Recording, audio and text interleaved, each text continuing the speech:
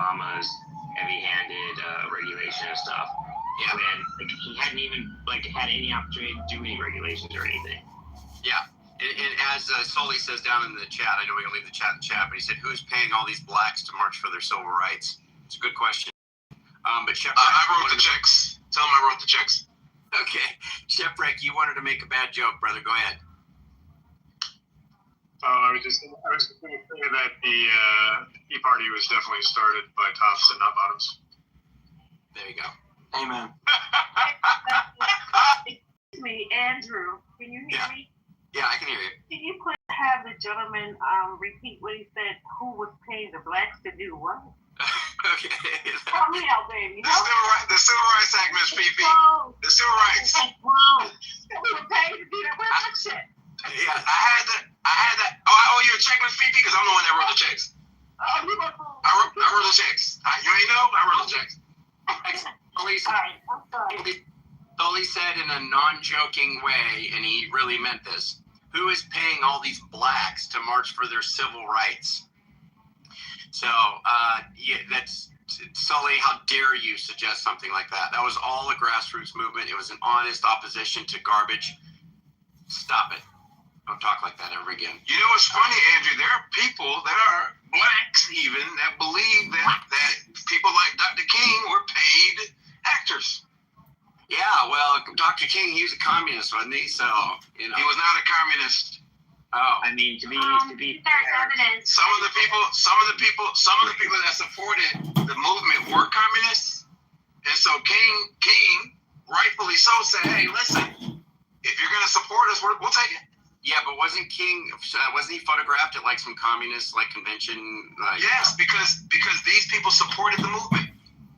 Oh, so okay. They were writing checks. They were protesting. Yes, so yes. If there was some movement, say that this group of people, they were supporting Christianity, but I was like, you know what? I like this group supporting Christianity. I'm going to go to their KKK meeting. And false equivalence, because the KKK is evil, and communism in and of itself is not evil. Oh, okay. It's not. It's not evil. Is potentially evil? Communism in and of itself is not evil. Yeah, well, can we build a bridge and say communism everywhere it's been tried has turned out to be evil? Yeah, Can we say that? That's not factually true. That's not factually true. That's for communism?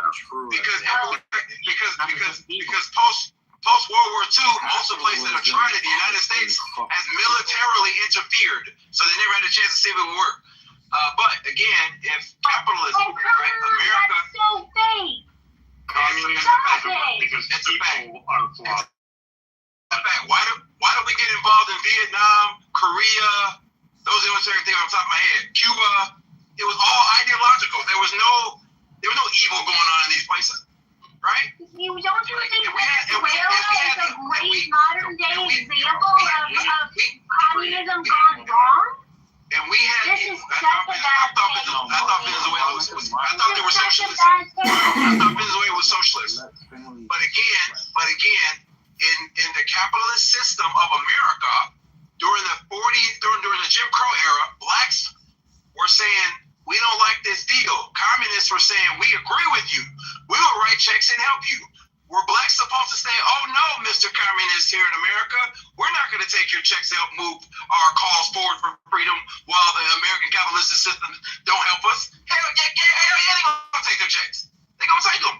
And I'm not mad at them for that. Also, in fact, I'm glad they did it. Also, too, one of the things that, kind of a dirty little secret. Okay, I heard 3 mics. How about we I'm in the middle of the talking. mic to Millis? Okay. Just a minute, Millis. I'm about to give you the mic. Damn. And after Millis, if you could put your name in the chat, we'll go in first come, first serve. I'll go right after Millis. Thank you, Monica. So, the dirty little secret is that, the people who, claim to be, for the side of the capitalists and, America, fuck yeah, kind of thing, right? All modern economies, Western modern economies, are mixed economies, right? So they're a mixture of capitalism and socialism, right? So, when people talk about, capitalism versus like communism or whatever, right? They just don't understand like fundamentally how like, you know, certain things in our economies work, right? So like we don't pay like, sorry, the some Megatron's under talking me. We don't like, if you have a fire at your house, right? The fire department doesn't charge you before they put out the fire. And that's because we have socialized that service, right? We pay taxes, and our taxes pay for the fire department.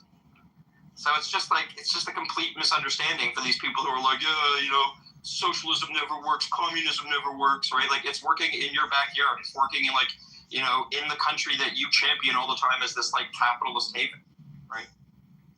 Chill, and then whoever put it in the chat, because I can't see the chat. Yeah, that's me. So I have a question for every single Christian American. Let me be very specific. Christian American. I have a specific question. I'm in the queue. I put my name in the chat. I got you, guys. I got you. Good to hear you. After I was there too. Thank you, Monica. Okay. So my question is for every Christian who is from America. I don't want to hear from any fucking forwarders, respectfully or disrespectfully, however you want to take it.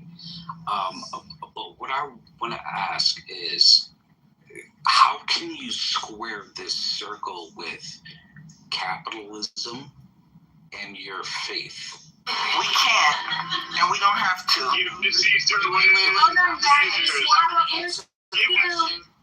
We have a list to hand the mic to Bart to answer, and then anyone else who wants to reply, you can put it in the chat, because after Barty, come on, y'all, help me. So, And then me. Woo! Just answer the question.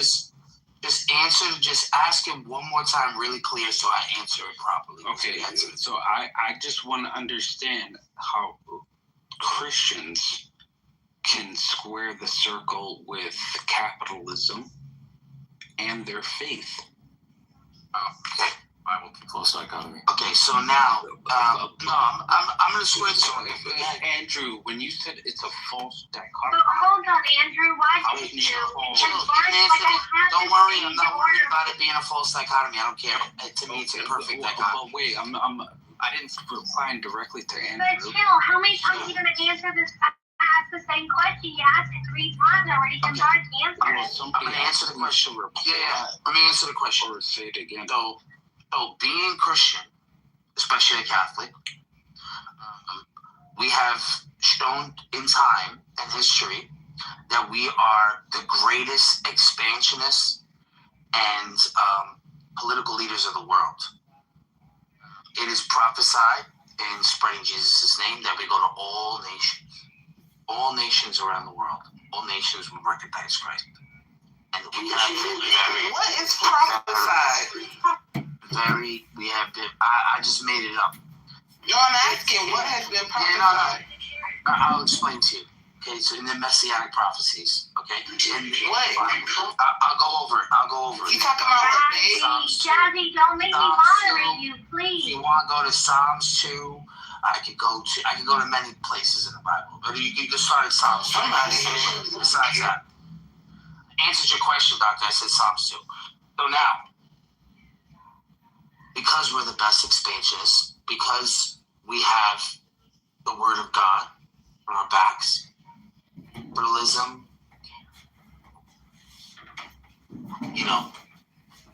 just being in every part of the world is just part of being a Christian. So we square that circle perfectly with F-15s, F-16s, F-17s, 22s, F-35s, aircraft carriers, you name it, Apache helicopters, state-of-the-art equipment, missiles, submarines. Okay, all right. So thanks for answering Jill's question, because Jill's gonna let the lady named Miss Phoebe go, right, Jill? Because we have a loose Jill, this is not a moral argument. I answered your question. If you don't like my answer, bro, go to Islam. Islam is always looking for new people. My brother. Okay, Jill, stop. Stop. Come on. Hi, Miss B, the mic is yours. Anyone who interrupts Miss B will have a one-way trip to the audience. Oh, thank you, God, he's here. So I really don't know what I was going to say right now, but I hope you all are having a wonderful Friday. Can't remember what I was going to say. I'm having a good. Well, hold on, Like, Miss B. for me to repeat the question. Yeah. Chill asked, how do Christians square the circle, knowing the fact that we have socialism in our society and we have... No. That's not my question. My question is, how do you square the circle with you being a Christian and having capitalism within your society? My mom always said you can be in the room and not know the room. So, you don't have to, I guess,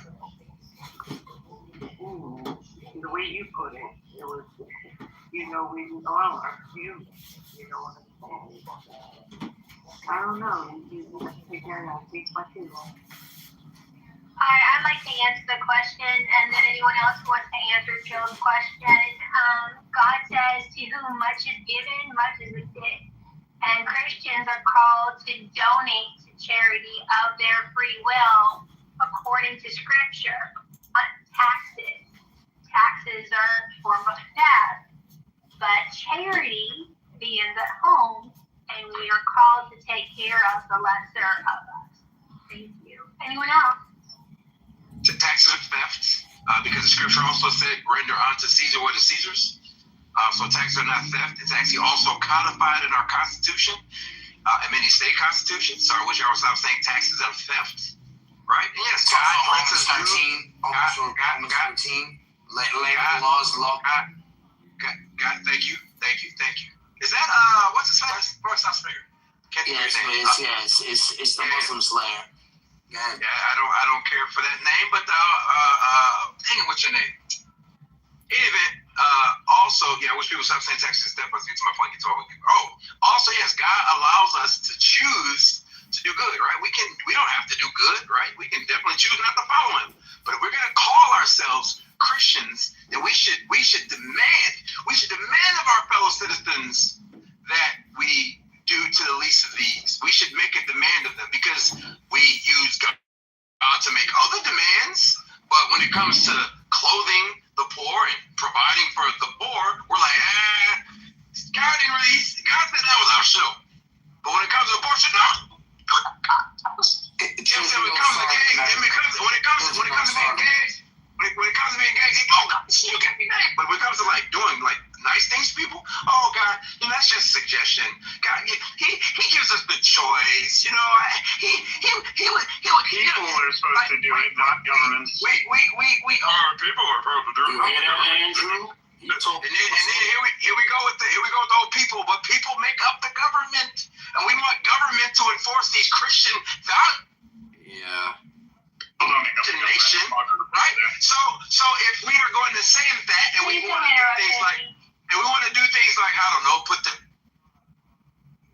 then we can certainly urge our government to feed and clothe and house the poor. And Jesus is going to smile. God is not, I know you didn't urge the government to do it, and so I'm kind of going to look the other way. No, he ain't going to say that. Hold on, Mr. He ain't going to say that. I'm almost done. He ain't going to say that. So stop it. Stop playing with God like that. He don't like it. Stop it. Just a quick reply to Mr. Finley real quick. Mr. Finley, I think you're confused. This guy, because we would rather put all our money into working for it, bro. Isn't that what public assistance is all about? Yeah, well, public assistance is assisting foreign wars for people we don't really give a fuck about. Mike, you can't do that, bro. That was terrible, dog. Okay. Finley, can I just ask you quickly, buddy? So do you believe the Bible? Was the Bible authoritative for you? The Bible is the yes. Okay. So when it says things like don't do the Old Testament versus New Testament thing. Don't do that. Don't do it, you devil. Don't do that. Don't do that. Do it, Andrew. Do it. Don't do it. Don't do it. Henley, when the Bible says not to shed innocent blood, you agree that abortion should be outlawed, right? I'm not. Well, so here I'm also a jurist, right? And so laws have to be very specific. They have to be very specific, right? Because abortion includes if you have certain, like for example, what's that pregnancy called? Ectopic. Yeah, ectopic pregnancy. Ectopic pregnancies that have to be aborted to save the mama are considered abortions. So if I outlaw all abortions and don't make space for that abortion, then I am killing mamas. That's right. However, I will tell you this. That's not right. Other than that, when it comes to like abortions for birth control, I'm definitely not against that. And I would not be. I would be totally fine outlawing abortions as birth control. That's a fact. Can I get back in the queue? Mother's life, which there are Yes, Miss Fifi. There are people who are arguing, I think, that those aren't abortions according to the definition of Those abortion. are absolutely abortions. They literally are on the records. Hold on, Jessica. According to the OBGYN mass listening to them. Listen on what abortion actually is. There's a difference between saving the mother's life versus aborting for other reasons like electives, etc. And they will Absolutely not true. Well, I'll pull up the proof on that since you're going to challenge it. You're going to force me to do the work for you, but unfortunately, Because you're making stupid claims. Andrew, may I speak from someone I it actually Hold on real quick, Miss Skippy. Hold on. We already looked this up in another room. We've already done this. There are 14 right? And the 14 states that are no-goes on abortion, there already are allowances for these cases. no, but And they're already on the books. Okay, so Andrew, let me finish because you already Go ahead, Miss Speaker. let me finish. Jacob need to stop. This may help you, Andrew. There are definitely cases of ectopic pregnancies, and those they are definitely called quote unquote abortions because they have to do the DNC and all that kind of stuff. And 9 times out of 10, that's major surgery with some women. So please, guys, when you guys are talking about this kind of stuff, just kind of be gentle. Maybe because I'm old school, I'm feeling that it just feels weird to me to hear them talk about it. It is weird. Yeah, it feels Why would it? People who've been on it on both sides. You know, Andrew, let me tell you. Why does it feel weird? Listen, Andrew, listen. Obis, don't tell me what to do. You have situations where the people are breaking generational curses. They're like, no, I don't want that to be me or what have you. Or, like I said, you may have someone, I'm doing the right thing. This is my love of my life, and you have miscarriage, okay, which in some cases, sometimes they have to do the DNC and all that. That's where they do look it up, okay? So just look it up, Andrew. Yeah, look it up. Jacoby. And thank you. I appreciate this time. I feel great about what I just shared with you guys. Yeah, Miss, it shouldn't bother you to hear men speaking about abortion. Abortion. I'm trying Wow, you strong man. You strong man. Be quiet. It involves men too, right? So men get women pregnant, and it also affects them. True, So don't. You're right. Okay. So Andrew, as we were conversing, an abortion is the termination of a pregnancy for pre-viability, right? An ectopic pregnancy, which is the fetus or the in the tubes? Where is it? I'm not a medical professional. The uterus. I'm not going to pretend to be one on Clubhouse. But it's basically the baby in the right spot. You can kill the mama, right? The fallopian tube. Thank you, Miss Fifi. So yeah, and if you terminate the pregnancy to prevent mama from going bye-bye, that is a abortion. And that is why laws, when they ban abortions, have to have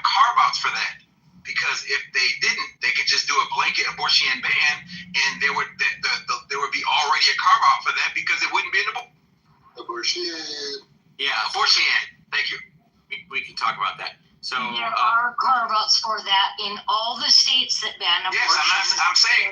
You heard what I said, Dawn? You heard what I said? Yeah, I did, but I wanted to clarify for the room that we looked this up several times in this room. So yes, you're right. In all those states, it's allowed. So rest assured, if a mother's life is in danger, right, then she can get that life-saving procedure. Right, and I'm telling Andrew that if it was not an abortion, carve-outs would not be necessary. So, just real quick, Don, what we're disputing is the word abortion. Okay, using the word abortion, ectopic pregnancy or fallopian tube birth, or a birth in which the mother is going to die almost certainly if the pregnancy is completed, or if the pregnancy comes to term, it is going to be the case that you are killing the fetus almost in all cases, but that it is an abortion is what Finley and I are disputing. And I'm saying that there is a definition of abortion that is broadly accepted that would not include those. And that's what I'm trying to argue for. So we can have that discussion. I'm going to have to bring all the evidence to bear, and we can go back and forth on that. Yeah, with all due respect, you may be right because medical terminology may be different. That's what I'm right. Yeah. And just to be clear, Finley, God bless you for taking the position, because that's the bigger thing that I want to unify with you on, taking the position that elective abortions, et cetera, are absolutely atrocious. And so you taking that position, I with you, because that's actually mostly alignment. And so God bless you for that. Can I get a cue? No, go ahead. I'd like to go too. I would just say, I think we're in the Old, I would just say in the Old Testament, we hear about giving abortion to women who cheated. They will have to drink the bitter waters. The God of the Bible, who had babies ripped from their mother's womb, killed all the firstborn of Egypt, commanded the slaughter of all the infants in the genocide of the Canaanites and the Amalekites, and finally drowned all the little babies of the world in the flood. He is not pro-life. Okay, so Jacobus sounds psychotic. Jacobus is bipolar. Some days he'll be singing praises to King. Respond without being interrupted. Some days he'll be singing songs to King Jesus. Okay. Some days he'll be singing songs to Yahweh. Some days he'll be reading scripture and saying how it's the word of God. Ad hominems. Hold on. Weak. Hold on. Weak. Real quick. Now he's saying that God is not pro-life. He killed babies in the flood. Very odd. But let me also point this out. Did he not? Hold on. Did he not? Thank God killed babies in the flood is not pro-life. It's Did babies die in the flood? Sweetie, hold on. Pro-life is actually a term in relation to how you view. Hold on. Pro-life is actually a term used in relation to how people view abortion or not. It has nothing to do with whether you're in favor of war or the death penalty or God's judgment or anything like that. So it's actually just a complete misuse of the term pro-life. Thank you. Let's move on. So what I wanted to add was what I understood from the abortion arguments is that abortion, the definition, I don't know if you guys went over this, but the medical definition, just like from the, like gynecologists and obstetricians, is just the termination of a pregnancy before viability. So you can have one that's completely natural, right, which would be a miscarriage. That would be a spontaneous abortion. You can have one where an elective abortion, the one that you guys were talking about, and that's because of a choice, right? You're elective, meaning you have the choice to have the abortion. There is induced abortion, which is the baby is killed, or however you want to say, it's abortion, right? The termination of the pregnancy before the fetus is viable because of some other reason, medical reasons. Actually, I think that's a therapeutic abortion. No, yeah, that's a therapeutic abortion. Therapeutic abortion is for medical reasons, like risk for the mother's life. Elective abortion is the choice to have it. Spontaneous abortion is your body does something to have, miscarriage, etc., something like that. And I don't know what an induced abortion is. I mean, to the queue. Bama, for the record, could you please repeat the first sentence of what an abortion is? You don't have to read the different kinds. What's an abortion? The basic meaning of abortion again? The termination of a pregnancy before fetal viability, according to obstetricians and gynecologists. So whether you have a completely natural, you can have a natural abortion like a miscarriage, or an elective abortion is like the evil one. That's like, that we scorn. We say, don't. Thank you. Yes. Thank you, Ms. Bima. Your Honor. Can I get in the queue? Can I get in the queue? Is the phone Cue, nigga. Okay, so this is one of my favorite parts. King David was a man after God's own heart, right? And one day he did something not so nice. He took a woman that wasn't belonging to him. And in turn, God punished him. God punished him by killing the child in the womb that he had with this adulterous woman. So we have one of the greatest instances in King David's life when God aborted his child. So when we look at abortion, we need to understand that some things is not meant from do, but God is wholly just in doing it. For God is able to love the world, but his son told us not to. So yes, God does give abortions. He did it with King David. But that doesn't mean we should do it. Wait, so a man had an abortion? So he was pregnant in the God time? I'm confused. Let me make it clear. So King David, he raped this woman that belonged to another man, and she got pregnant through that after he killed her husband, and God aborted that baby.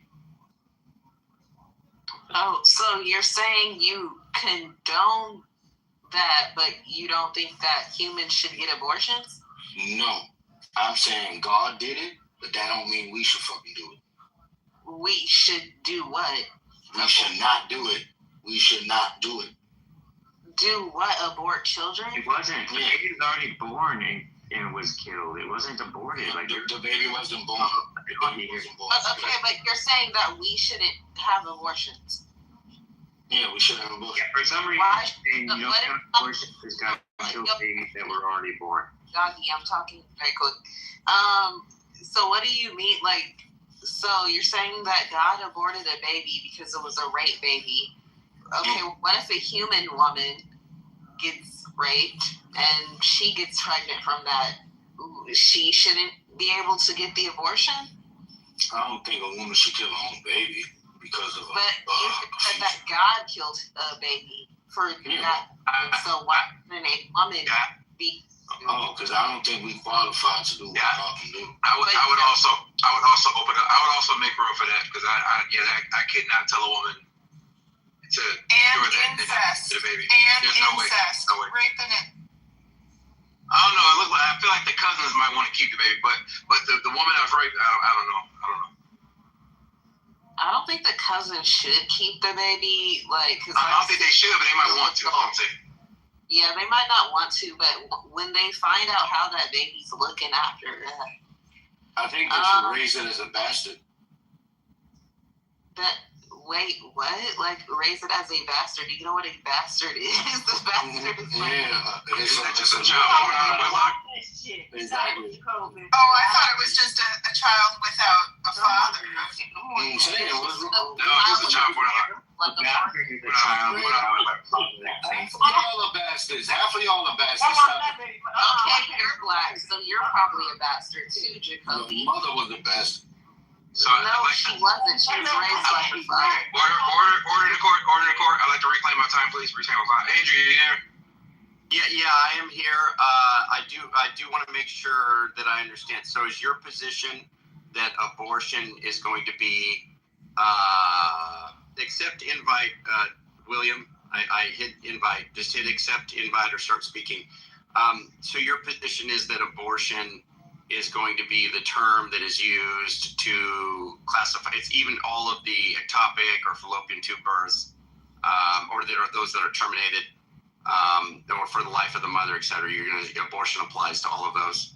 Those are all abortions. Yes. Hold on a second. I'd like to call my witness, Bima. Bima, you there? Hi, yeah. Could you reread those two sentences that you read earlier for me, please, for the record, please? The academic and then definition. quote your source. Quote your source. Yes. Abortion. Yes. An abortion is defined as the termination of pregnancy before fetal viability, and that's defined by the American College of Obstetricians and Gynecologists. Okay, let me bring my witness to the stand. William, are you there? William, you got to hit the mute or unmute button. There you go. Unmute. There you go. Can you speak? You might have to close down any other apps or anything that might be screwing up your audio, buddy. Or you might have to leave the room and come back in. You gotta calm down. I am calm, Jacobus, but I'll move you like. Give him a second.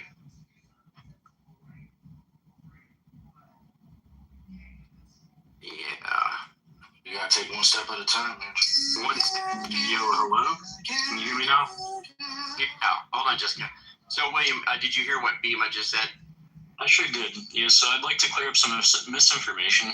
You said that ACOG defines abortion as the termination of a pregnancy before viability. That's just not accurate. So not only ACOG, but WHO, as well as the Guttmacher Institute, as well as all 50 states in the U.S. define abortion the same way that the CDC defines abortion. This would be the intentional termination of an intrauterine pregnancy that does not result in a live birth. Now, real quick, is there any way I can clear my screen on here or post this screen up? William, hold on. Hold on. You can't share. Hold on. He asked a question. Hold on, guys. Hold on. Hey, hold on. Don't talk to her like that. So as far as being able to share your screen, you cannot share your screen on it. That is a downside to this app. Okay, no worries. No worries. So you guys can look this up for yourself. If you just look up CDC definition of abortion on Google, it'd be the first page that shows up. This defines abortion, like I said, as the intentional termination of an intrauterine pregnancy that does not result in a live birth. Now, this definition also goes on to exclude every form of non-live birth You that did does not not involve say direct intentional. William, I'm not sure if you were reading it the first time. I just wanted to. Right, I understand. You feel the need to interrupt me.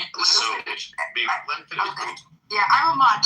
That's fine. That doesn't matter. Go ahead, William. It does say procedure. Well, it doesn't say procedure, but after the parentheses, it says intended to terminate a suspected or known intrauterine pregnancy that does not result in a live birth. So what I was trying to say is that when it says does not result in a live birth, that alone doesn't necessarily mean kill the fetus, right? When it's saying that, it does directly mean kill the fetus, because this definition goes on to exclude every form of non-live birth that doesn't involve directly killing the fetus. This definition excludes management of intrauterine early pregnancy failure or loss. These are both just different terms for miscarriage. This definition also excludes ectopic pregnancy treatment because that's not in the uterus, and it excludes treatment for retained products of conception. So what that's saying at the end there is just, if you take the abortion pill and then you take a second pill to induce labor, that second pill is not the abortion.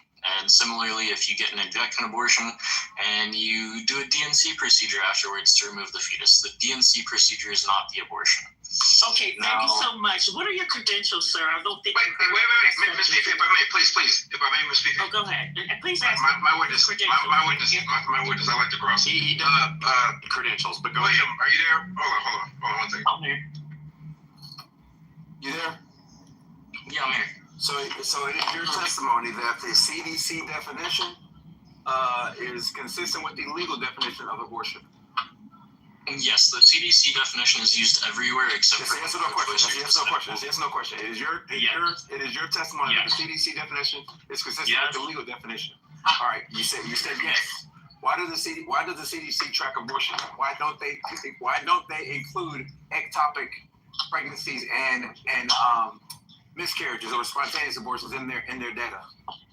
Because the CDC is defining induced abortion, right? So ectopic pregnancies first off aren't treated by. Sorry, who is echoing? Yeah, somebody please quit doing all the mic back stuff. Whatever you do, please go ahead. Yeah. So ectopic pregnancies are not treated by abortion, even under the loose definition of abortion that some people like to use, which is just ending a pregnancy, right? Because we treat ectopic pregnancy with laparoscopic surgery or methotrexate, right? Now, as far as like miscarriages, yeah, miscarriages themselves are labeled as a spontaneous abortion. However, the treatment for a miscarriage is not labeled. It's either going to be early induction, a DNC procedure, or if you're late enough into pregnant, they'll just leave the fetus in you until you go naturally into labor. So if according to your testimony, you said all 50 states use the CDC definition for abortion, right? And I want to correct you, by the way. The CDC, the reason it does not include ectopic pregnancies and spontaneous abortion is because it is tracking abortion data, and it wants to be track abortion data. It does not want to include this data in. That's why they separate the two. Also, if states were indeed using this, then explain why states have carved pregnancy. Go ahead. Explain why states what? He cut out. Have a carve out. Explain why states have a carve out for ectopic pregnancy. Yeah, because pregnancy treatment does not fall under that definition of abortion.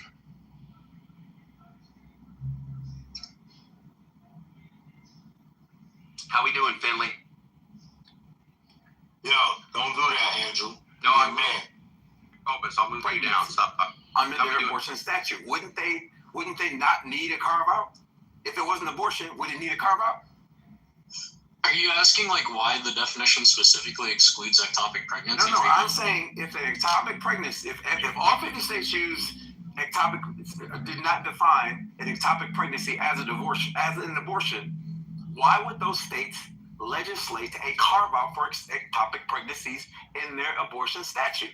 So, for example, you keep saying carve out. What do you mean by carve out? I mean, when they write the legislation, I'm trying to find the ectopic When they write the legislation, they specifically say that it does not include ectopic pregnancies, ectopic pregnancy surgery.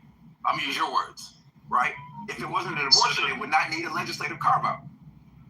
Yes, so to put it as simply as I possibly can, ectopic pregnancy treatment does not fall under the definition of abortion provided by the CDC. The CDC very explicitly outlines that it has to be an intrauterine pregnancy, right? And since ectopic pregnancies by definition take place outside of the uterus, they can't be treated by abortion. That's not how that works. And it's not like controversial to include specifications for things that wouldn't technically be disallowed anyway, just for clarity's sake. Right, great. Right, because I'm on your side, right? I'm not against it in many cases, but like the average lawmaker, the average doctor, right, aren't going to be like legal scholars who will understand the intent of laws, and they're not going to read these hundreds of page bills, right, that get signed into law. So they're real quick, simply things that are acceptable to do. Yeah, not to detract from the conversation, but I think this is a really important point that you just brought up, Jude. We do see cases where like women have died because. So I want to. Yeah, so you can tap me in anytime you want, Mr. Okay, all right. I want to point William. Say something. I want to point William to the Florida statute 390.011. It's a definition, right? Abortion. Can you still hear me while I'm out of the app? Okay. Yeah. Okay, give me. Can you hear me? I hear you. Florida statute. Florida statute 390.011.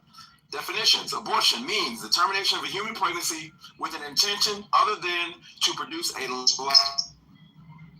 fetus. I'm going to pause you there. That is not what you said that the CDC definition is.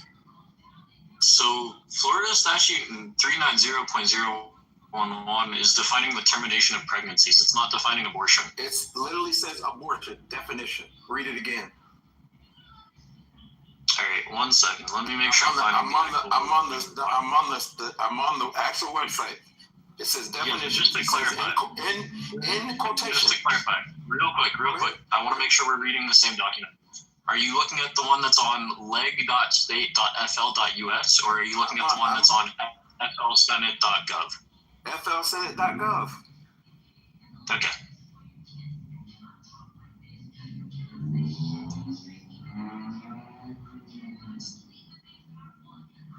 All right, and what section are you referring to?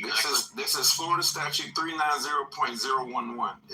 It starts with the definitions, right? Yeah. Okay.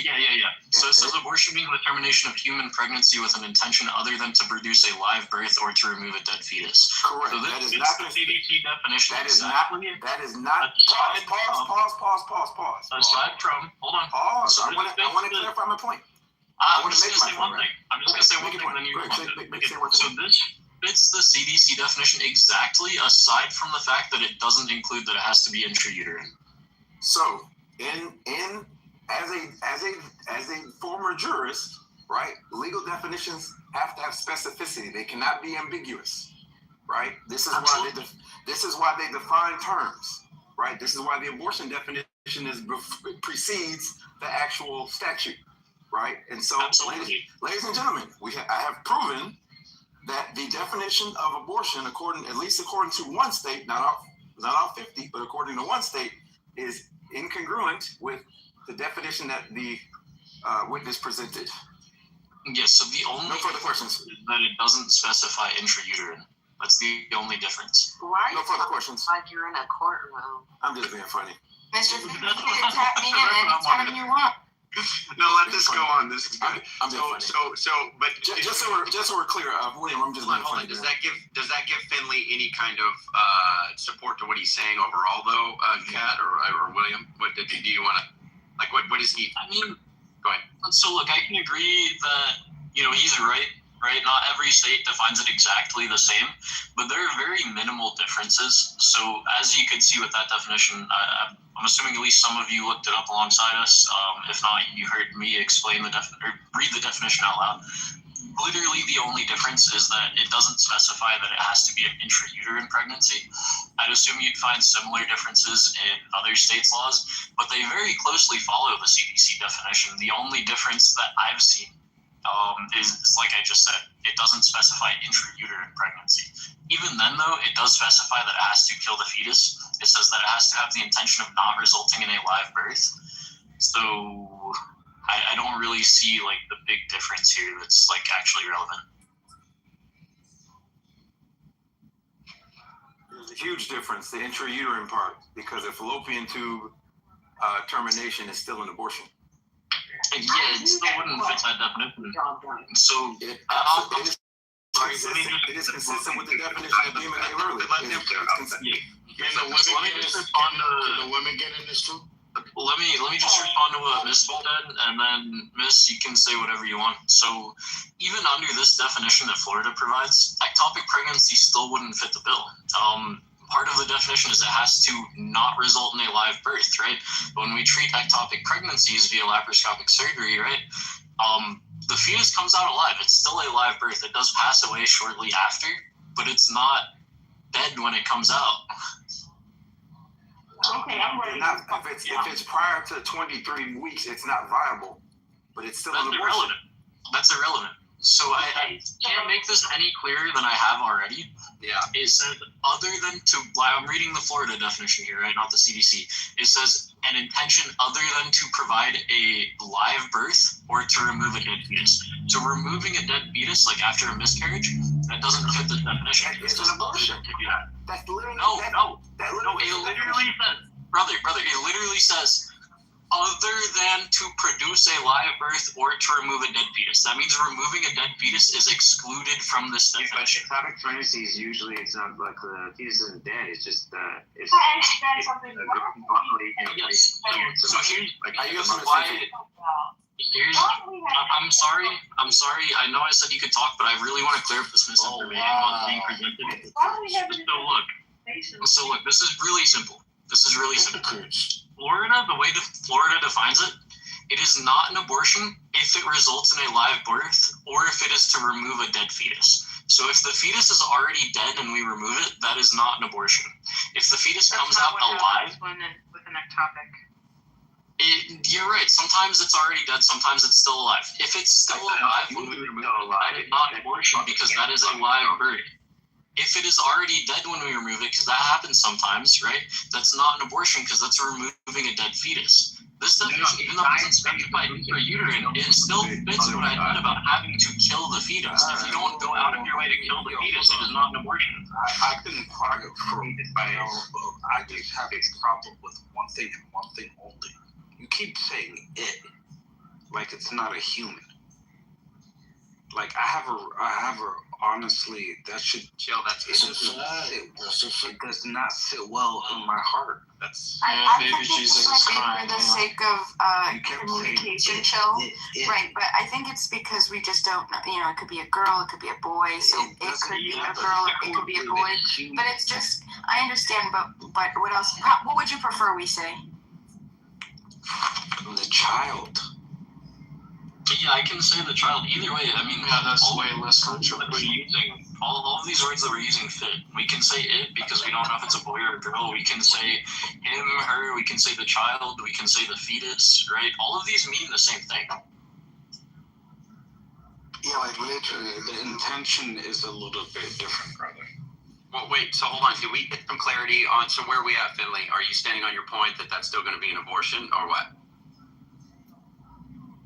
It is an abortion. Can I, the fetus is alive, Andrew. When you remove the fetus, can I survey the dialectical landscape here? Dude, I'm sorry to say this, okay? But because it's alive when you remove it, that means it's not an abortion. And if you don't understand that, I really do apologize, but if you don't understand that, that shows a very good lack of comprehension. Keep it alive, right? It's going to die. You know you're going to kill it when you remove it. That's irrelevant. That's the point. You're removing it. Some exploratory surgery on this concept. Okay, look, guys, I'm sorry. I'm gonna read the definition one more time, and if you guys don't get it this time, again, that was a very lack of English comprehension. So look, abortion, as far as Florida goes, as far as Florida state law goes, abortion means, and I'm reading this word for word. I'm reading this word for word, okay? Abortion means the termination of human with an intention other than to produce a live birth, remove a dead fetus. So if it results in a live birth, or if it's a procedure that just removes a dead fetus, these are not abortions. If it's a procedure that kills the fetus, I'm almost done, brother. I'm almost done. If it's a procedure that kills the fetus to remove it, that is an abortion because it's not something that results in a non-live birth. It's not something that results in a live birth, right? Correct. It's not a live birth, and it will kill the fetus. But when we treat ectopic pregnancy, that is live birth. It comes out alive and then it dies. That is not an abortion. Live birth. That's not true in all cases. That's not true in all cases. You're right. I literally specified earlier. Yeah, there are some ectopic pregnancies that we treat after the fetus is already. Why do I keep being talked over? I'm sorry. Why can I not finish one fucking sentence without someone talking over me? The room we're in right now, William, is kind of how I treat horse penises. So, Bob. Okay. So look, there are two options when we treat ectopic pregnancy. The first option is that the fetus is still alive and we remove it via laparoscopic surgery. Right? This is a live birth because it exits the mother alive, right? This does not fit the definition of abortion because it is a live birth. The other option, the only other option, is the fetus is already dead and we remove it via laparoscopic surgery. This is removal of a dead fetus. This does not fit the definition of abortion.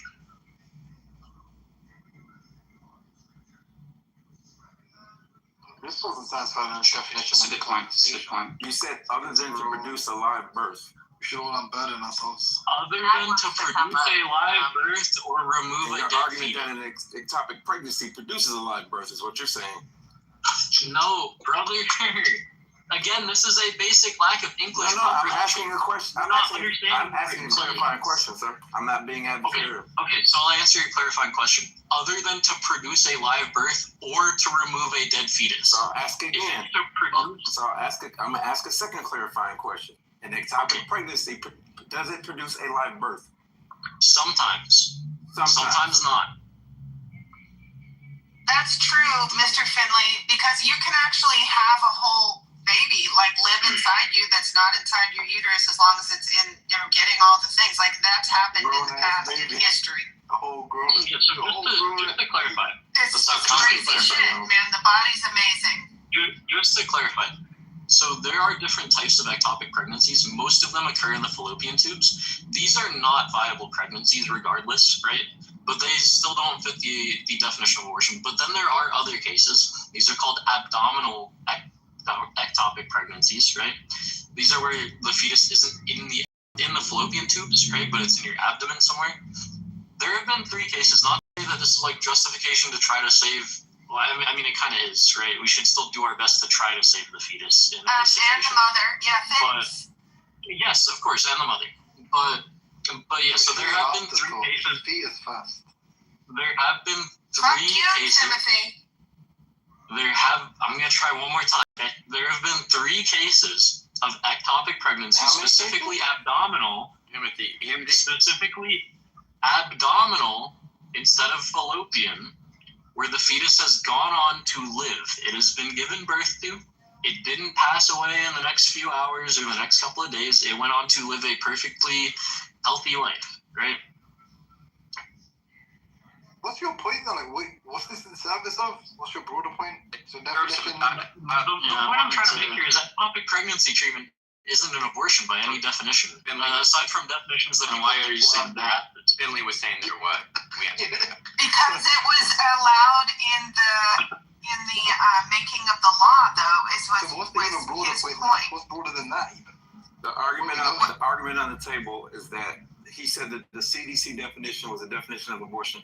Now that it was not, and Beamer read the OBGYN union's definition, right? And why were you saying any of that? You said what? And why were you saying any of that?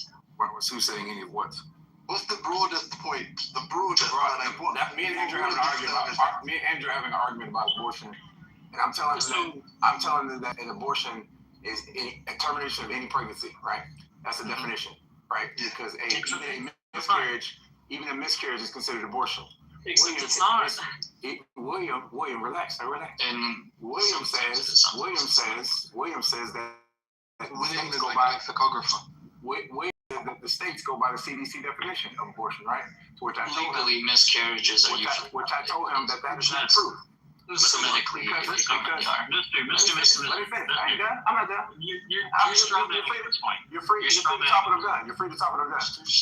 You're free to talk when I'm done. Can you guys get a hold of yourself? Andrew, you're talking about this room is I'm like, excuse me, and then the only people that are over talking everybody else are your people.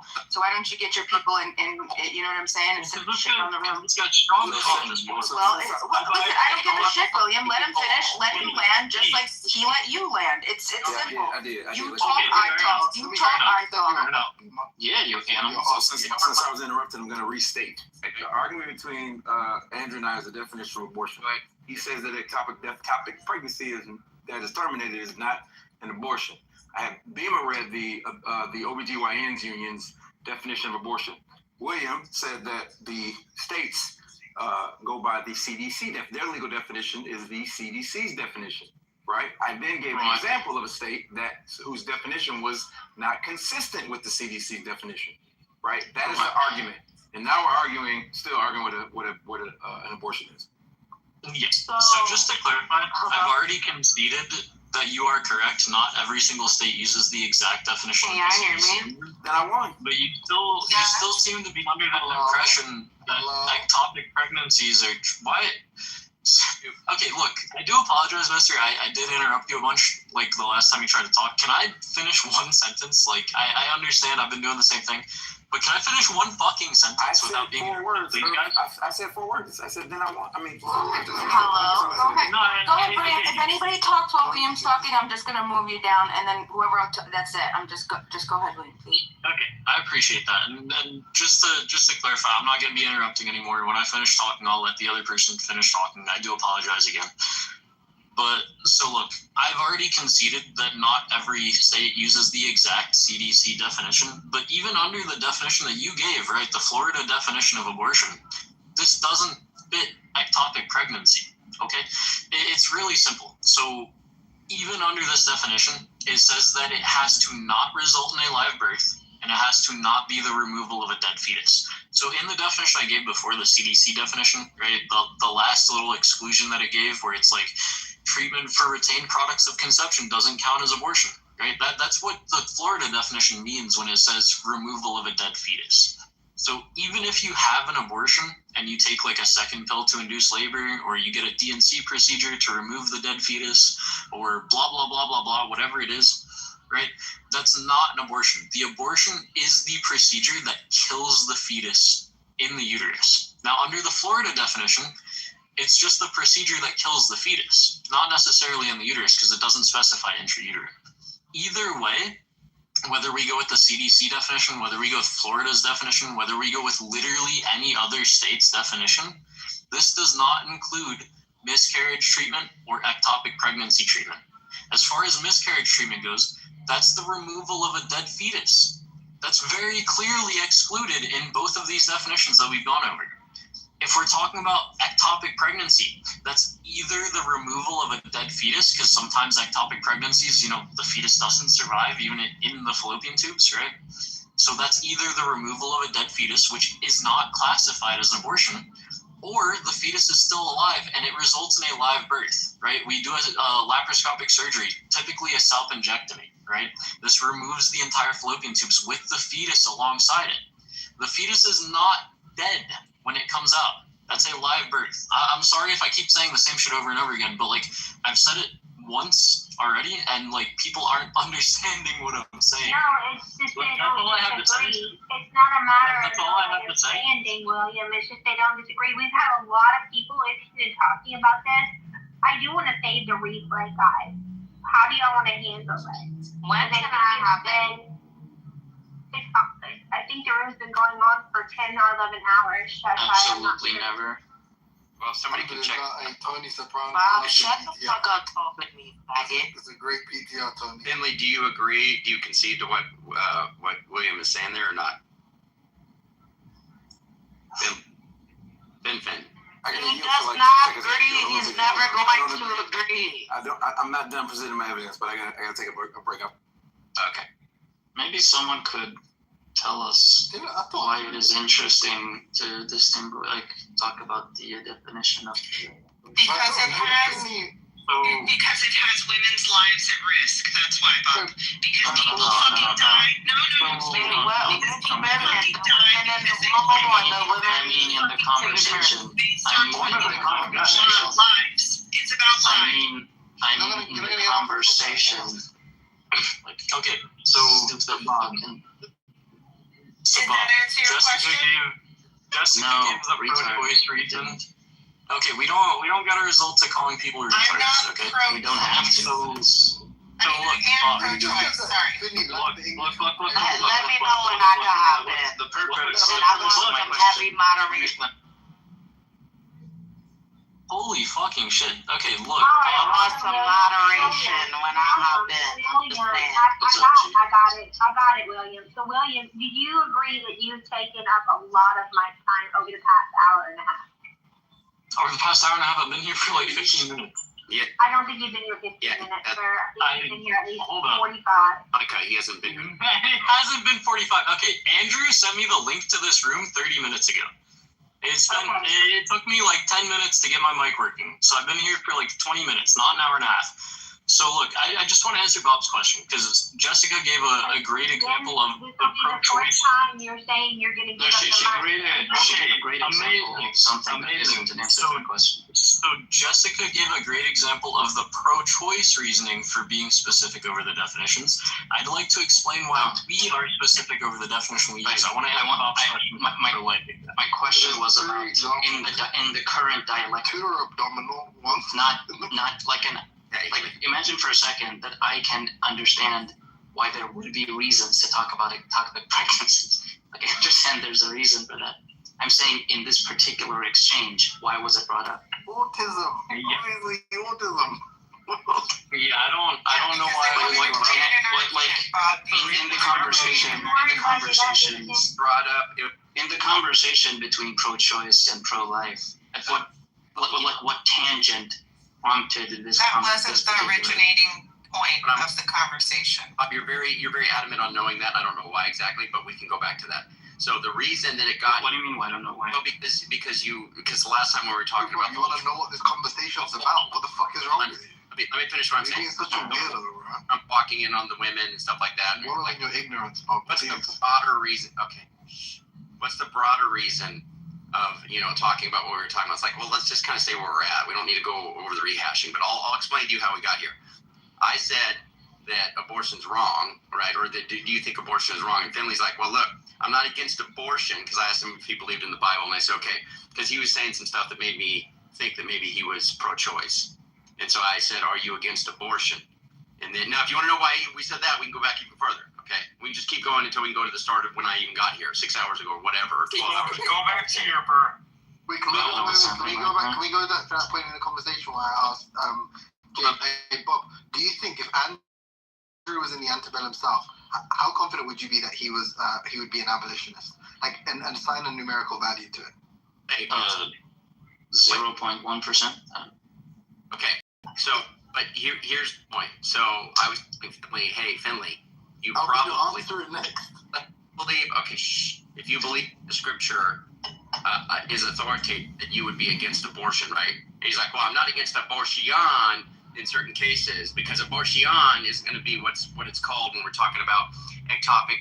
Right. So that's what I suspected. This entire conversation is like some pointless, uninteresting, garbage, mundane semantic.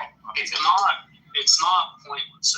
When you say it, yes, it is. It's usually yes, it is. I'll say it. Why are you sitting here listening then? Add some value to it, Bob. Well, add some value to it, Bob. Okay, sure. Go ahead, Bob. Value to your mother's. Go ahead, Bob. This fucking useful conversation. Make it useful. Go ahead. Make it interesting. The floor is yours. Oh my God! Can someone mute this person? No, William, I'm not going to. William, shut the fuck up. How about that? Shut the fuck up. I'm not gonna get muted. I'm the fucking. Hold on. Look, y'all. This is an intense conversation. Shasha's been wanting to speak for 20 minutes now. That's amazing. How about you don't argue with me and we just go on? You muted me or like? I'm muting everybody, egomaniac. Yeah, I'm not an egomaniac. I'm trying to answer the question that's been posed because he keeps asking why is it important that we go over these definitions. I'm going to explain why it's important that we go over these definitions. Okay, so we have one side. Right? The pro-life / abolitionist, anti-abortion, whatever. You're going to misunderstand. You dumb dick. Seriously. What happened to not calling people? No!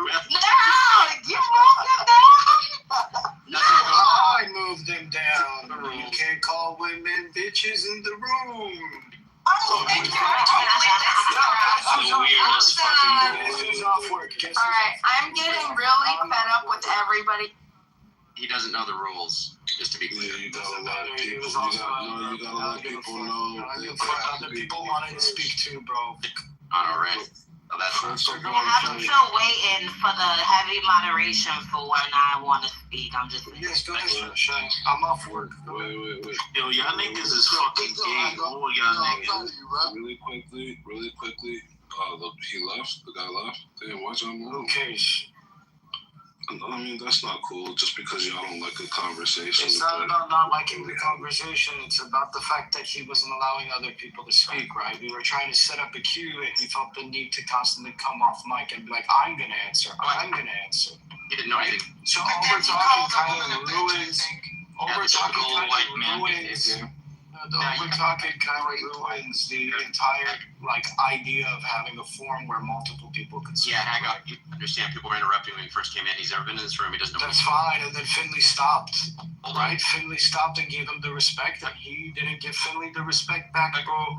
Stop protecting fucking weirdos. Go ahead. It's between Sean and Bob now. I'm out Well, can I just tell Andrew, if you bring people in the White House, kill them, and you know they have it before, whose responsibility is who? No, that's fine. I don't care. Okay, you guys. Oh, Monica. Slam. It's between. He's welcome to come back. We just want a break from him, just a little break. We have like 5 people that want to get their shit off. God, I'm talking. Can you not? Can you not right now? Thank you. Interrupting so is not I wanted the problem. to answer the question. So go ahead, between Bob and. Okay. Well, what do you think was going to happen there? I was pretending to be William. That was the fucking joke. Oh, no. Okay, so Bob, you said it was uninteresting. You said it's not really worth pursuing. Obviously, people that are interested in the pro-life, pro-choice discussion, they do find this important. So I don't know. No, but it's important only in the most trivial sense. As the person who says that they're pro-choice or the person that says that they're pro-life, maybe you could find like the 1 in a 10,000 per person. But usually when we talk about what sort of rights should women have vis-a-vis pregnancies, ectopic pregnancies where the fetus isn't viable and it will die and the woman will die if it's not removed, those aren't interesting cases to talk about because almost everyone agrees that they're not part of the conversation about abortion. Like everyone agrees that they should be allowed. Well, then, Bob, why do you think that this became an issue to begin with? Why do you think? Because someone objected, knee-jerked, reflexively, like they felt the need to point out. Oh, excuse me, actually, that's what prompted this combo. I wasn't here, but I know that for a fact. Better case situation. Right. Like, Finley read the Let's have better situation to speak on pertaining that makes you question. Bob, insofar as people do that, which Finley certainly was doing that, right? Insofar as people do that, I think that we're going to want to deal with it. And if you don't, obviously it's not important to you. The dealing with it couldn't possibly involve, like, here are the definitions of the 50 states of the United Kingdom. Well, we have to define what we mean, and how are we going to determine what the premier definition is? I mean, how are we going to figure that out? No, but the way you handle that objection is by saying, obviously everyone agrees that ectopic pregnancies shouldn't be objected to. The pro-lifers agree, the pro-choicers agree. That's not an interesting contention. Okay, well, no further conversation should happen around ectopic pregnancy. Well, now it keeps happening, Bob. So it feels like there's an ongoing problem, and I don't know. Like, we can't move on because Finley will say something or other people will say something. Well, no, I'm not against abortion because, obviously there are these things that are abortions that I'm in favor of. And it's like, well... That's an uninteresting semantic distinction that's, like, not substantive to what the pro-lifer and what the pro-choicer disagree about. Yeah, I agree with you, Bob. It's not, certainly isn't, like, the primary issue or something that people should put or an issue. Well, but I mean, we've spent several days. Convince this guy out of we spent. Timothy, real quick, Timothy. We've spent several fucking Hercules. We've spent several days on the term "raw man," and what it means, and all kinds of.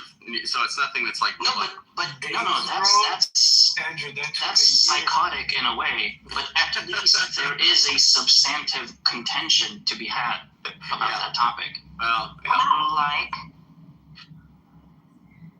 What do you mean, like?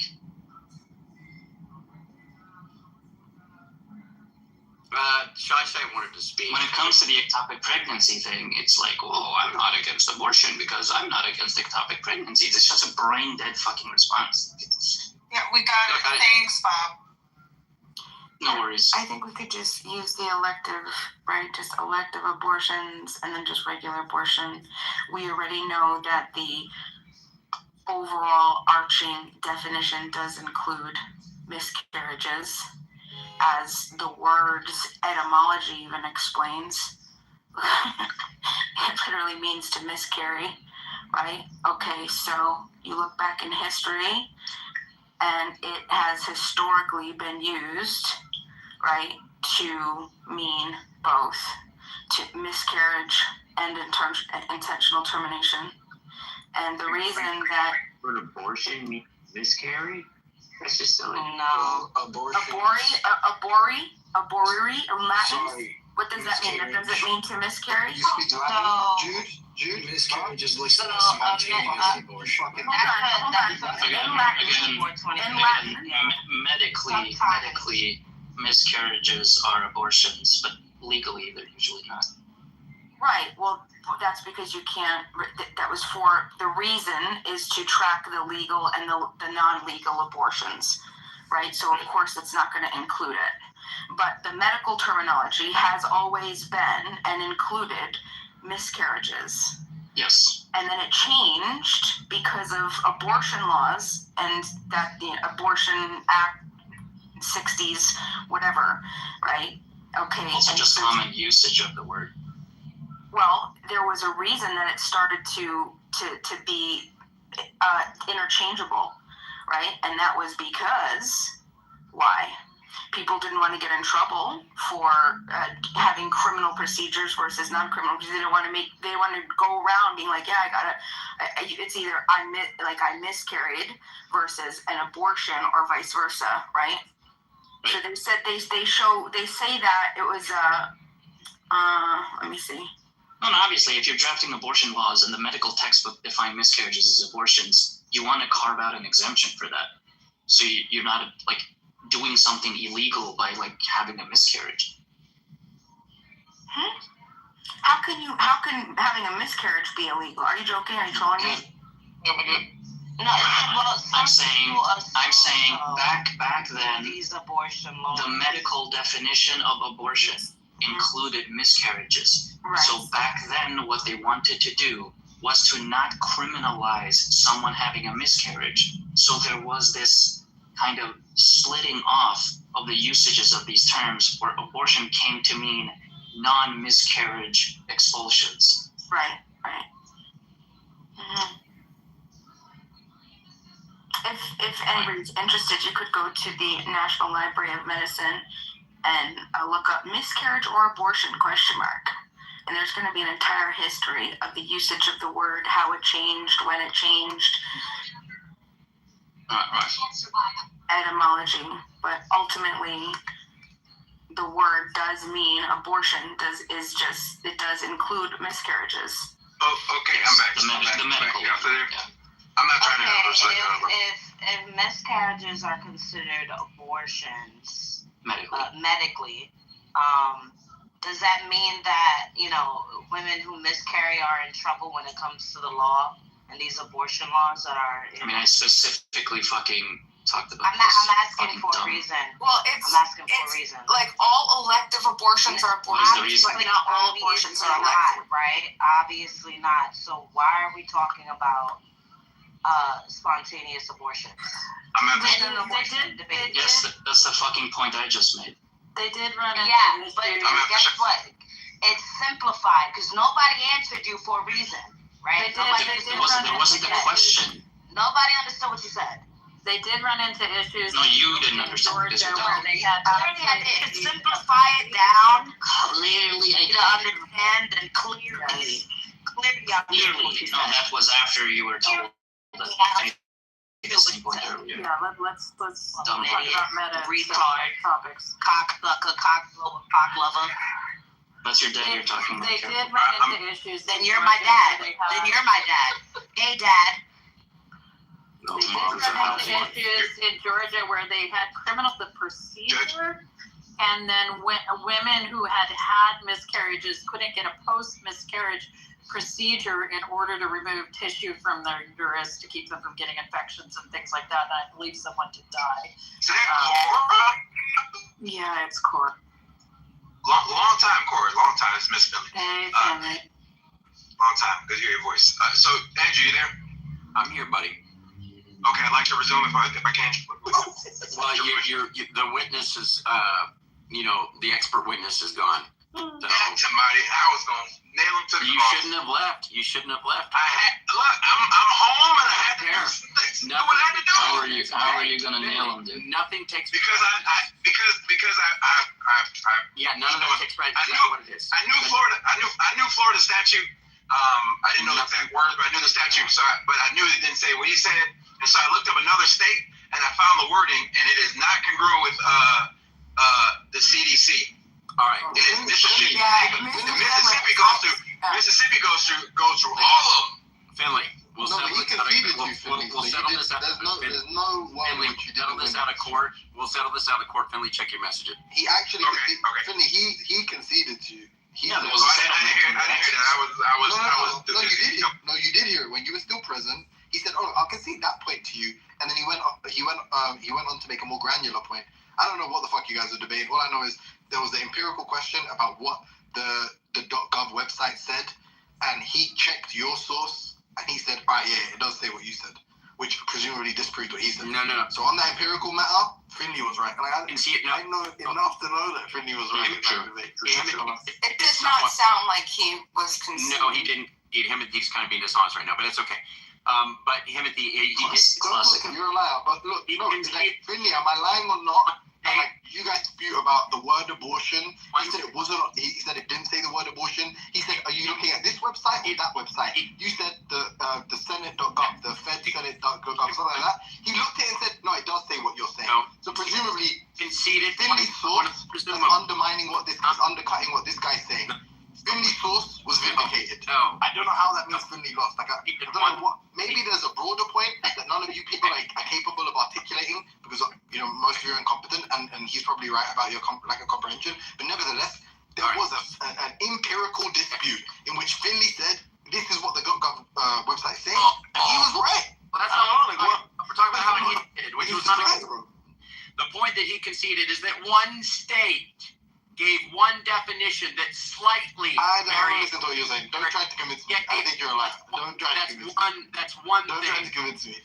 But that is not. I was talking to Finley. I wasn't trying to. I'm not concerned with what you believe. The overarching. That was not the overarching thing that occurred, and he certainly wasn't making a broader concession. And there still is a massive point of contention there, so we still need to settle it. And there wasn't any overturning of what Milk said or what Williams said overall. Okay. So I just want to clarify a point, right? And I don't practice law anymore. I don't. It's been a while. I'm very rusty, but I know the basics, right? If someone says that all 50 states use X as a definition, right? If a state legislature then crafts a law, it is going to reference that definition. It is going to codify that definition. If it does not, and if it is not referencing that definition, it's going to write its own definition. So, for example, I think Wisconsin, if I recall, doesn't even ban abortions, right? If it's done by a medical professional, there's no ban, right? And so they reference their legislative precedent with respect to defining abortions and when and when not they're legal, right? And there's no reference to the CDC in there. That's who that I had to dub when he said that, and that's why I immediately hold up the state that I'm familiar with, Florida. I know Florida doesn't reference that, so I knew that I had him there, right? So people can use the argument, well, it doesn't exactly say that, but again, in law, if this is the standard, they're going to repeat the standard. It's going to be codified word for word. There is no ambiguity. There is no we're only going to take these first three sentences. That's not how that works. I land.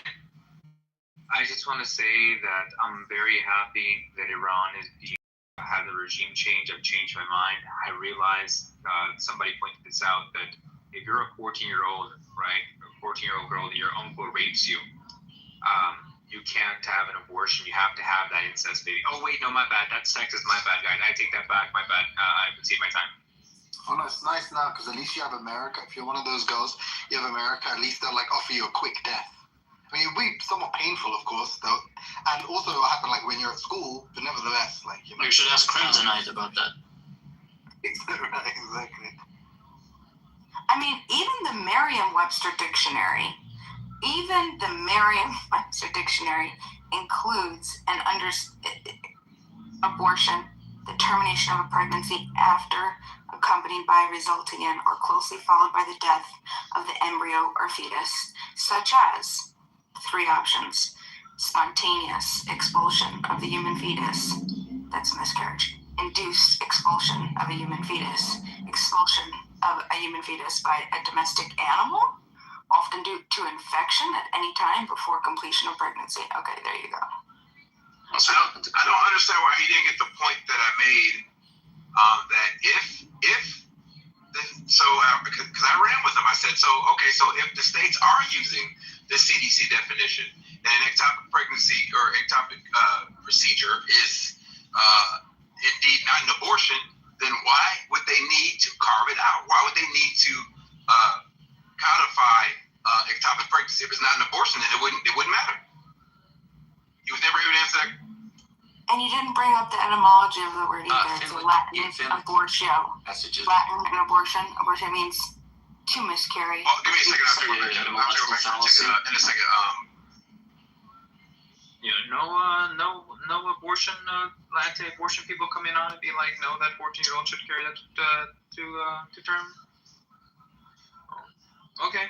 It's kind of nukes. So weird, man.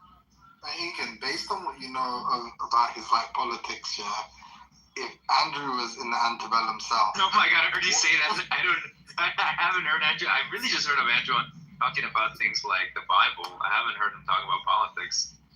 Incan, don't go down Timothy's pathway. He's trying to. You go down on him, Incan. He's trying to end in a numerical form. Slavery. Numerical value. What credence would you assign to him being an abolitionist? He's trying to Andrew's slavery. How confident would you be that he'd be an abolitionist? Andrew sent me. He could be transported back in time. No. Well, how confident are you? Give him numerical value, like percent. Andrew sent me 30 pics. How confident would you be?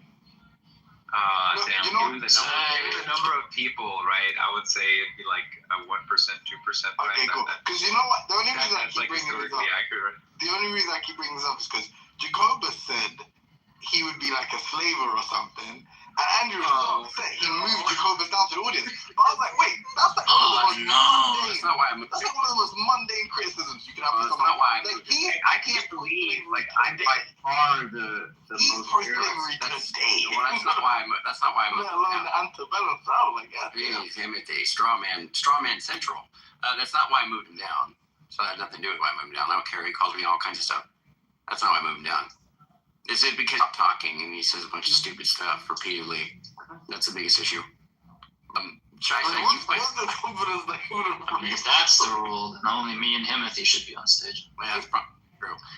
Shai, you wanted to speak with heavy moderation, so I think you should be able to do that. I was being sarcastic. Well, who is that? You wanted to speak where people wouldn't be able to interrupt you. Do you want to still speak or no? Absolutely not. Okay. Please do, Nick. Please. Who is that? Who is that, Andrew? Who is that? It's Shai. She's awesome. No. I know Shai is. Everyone knows Shai. Oh yeah. Saying, who is heavy moderation? Like this person she wants to speak.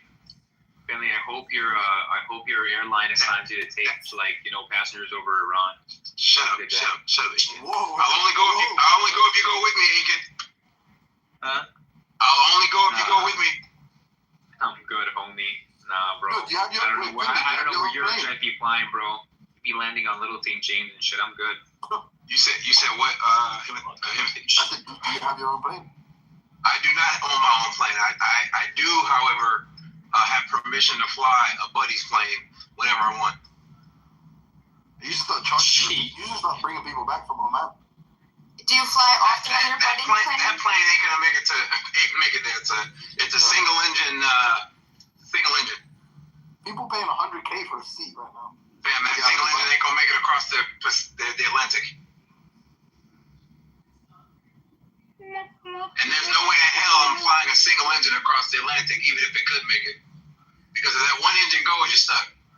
When you go fly on your buddy's plane, do you usually go by yourself or with other people?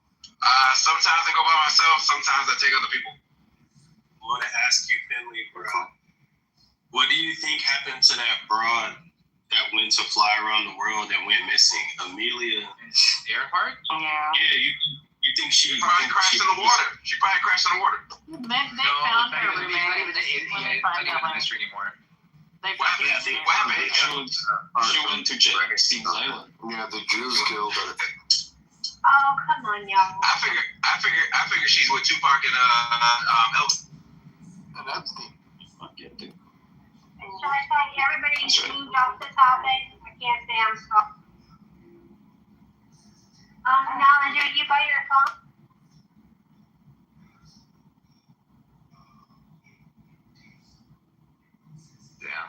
Yo, so you'll like this Yes, sir. Can we keep this replay? Because I think you opened it around 10:30 Eastern. Family, check your messages. Okay. I think Incan, he's using this as a right because this is what I heard. I've actually heard this. People have actually made this argument that we're not at war, Incan. Right? What this is, we're not at war, Incan. What this is it's a preemptive strike to stop the future wars that would happen. So it's a preemptive strike to end American bases, right? Because Israel was going to strike Iran, and Iran, the blowback was going to be right. That's what Marco Rubio said. Yeah, look, you know what's crazy? And he also, Incan, hold on, I just want to tell you this too. Did you also hear about his statements on Cuba today, Incan? Oh no, but wait, let me just say this. People won't shut the fuck up about like kids being like trannies, right? Even though the numbers are like so small. Oh, buddy, come on. Okay, ma. They were like, oh look, they made this kid, they chopped off his penis. You don't want that to happen, right? And they won't shut the fuck up about it, right?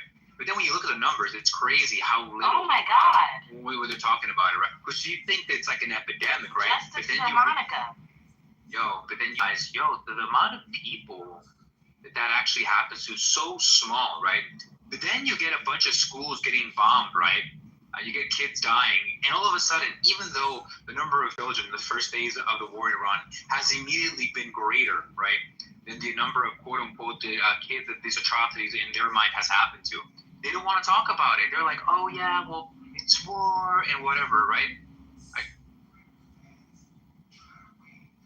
To be honest, I don't Monica, I think you're being summoned. I mean, I'm not sure, but Monica. Why are there a bunch of fucking lizards? Shut up. The lizards in this room. Shout out to Dragon and Edie. Dragon. That's a lizard. That's a dragon. Shout out to the dragons. Holy shit, I just saw Somebody needs to pay my girl Monica today. So I just want to say, all the people that voted for Trump and are like, "Oh, we're against the neocons," you'll fell for it yet again, and it's funny, right? That shit's hilarious. I mean, it's a good chance. We don't care. Most of you white people. They feel safe. Yeah, I'm not gonna lie. They feel safe. Chance most of you white people. Very wrong. Here. I want the dragons to see. Who cares about this? Monica hasn't been paid. Monica, I have a question for you. You don't support Trump, right? Do I support Trump? I think you don't, right? Monica, if you had lost the bet, you would have paid your debt. You're like you're a very paradoxical character. My principles are very clear and they're very consistent. If you knew my philosophy, you wouldn't ever have to ask me what position I take on anything because you would already know. There's a good chance you voted for Exactly right. I love that. Let Monica speak. Hey, how retarded do you think Trump cards What am I doing, Monica? renamed the Department of Defense the Department of War, and they thought that these were people neocons? voted for Trump. I'm just going by statistics. Let Monica speak. Can we let a white woman like Monica speak, please? My bad. Just by statistics, it's a good chance Monica is Trump He doesn't like white women anyway, so. She's white though. Okay, I'm white too. Y'all just pay your Yeah, and by the statistics, it's a good chance you voted for Trump. By the statistics, I'm not even being racist. No, I listen, I come to It's racist to skip out on your bet. Everybody was smart. Oh yeah, that's I mean, if there's Monica, speak up. Who is the person who owes money? Kendo. Oh wait, Monica didn't tell you. She didn't pay her bets. Just Wait. Monica didn't tell you. She didn't pay her bet. Monica pays her debts. No, she didn't. She came here and she argued. She ruined two conversations twice, right? Where are the receipts? Where are the receipts? This whole room was here. What are you talking about? Change that PTR, you're a legend. That's crazy. So look, Monica comes in here, right, and says, look, she comes with a question, right? He's like, hey, Shut the fuck up and get. What is a white belt's chillism room? Everybody tells her that what she's describing is the white. Yeah, mute him! Mute him! Okay, I'm not muting him. I don't know who's doing it. What actually happens, right, is that then they tell one of the moderators, so it was a room. I even got reprimanded, right? I got reprimanded because I was doing something in the room that we were in, and my owner yeah. Anyway, Monica didn't like it. She said, "Okay, this is not a white children's room." I'm sorry, I'm playing a game while I'm doing this. We don't want just any Nika, we want Monica. Monica's the queen of Clubhouse and the queen of justice. Yeah, and she said basically that she's not going to pay the debt. And the whole room was like, wow, that's crazy. Yeah, she tried to act like the victim. That's legit one for one what happened. No. I would agree with her. Everyone said that she should pay. I disagree. It wasn't. You did? I said it wasn't a white belt children's room. If it wasn't started by, I've said this many times, 3 people can start a chillism room. 1, knowledge. 2, Nathan. Lady. Those are the 3 people that are admins to white belts. Those are the 3 people that can start a white belt room. Which is why, yeah, lady is actually admin. I don't know how that happened, but she's a lady with 2 eyes. But she's an admin. So, but those 3 admins can start chillism rooms. Anything else is going to be chillism, what I call chillism-ish. That's why one night you guys had a room. It was called Billism. It was chillism. What is Nathan got cooked? Y'all can do. Sounds that. like the other one. That's crazy. For example, Edmund. One day I came in, and Edmund had 5 chillism rooms running. Are those chillism rooms? No, they're not, my guy. Thank you. Just because they say chillism in it, they're not chillism rooms, my guy. Tell them. Yeah, bro, and here's where I gotta say, man, y'all don't fucking give Monica her respect and her goddamn flowers in this space, and it's hard for me. It's disgusting. Honestly, it's truly disgusting. Yeah, man, and like all I'm saying, man, is like Louis opened up some punk ass room and he didn't throw the right shit on there. And then they want to act like, oh, Monica violated the rules to the bet. And it's like, nah, man, that's fucking bullshit. Pay that woman her $20. Run her $20 now. She stayed out of this room for the black ass up, Alpha. Sorry. Nathan, hello, white man. She wasn't here for a month to win $20. Yes. Okay, exactly. And now they don't want to pay $20. But it's not about the money, it's about the principle. Kendall, because Louis opened up a room, and a bunch of regulars went to that room.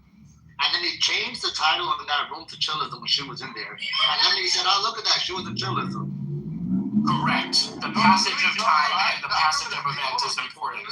That's crazy because the rule that chillism applied there. So it like quacked like a duck, it looked like a duck, but you're like, yo, that's a fucking big one. Yeah, but it changed when she was already in there. That's bullshit. It didn't, though. I don't believe it did. In fact, I think we're talking about 2 different rooms that day. No, even She Wolf even said it, that she changed the title to Chillism.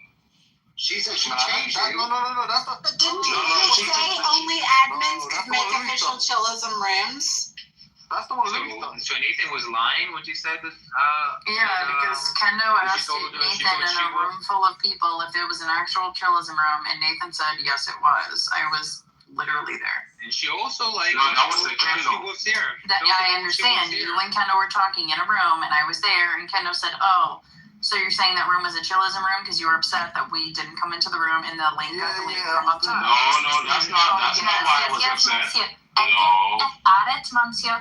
Yes, it was because you're like, oh, why did you delete the link from the top? But I'm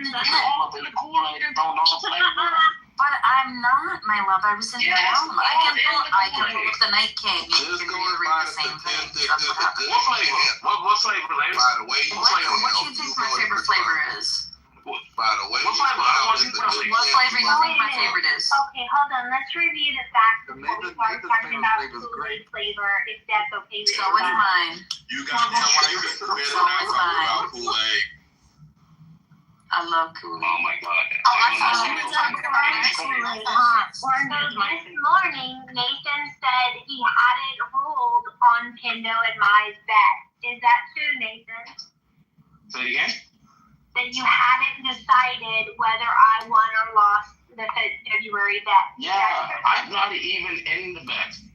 But me and Kendall were talking about some separate discussion about management of the earth, management of like people.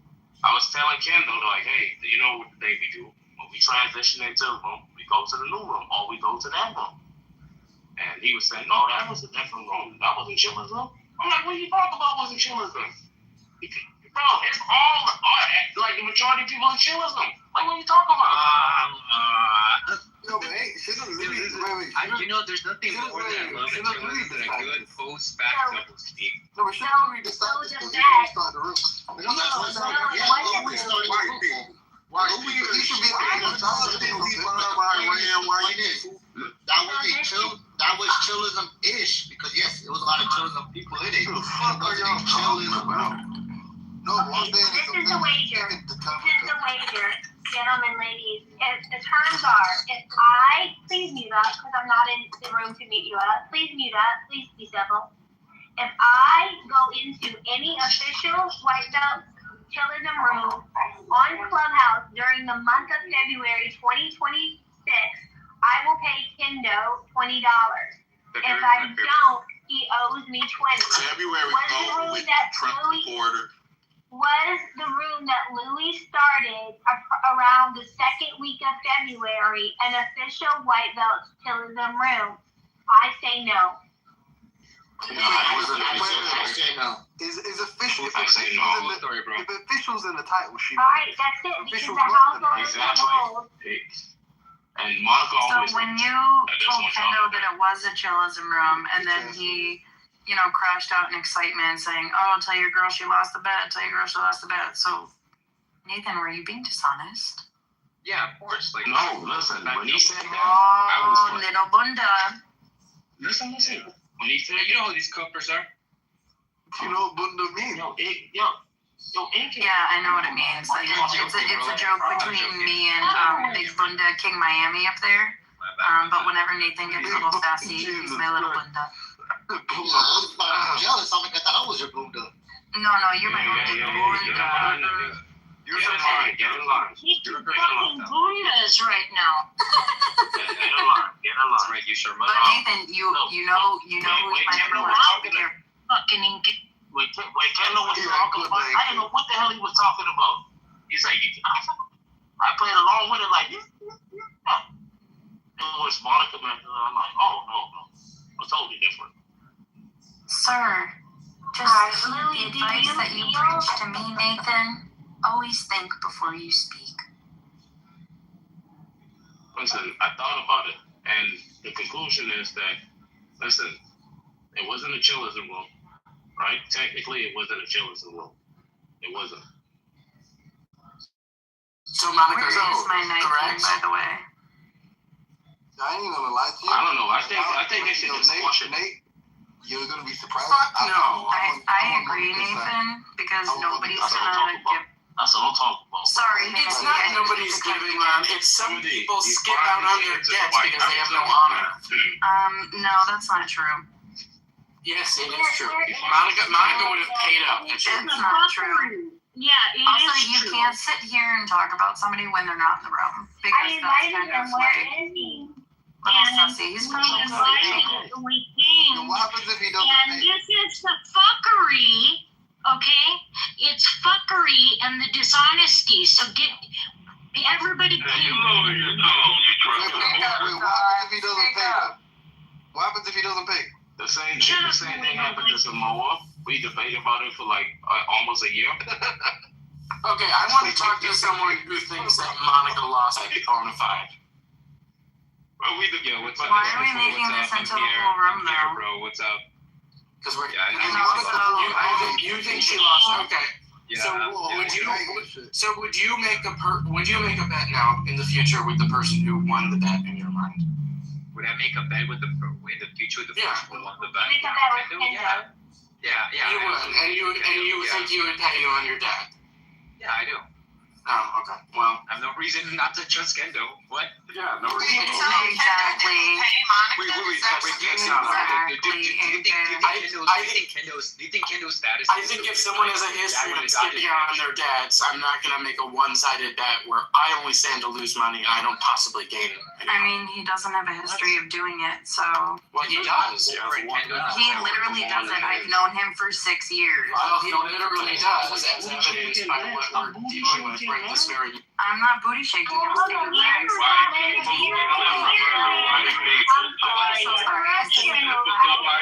stating facts. Okay, I know people are getting impatient with this. The fact that Nathan and Knowledge agree that the room Louis started saying, "Where is chillism?" was not an official White Bucks chillism room, and that I did not knowingly enter any White Bucks chillism room for the whole February. I think it's clear I won the bet. Now, Kendo needs to be informed that Nathan did not know exactly the context of the question that Kendo asked him, and that upon review, he said that was not an official White Belt chillism room, and then Kendo needs to know that I won the bet, and then Kendo can decide whether or not to pay me the $20.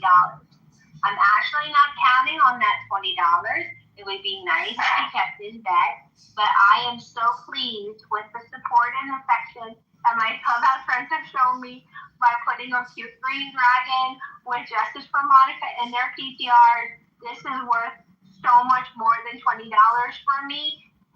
to me, and I appreciate Knowledge and Nathan giving me a fair hearing and making the decision. Monica also takes EBT. Doesn't that sound like obfuscating? Like, apparently, like, there was something said about Kendo. Now there's like some doubt about whether he pays debts or not. What's that about? Justice delayed is justice deferred. Monica needs to be made whole now. It's just You mean defer and delay are like synonyms, right? I think you mean justice delayed is justice denied. That is what I meant. Thank you. Well, there's no evidence right now. So Kendo doesn't know. Yeah, they're little lizards. And Nathan and Knowledge agree that I won the bet. So he needs to be informed of that, and then he can make the decision on whether or not he will honor the bet. I did tell Linz in January, I said it will cost me to be denied the access of you wonderful people in February. But to keep my bet, I will make that sacrifice. Do you think Kendo would not pay me if I won the bet? And Lynn said he's a man of honor. He pays his debt. So it's very frustrating on Sunday and Monday to learn that maybe not. But we'll see. So we haven't even gotten that far into deliberations yet, Monica. So it's a wild claim of you to assume that he wouldn't. Number two. Number two, I've seen him make many bets before. Again, in the 6 years I've known him, you can thumbs me down all you want, you little lizard person. I do not care. You don't know Kendo. He's made many bets before, and he has always held up to them. Great. Yeah. So you just have to wait until he's actually in the room instead of sitting here letting a bunch of weird fucking lizard people talk shit about him. And when he's in the room, you guys can discuss it. Yeah, that's fine. Keep Xing me out, baby lizard. Don't worry about this. They were neocons. Yeah, it's just, to me, it's just fucking weird. But literally, wait till Kendo's in the room. So the standard is, if I feel like I didn't lose, then I shouldn't. Oh, I'm sorry. Do you not know the standard is quorum? if you come into a room and you ask, did I lose? And the room tells you, like, unanimously at the time that you lost, right? You then go around saying, oh, I didn't lose, right? And then when you find two people that support you, you claim, like, oh, there's overarching support for your idea, right? Doesn't that sound way more fucking reasonable? Yeah, especially when the people have, like... So I don't know if you're a little lizard that doesn't come with, like, decorum instructions, but we don't have to people You don't know if we do.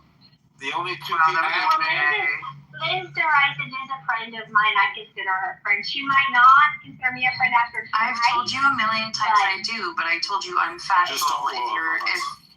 I might. But Liz, you were just presented with new information that Nathan agrees that I absolutely understand that. That's why I'm saying wait until he's in the room and then give him that chance instead of letting your little lizard friends try to talk shit about him. I just think that's kind of backwards and it's weird. Wait a minute.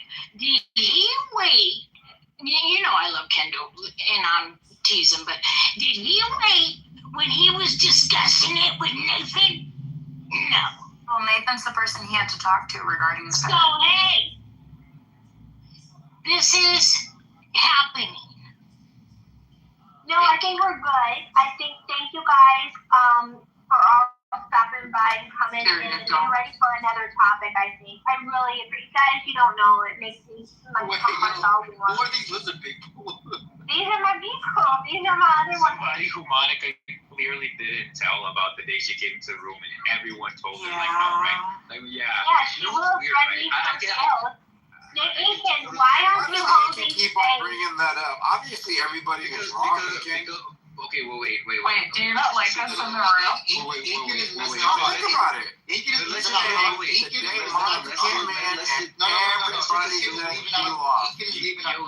let's just assume that everybody was wrong today, right? Alright, so I don't think that's We're in the room with a bunch of people. I don't think they like us. Everyone was saying Monica. It's okay. I don't mind being on the unpopular side of Justin.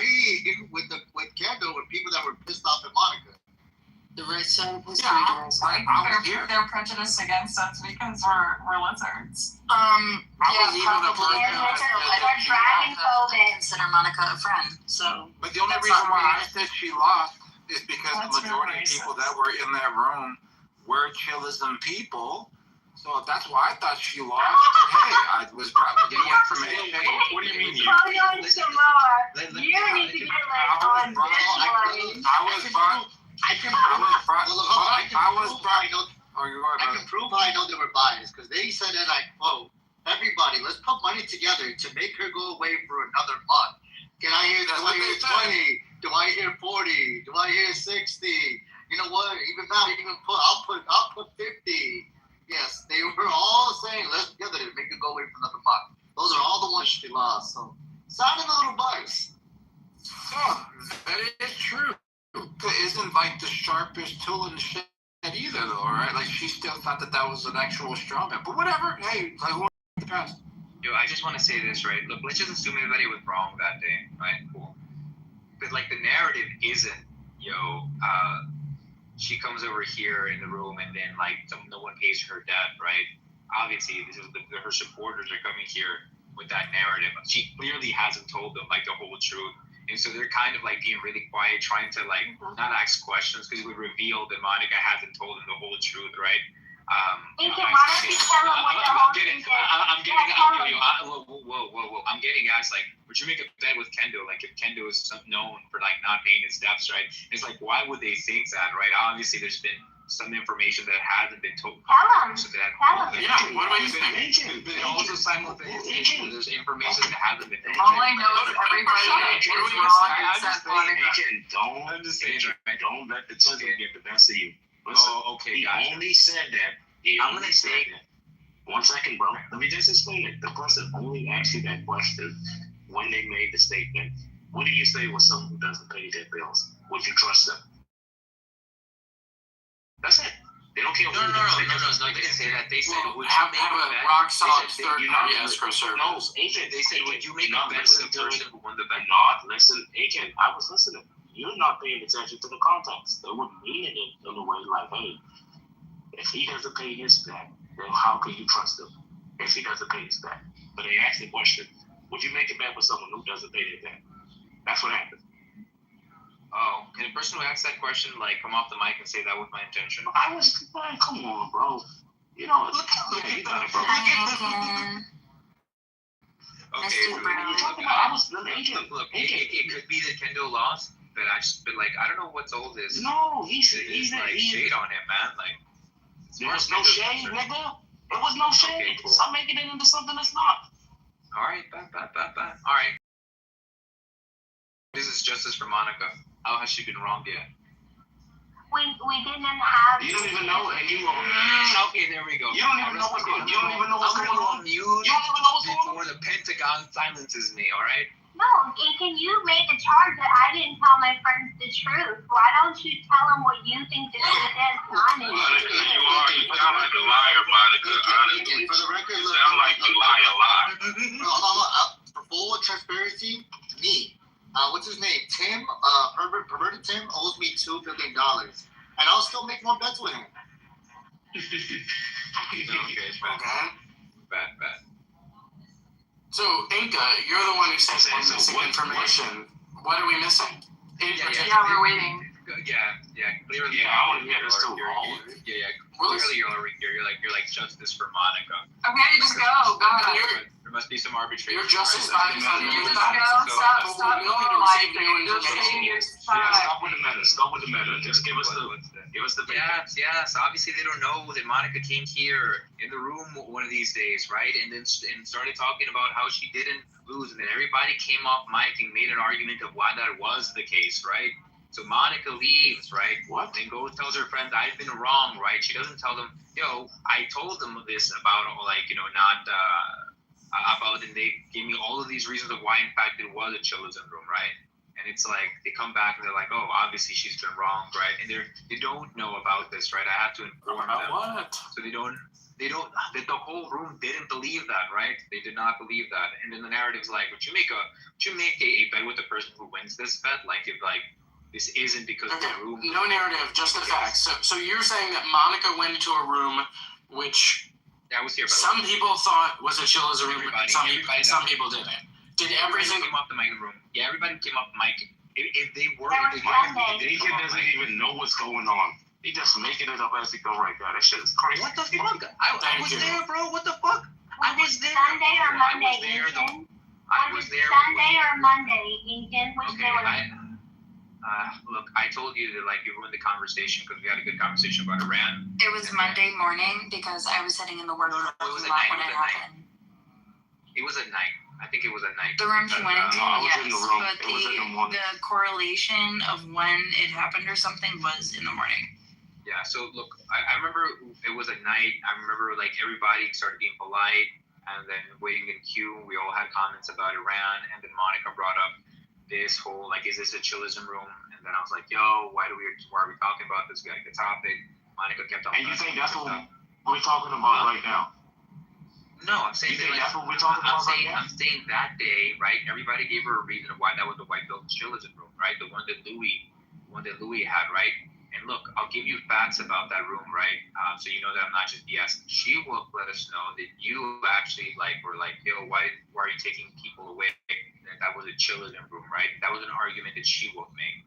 No one came off the mic that day and said, yo, that in fact isn't a chillism room. Everybody who came off mic, all the way till midnight. That was She-Wolf. That was She-Wolf, that was Kendo, that was everybody who was on stage that day, right? There's no one who came off mic. Not a chillism room. Yes, and I'm saying no one came off. No, they were saying that it was not. No, sorry, there was a chillism room.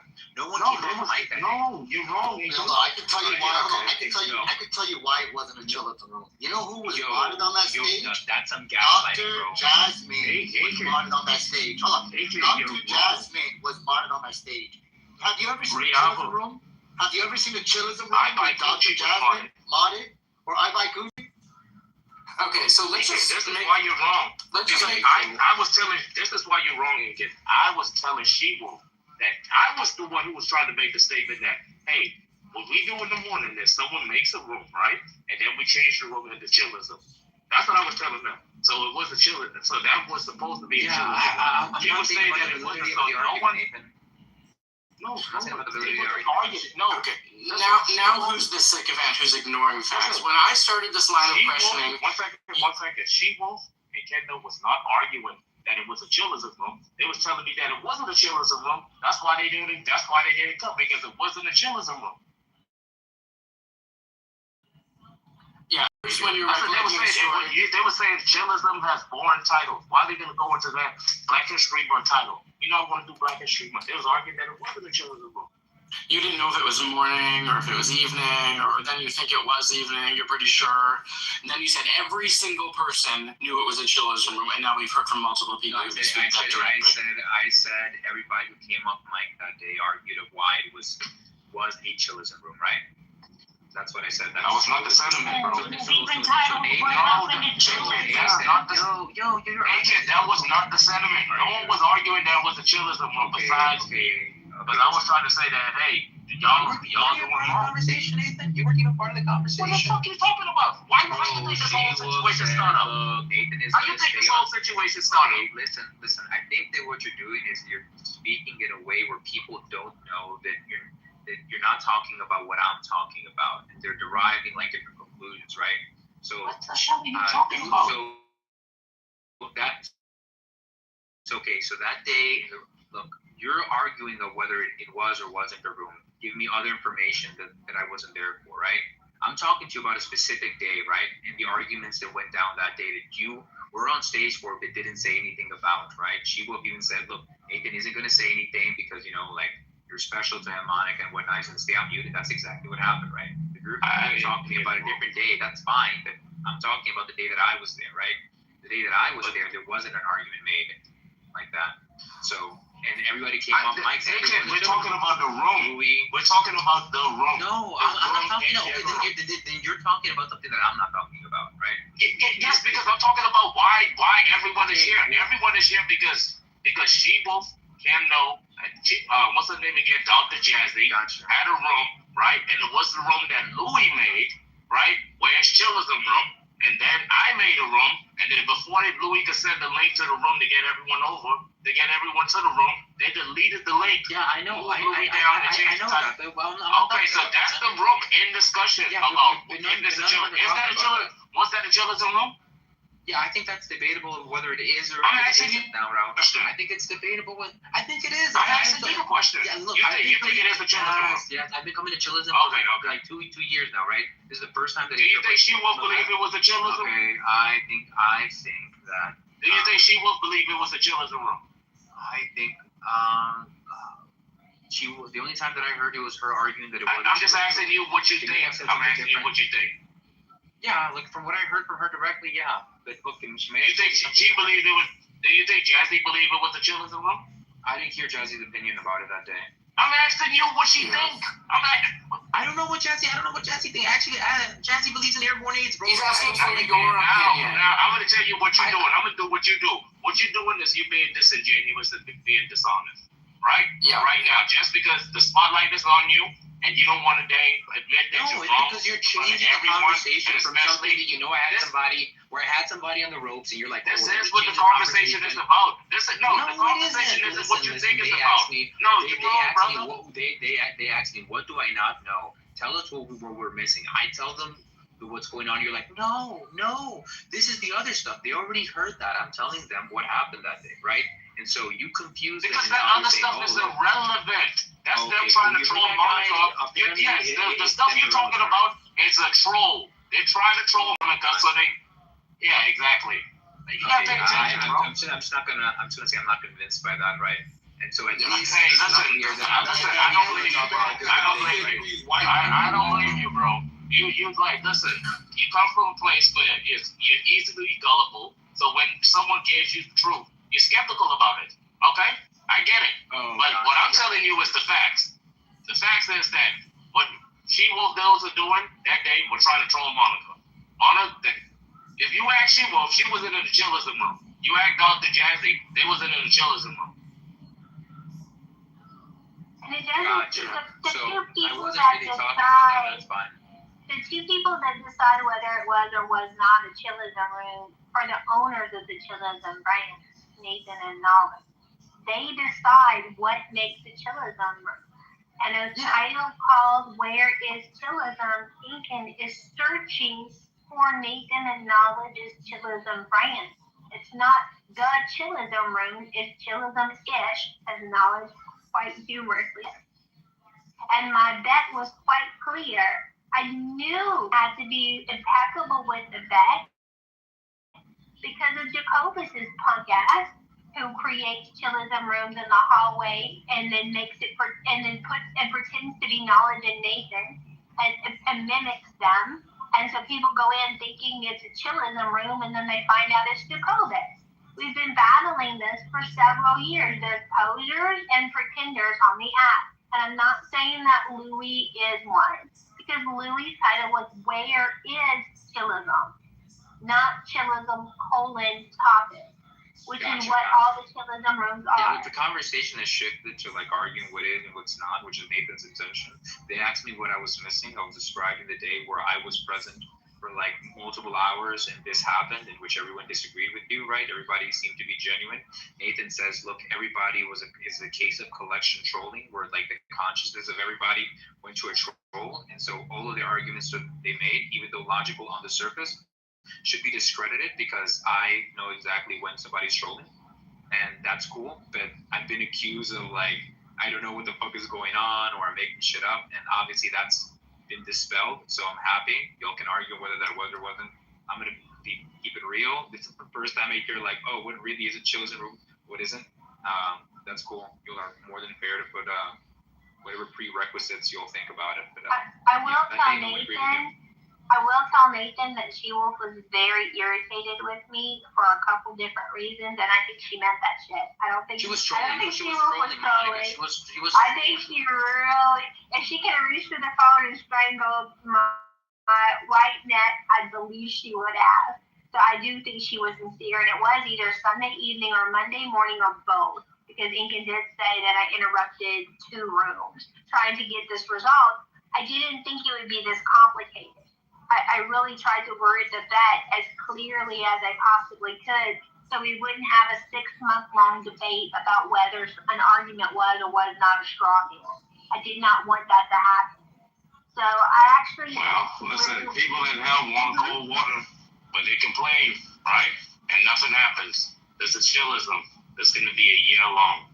That's how long it took for this to go up. It was a year. We're going to debate this. And last time, what happened? Me and Incan fell out with. That shit was funny, bro. Damn, bro. That shit was funny, bro. Me and Incan might fall out again, man. Oh my goodness. I'm joking, but listen, all honesty, Incan, listen, when I discussed it with you, she was adamant to me. She was adamant to me that wasn't a chillism room.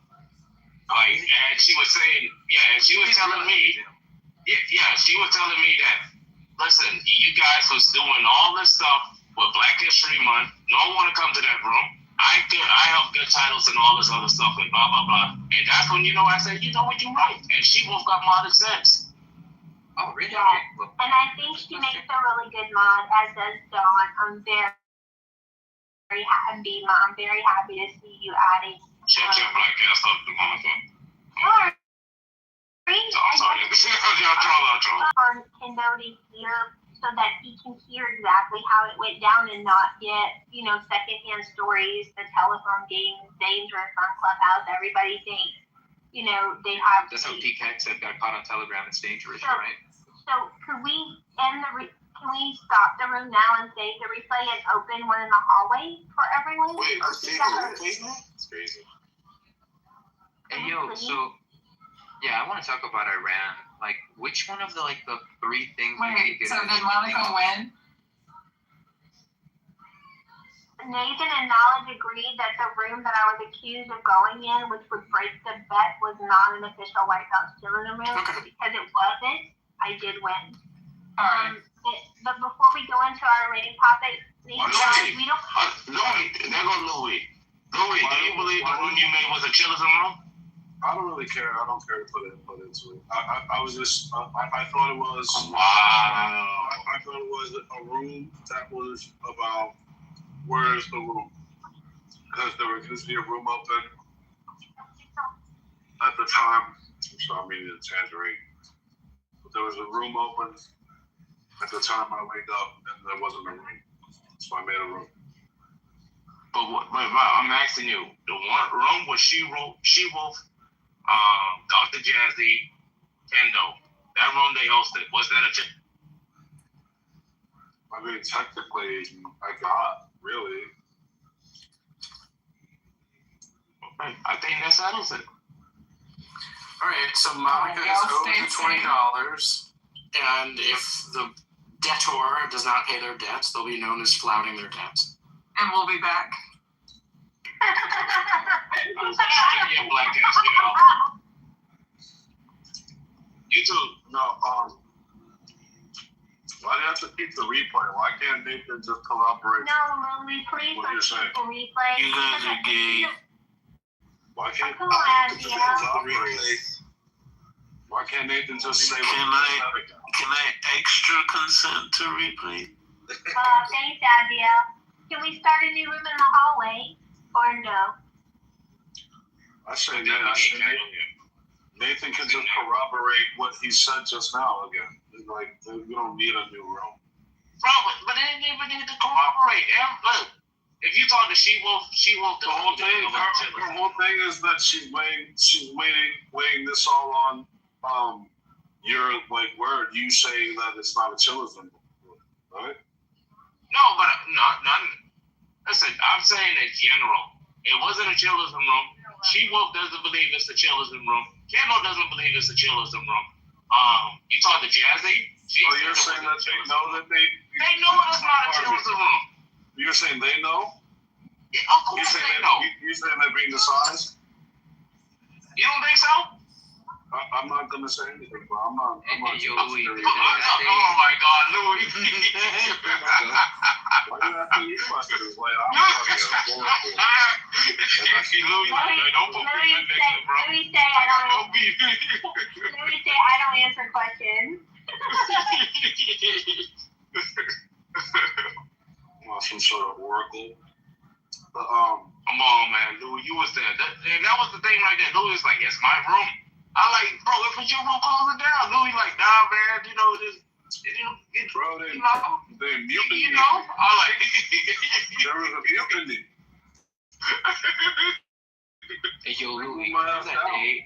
Do you remember that day that like we brought it up and out to the room and She-Wolf was like responding to Monica? Was there anybody who came off the mic and said that it was not a chillism room? Man, the things y'all. Aside from me? I mean, obviously you. I mean, like. They do it for love, man. They do it for love too. Still. But like the whole chills, was it a chillism space? Like, who gives a fuck? Like, is there money involved or something or what? Yeah, $20. Oh, that's crazy. I'll bet not that. Wow.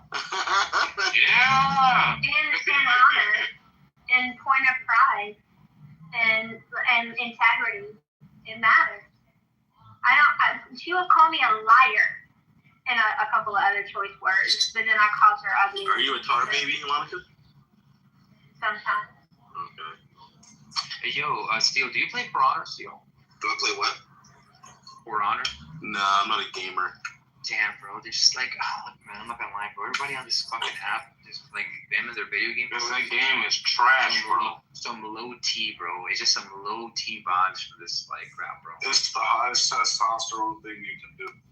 Wait, what's it called, Louis? Thanks. I just had some steak and fighting game.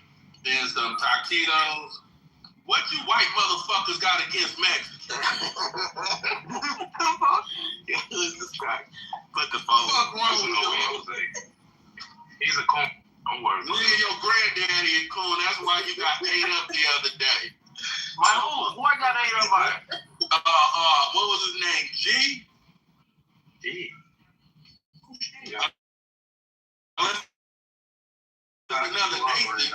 Oh, yeah, you talking about light-skinned Nathan. Okay, my bad. You a white boy? Oh, see, that's a problem. Light-skinned Nathan. Wait, you are light-skinned Nathan. Yo, I got the. $14.98. I almost snapped on Steve. Steve was like, there go Nathan, put it in the chat. I'm like, bro, I didn't put shit in it. I didn't put shit in the chat, bro. You know who did back up Nathan, though? You know who backed up Nathan? That Chinese chick, Yufei? You remember that Chinese chick, Yufei? Yufei? Yeah. These nuts in your face. Thank you. Oh, shit. You gotta That's good. You gotta make a rule that nigga cannot come into the space unless he changes his name. That is a disgrace to the lineage of Nathaniel, brother. You can't. That guy is too. And he's a cool. Yeah, that nigga funny, though. He sounds so soft-spoken, bro. And then the stuff that come out of his mouth is like, what the? You don't picture it. Because he sounds so soft-spoken, you know? And these Mexicans, they come over here to America and they are like, what the fuck? You don't understand that shit, bro. Do y'all want to do the next room in the white belt's house or in the hallway? Are we gonna talk about how crazy white people are? You know what I'm saying, Monica? I don't know. I don't want to lose the replay, Nathan. It's pretty important to me that Kendo knows I didn't badmouth him. I think Kendo is an honorable person. Definitely honorable, right? But without the replay, he won't know what I said. He'll hear what someone told him I said. That's very different. And you know what happened when you call me leader of the white people. You know what happened when you call me leader of the white people on Clubhouse. But you are. Barbara Bush. You calm down. Nani took it all over the app saying I was a white supremacist. You are. But you are white supremacist. It's not Nani. Come on, no way, Jose. Tell her what your racism, bro. I'm not racist. And you don't act like one. I'm not gonna lie, man. No way, you believe black people could be racist? We can't check your lies. We can discriminate, but we can't be racist. Why can't you be racist? Because we can't. We have no power. What can I do? Is just say I hate Mexicans. I hate crack. Yes, you do. You do. What can I do to them? You can What can my people do? I can tell you what you can do. My people cannot oppress them. We can't do none of that. My people cannot create systematic laws. Can I tell you what you do? Yeah. Stop trying to defend. You a honky lover, Nathan. Oh, okay. Don't lie,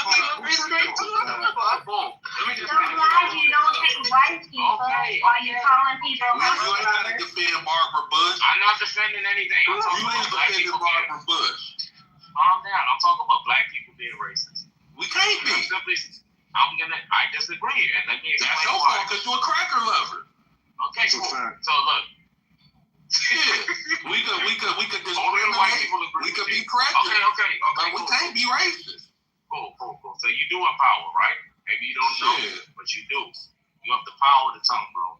Look. Yeah, I'll bitch your ass up.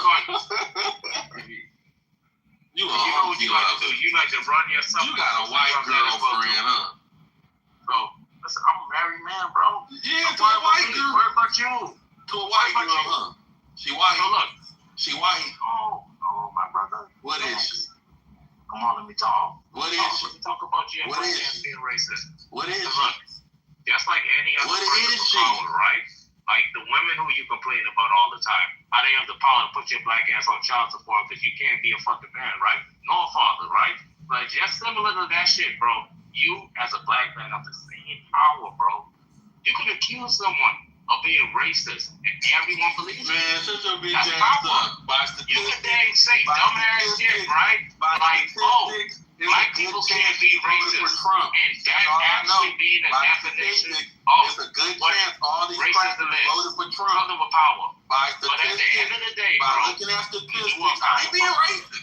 I'm talking about yes, you do. statistics. You listen. By the If statistics. a white There's a person good chance says, these all "Shut up, you voted for Trump N-word," in here. shut your big That's all ass I'm lips saying. up, right? If they That's make all I'm you, if they saying. say anything about your race and discriminate on you, you're gonna I don't call give a them fuck. racist. So if they can do that, and you do it, you should be a racist as well too. That's how If I do it, it really serves no power. If I do it, it serves no power. You don't believe I'm you just don't a have crazy any- you black don't have man. any power? I'm just a crazy black man, huh? Who I'm just convinced a you that crazy you have black no man power? when I'm racist. I'm just crazy. Anyways, who convinced you that you have no Yeah, power? shut your bitch ass up, monkey lover. So Nathan, this is Who the convinced argument. you? So Nathan, on some points of Clubhouse, this is what they say, but it's very easy to break down. Like, Is this another honky lover? No, it's not. This another honky lover? I'm not. Hold on. I'm actually. I'm gonna go after No. I need to know. Are you a honky lover still? I need to know now. I prefer my punani either black or brown. All right. So we know you a Negro. Now, is you an Oreo? What's happening? Shut up, Barbara Bush. Look, I don't know who you think you are, but I know you're not Tupac, so, be quiet. Nathan and Knowledge, you guys hosted a moderator meeting yesterday. Can you tell us what the results? Hey. Hey, Monica, power me up. Hey, yeah. So I was gonna say the argument getting down because what Jose's talking. Can y'all hear me? Yeah, we can. Oh, hello. Thanks so much. You have nice teeth, by the way. You have nice teeth, by the way. He's here. Hey, Jose,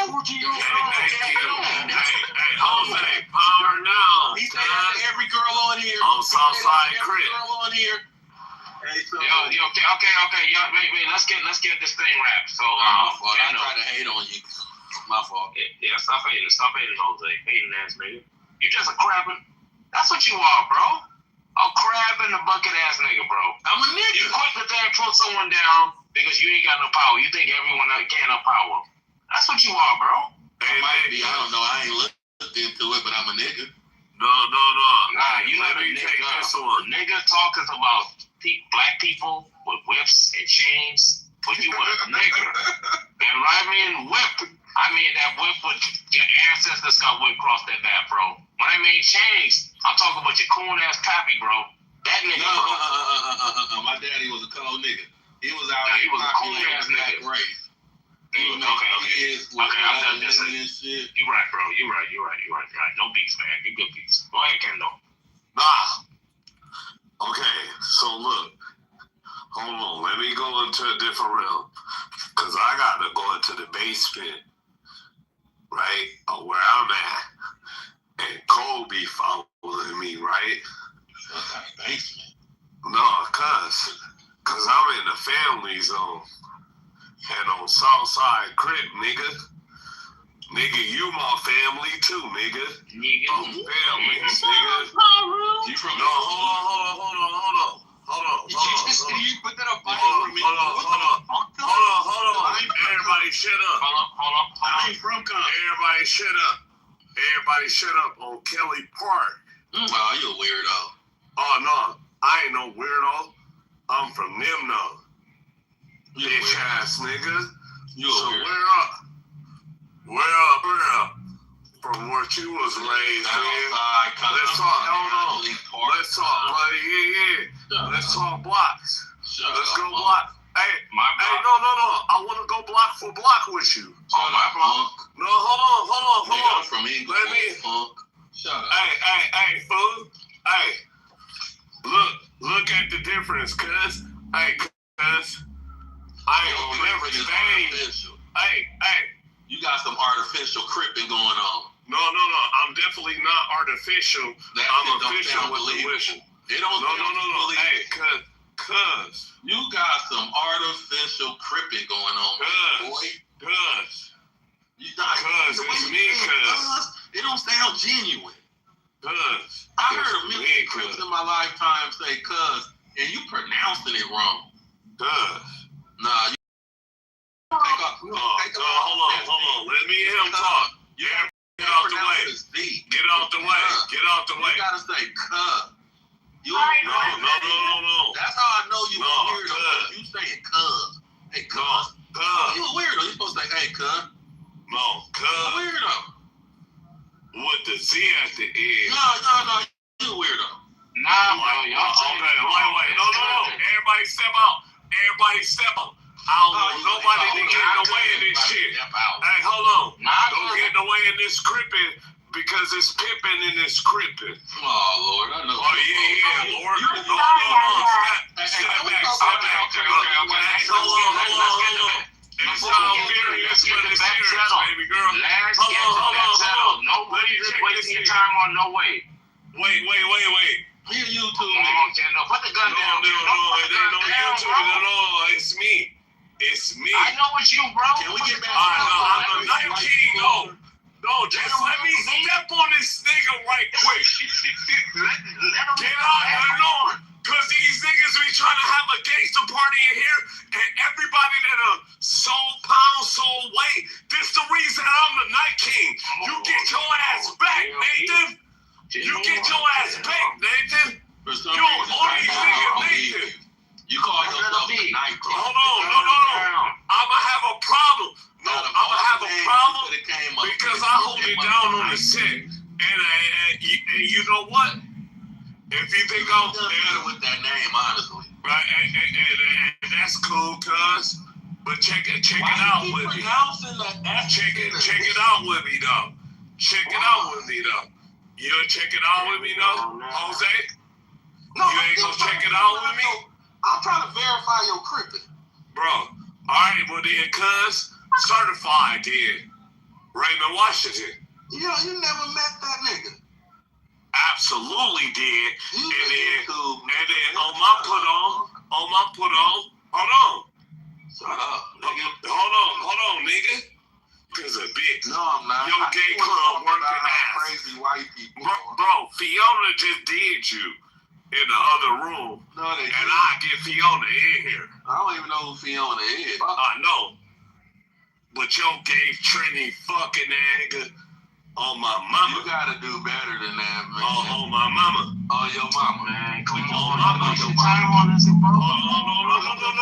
Wait. Nathan. Get back. Gotta do way better. Get back. It's wavy. These Oreo ass niggas, man. What's wrong with you niggas? What's wrong with us, cuz, is that you not, hold on. Cuz. What's wrong with us, cuz? You sound like a yeet. You bitch ass nigga. Cuz, what's up with it, dog? Why you moving like that? Cuz, like, real, like on my other account, cuz, on my other account, shut up. RP to DeAndre, on my other account, cuz, you'll never try. You had a good family, nigga. Shut up, punk. Never. Middle class. Bitch. Never, bitch. Come on, man. Y'all let Hold on. Let us do this gangster shit. Give us 2 minutes. Give us 2 minutes. Let them be. Let them live. No. I ain't gonna let this nigga. Cause if I see this nigga on Southside, Kendall, let's focus, bro. Let's focus. No, I can't. Hey, bro. Yo, no way, chill. Southside. Now it's I ain't gonna let up on this nigga outside of here or in here. So he gonna have to deal with me. I thought it was Kelly Park. Yeah, Kelly Park, Southside, everything, Chris. Them is 2 different hoods. No, they all the same hood. No, they not. They beefing with each other also.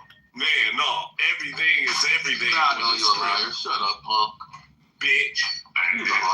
Y'all too chill, man. I'm going your joint right now, cuz. That nigga YouTube nigga.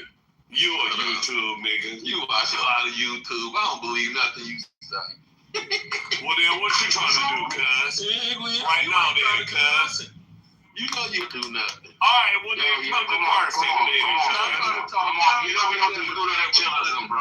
You got that No, I want this nigga. I want to fuck his ass. No. He in the gay club anyway. Yeah, bad. I'm easy to find out here. I'm very easy to find out here. It's not hard to find me. Well then, cuz, why you doing me like this, cuz? You're a bitch.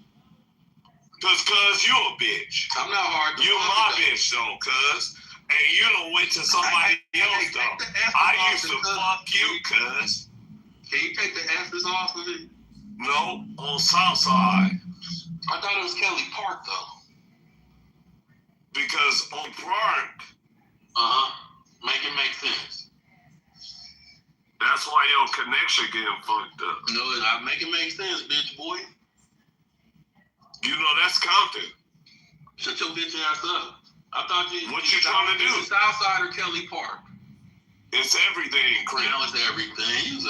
It's everything, Chris. Yes. You trying to sound tough in front of these white people? You ain't gonna never. Okay, and I am. Yo, Now what? Universal crib, cuz. These white folks ain't used to this. These white folks. I know, cuz. So what's up, cuz? These white folks don't thinking on me like that, cuz. They don't understand shit you saying, bitch. I know, but you know. So like, hold on. So be the real you. You square ass nigga. Okay, so check it out. Use a square. Be the real you. No, it ain't no be the real you. Be the real you. You gay club working ass nigga. Yo, I do have a criminal record. You was a nice and if anybody see me, I'm smacked out. But now anybody see you, you fucked graduated from high a school. tranny bitch. Graduated from high You school. took a tranny bitch home. You was a middle on the internet. Yo, wait, that really While you was on Clubhouse. Yo, Rashad, what's up, Rashad? No. Come on, King, come on. Roll this shit, cuz. I was rolling 60s. Wait, what y'all, wait. See what that rolling 60s. I'm really lost. Hold on. Yo. Wait. What's everything, Chris? Rolling Chris, 60s, new crib, all You don't crib, even know where you A-Tray crib, everything crib. Now it's A-Tray crib. Alright, this shit is boring, bro. This shit is boring, man. This shit is boring, bro. No, I'm gonna fight this nigga on everything That shit is crib. boring, bro. That shit is boring, man. That killing I've the been telling you this, Oreo. Y'all keep on rolling with that Hey, shit. Fiona checked your ass though, but she got your address though. Yo, Rashad, what's up, bro? Yo, what's up? You can go to Get your wings, bro. Yo, so I got some of my boys. They sliding over there this year, man. I can't say too much. Some of my Yo, we boys sliding to Iran, just like low 60s Fred. Hooper and them sliding Jose ass and shit like that. We trying to move on from that. Say anything. You a bitch ass nigga on. Rashad, what they station at? Yo, Hood. My boy at Hood. So you at too? You at Hood? Yes, sir. Who you at? Campbell? What is it? No, for Hood. I'm at the NCOA Academy. Stop playing with me, Jose. Yeah, my boy, though, he with the Okay, hey, bro, we can meet up, cuz. We can meet up, cuz. My boy with the X-Pac. I'll meet you, cuz, and I'll fuck you in your ass, cuz. Hey, pull up the zoo. Or pull up the Bro, you already ready to fuck, cuz. No. I'm the 13 Bravo, but I'm doing my B billet. Cuz on Southside, I'll jack your dick. What? What you trying to do? I'm out of here. I'll put it in your ass on Blockbuster. Oh, shit. Yo, you man. Blockbuster, on Netflix, on Blockbuster, cuz. On Blockbuster. Right over there, you know, goddamn movie. Yeah, no, come on, bro. You crashing out. Ain't you a mod, bro? No. Bro, these niggas think they want to make up here. These Bro, they think that we're up here in chillism, bro. I'm representing. Niggas ain't fucking. Okay, I get it, bro. Don't let them make you crash out, bro. You a fuck. But anyways, Monica's here, bro. She trying to get the bed settled, bro. Let's get the bed settled, bro. Bro, I'll die for you niggas. That nigga tried to sexually assault me. This nigga nasty. I'll die for you niggas, Nathan. Hey, yo, Nathan. These ain't fucking with us. We got Armenians. We got Haitians. This your boy, Nathan. We got illegal aliens. So nigga, he really riding for you. That nigga probably gonna ride. Shut your weak ass up. Stalling? You know. Nintendo, are you stalling? Yo, hey. Bro, I'll die for your Amish ass. Thank you. I hope you don't have to. But I ain't finna die for your bet. You lost. You lost. Hold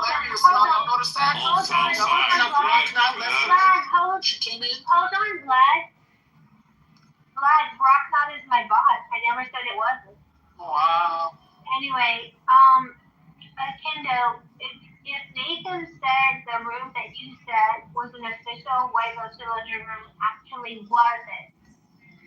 If he clarified and said it wasn't, would that mean that I won the bet and accept that I won the bet?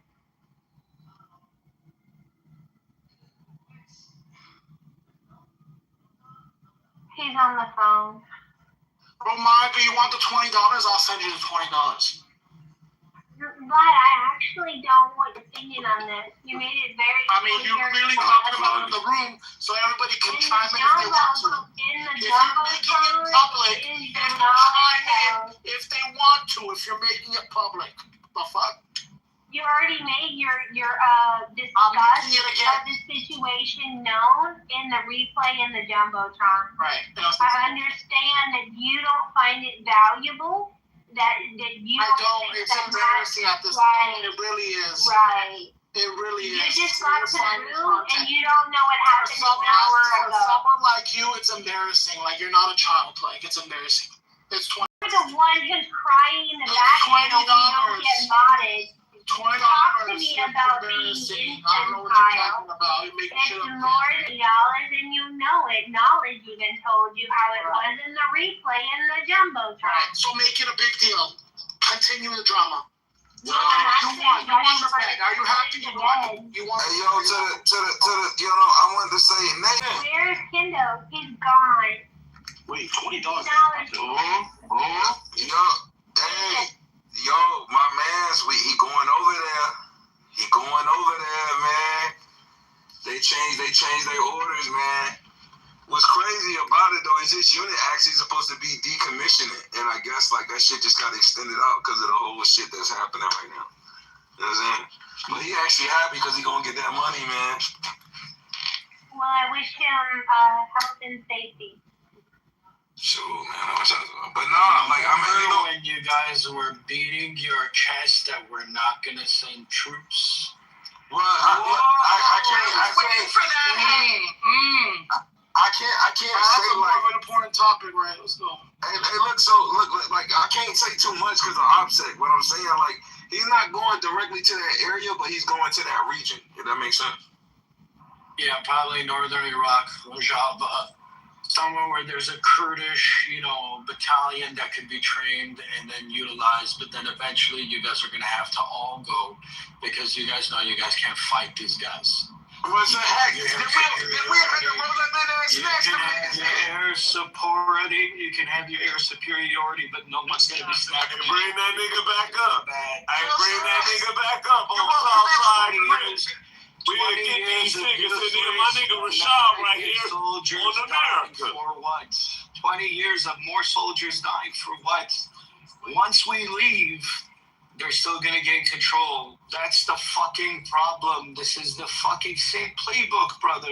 Hey, have you seen American history? We've been at war our entire existence. Yes, and then we also caused complete destabilization of a region that's causing perpetual wars like this one. Right, so I'm saying, is it anything new? I'm saying, hear me out real quick. The point I made last.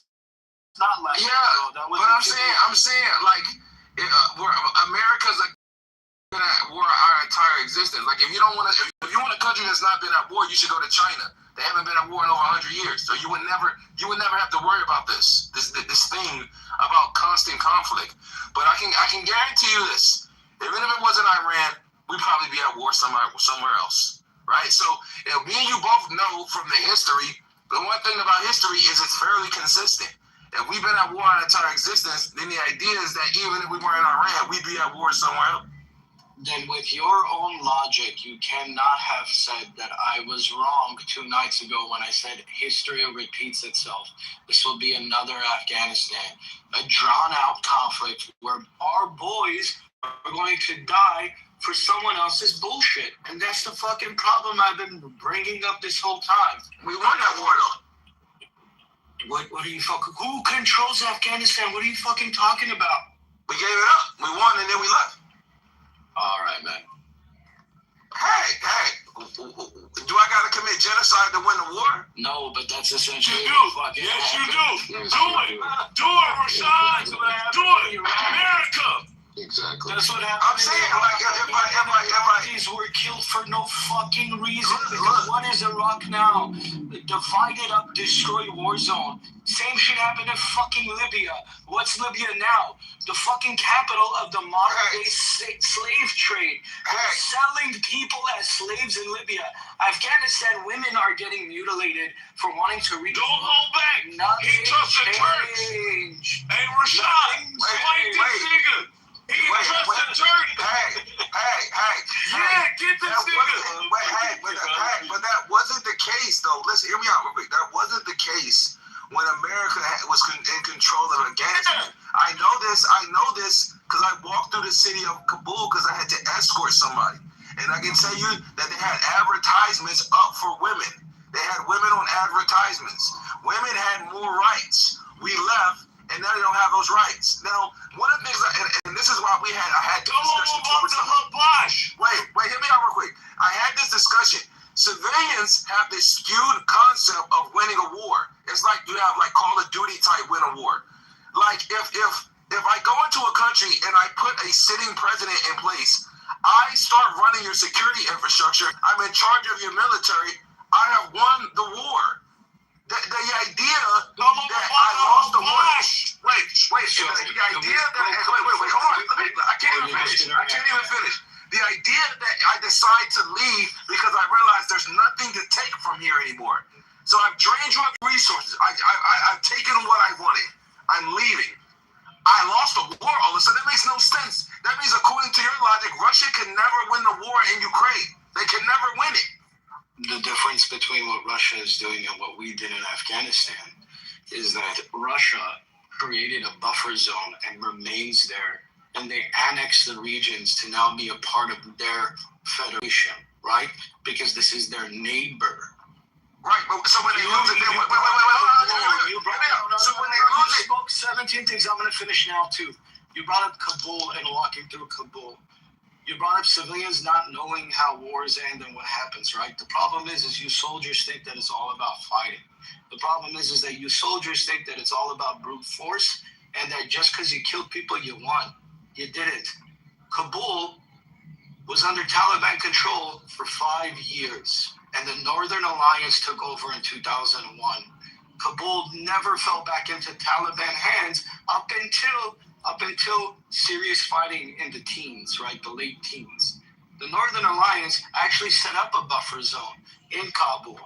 The Northern Alliance, along with the United States, of course, because they wouldn't be shit without us, right? They would be nothing without us. Set up proper military checkpoints and barricades, making Kabul safe for women and children. A large portion of the north is still safe for women and children because they're fighting these Pashtuni weirdos constantly. So don't think every civilian gets their fucking basic information from Fox or any of this shit. No, we spend a lot of time studying this because these conflicts directly affect our lives, my friend. And what I want is for your life not to be affected because Israel wants to fucking annex regions of Iran and Lebanon. If America was being attacked, right, and there was actual imminent threat to the United States, if Mexico's stupid ass decided to invade fucking Texas, I would say, hell yeah, let's go. I'd come with you because my family lives close to there. Our Americans are under threat. But the fact that we're fighting wars for foreign entities doesn't fucking make sense. So one thing you said that is not true is Kabul never fell to the Taliban in the late 2010s. It was handed to the Taliban after we left. Now, you want to tell you why I know that. A Google search will show you that too, but I also know that because when I was in Kabul, right, because I was actually there in 2019, and I had an escort detail, the reason we were escorting because we had a contract with them. It was to empower and get money back to the city. And one of the things we did was our forklifts kept breaking because of the heat and shit. So what we did was we would go get a contractor from the city of Kabul, and then we would escort them. And I seen the logs that we had the U.S. government or whatever had this business. Dynacor had this relationship with this company well into the early 2010s. So that's how I know for a fact that the city of Kabul never fell to the top. It never fell. It never fell to the What happened in 2015? Fighting. Suicide attacks on all foreign embassies, an explosion or suicide attack. I forget which one it was. It was either you're talking about a terrorist attack. Yeah, consistent and constant terrorist attacks because the Northern Alliance pulled out because it was only the U.S. troops left there at certain points. Again, you're still fortifying my original point that Kabul was controlled by the alliance. That's why you didn't see any fucking conflict in 2001 on. So there was a terrorist attack in Austin, Texas last weekend. Has Austin, Texas fallen to to Iran. It's a weird what about it. No, I'm saying you're bringing up an incident. Wait, you're bringing up an incident about a control a city that's still representatives. No, I'm saying you're moving the needle. Spanish embassy in California or New York. So you're saying you brought up a terrorist attack and terrorist attacks in the city of Kabul. It doesn't mean the city fell if the U.S. troops are still in the city. It doesn't make any sense. I said the city fell, but yes, sir. You said that. You said it fell in the late 2010s. Sure, if someone else corroborates what I said, that okay, I'll take the concession on losing that. Fine, but my earlier point still stands. 2001 onward, Kabul was safe. Kabul had been safe. It was only in 2010s or 2015. I forget the exact dates because I'm driving right now. I can't pull it up. But I do know that there was consistent and constant terrorist attacks, skirmishes, and fighting because the Northern Alliance pulled out due to... Hey, Hago, 2008. Maybe it was 2008. I might be... No, 2008. When they came with the barrage, that was after the Afghanistan rush, and then they had the fucking, where they were trying to get us out, right? And then it wasn't until 2012 where they actually released us, right? But they had the skirmish. That's when they was calling it a holy war. So the holy war assistance that was dealt by Hezbollah. I just don't understand the logic that like civilians have with losing the war. It's like according to y'all, if you get in a fight with somebody, I'm beating your ass, but you win because I decide to walk away. Shut up, you American puritan. Shut up, you American puritan. Shut up, you Afghanistan war, right? Winning the conflict in Afghanistan with complete regime change and the eradication. Eradication, regime change under the ISIS war. Remember, we had the ISIS war as a focal point. My brother was doing the same thing. Wait. The ISIS as a focal point. Wait, let's do it. An American banner, the ISIS war as a focal point. Bro, you're drunk as hell. Yes, but I remember it. Oh, you're intoxicated. You want to know why? Because I am America first. You bitch. Oh, shit. Tell him. You bitch. And that's where we started the ISIS war. You fucking dumbass. That's the reason why. And I tell them niggas. America first. America first. And we drop bombs and guns and sonar dispositions. Bomb the shit out of we pick the caves out for them niggas. Bomb the shit out of them. Hey, Rashad, remember when we caught them niggas in them caves? What's up, cuz? Why are you What's up, cuz? I have a question. You thought shit was sweet. Why are you guys so pro the country that oppressed you?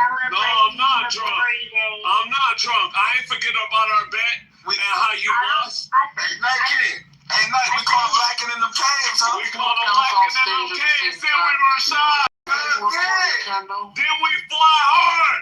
It was it. Bomb the shit out of them. We send them sounds in them caves. They thought they were sweet in the caves. They thought shit was sweet. And so when we got them sound radars on them trucks, what did we do? We put up on them sound radars. You know what I'm saying? And what did we do? Blast cheap keep on them niggas, blew them down. Wow. Thank you. I read for my kids. We Finito on them niggas. Not Finito. Lamont. Thank you. I read and some of my niggas died. First one, Airborne 166. Let's go. R.I.P. Yeah, that's exactly what we R.I.P. Hold on. R.I.P. my cousin, right? About to get the builder bus out of there, and they blew that shit up. for what we did. Shouldn't have been there. We come back with them helicopters and blew their shit up. Yo, bro, America enslaved you, bro, and then oppressed you. Why? No, it wasn't. I come from a military family. And salute. Ain't nobody trying to hear that shit, Tony. It's true, though. You guys are defending a country that enslaved you. Okay, and that's cool. Okay, and where we at now? Yeah, where we at now? Yeah, that was back 400 years ago. We running the country. Talk that 400 years ago, shit. Tony, right now, you that nigga that be like, guess what? Hey, Tony, you that dude that when you go back home from being successful to see your mom and it's a dude from high school, he like, hey, yo, remember when dude in middle school when he threw milk at you and he punched you and got a black eye? Like, remember that? Some of the best frontliners are black people, and they hold it down. And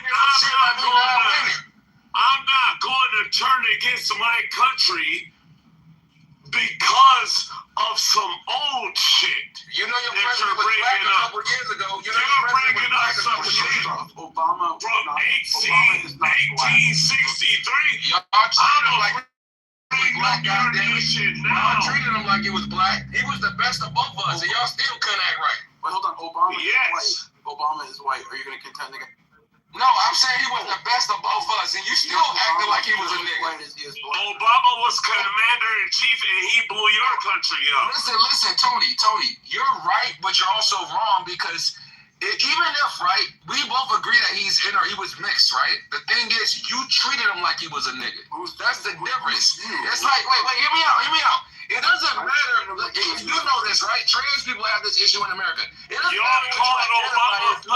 Y'all call Obama monkeys, and that monkey blew your country up. Hey, look, it doesn't matter. Listen, it doesn't matter what you identify as. It's what I treat you as you are, right? You know what I'm saying? Because you can say, ooh, I'm not racist, but if I treat you as a racist and the collective see you as a racist, then guess what? Congratulations, you're a racist. You have to change that. The thing about Obama was the best of both. I fucked Obama's sister, nigga. It was black. It was black and white. We can get it on. But because he looked black, you treated him like he was black. So all of a sudden, don't try and claim him now because we're in the middle of a discussion. Don't do that. Nigga, Paul Ryan. Treat him like a nigga then.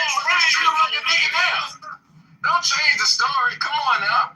Nigga, this is a turning point. You're making a good point, Tony, but I'm saying just be honest. Just be honest. It's a turning point. He was a nigga man, and he was a nigga country. You bitch ass nigga. White people love pretending like Obama was mixed when it's in the middle of a discussion. Y'all didn't like him because he was a nigga. No, I'm not running. Hey, Monica. Hey, Monica. All we had to do was tell you that Nathan doesn't believe that the room Louis created was an official white belt trip. Nope. I'ma tell you why. I think you should end the room and start another one. No, we ain't gonna never start another room. You wanna know why? We keeping this room right here because it's official. Go ahead, Tony. What you were saying?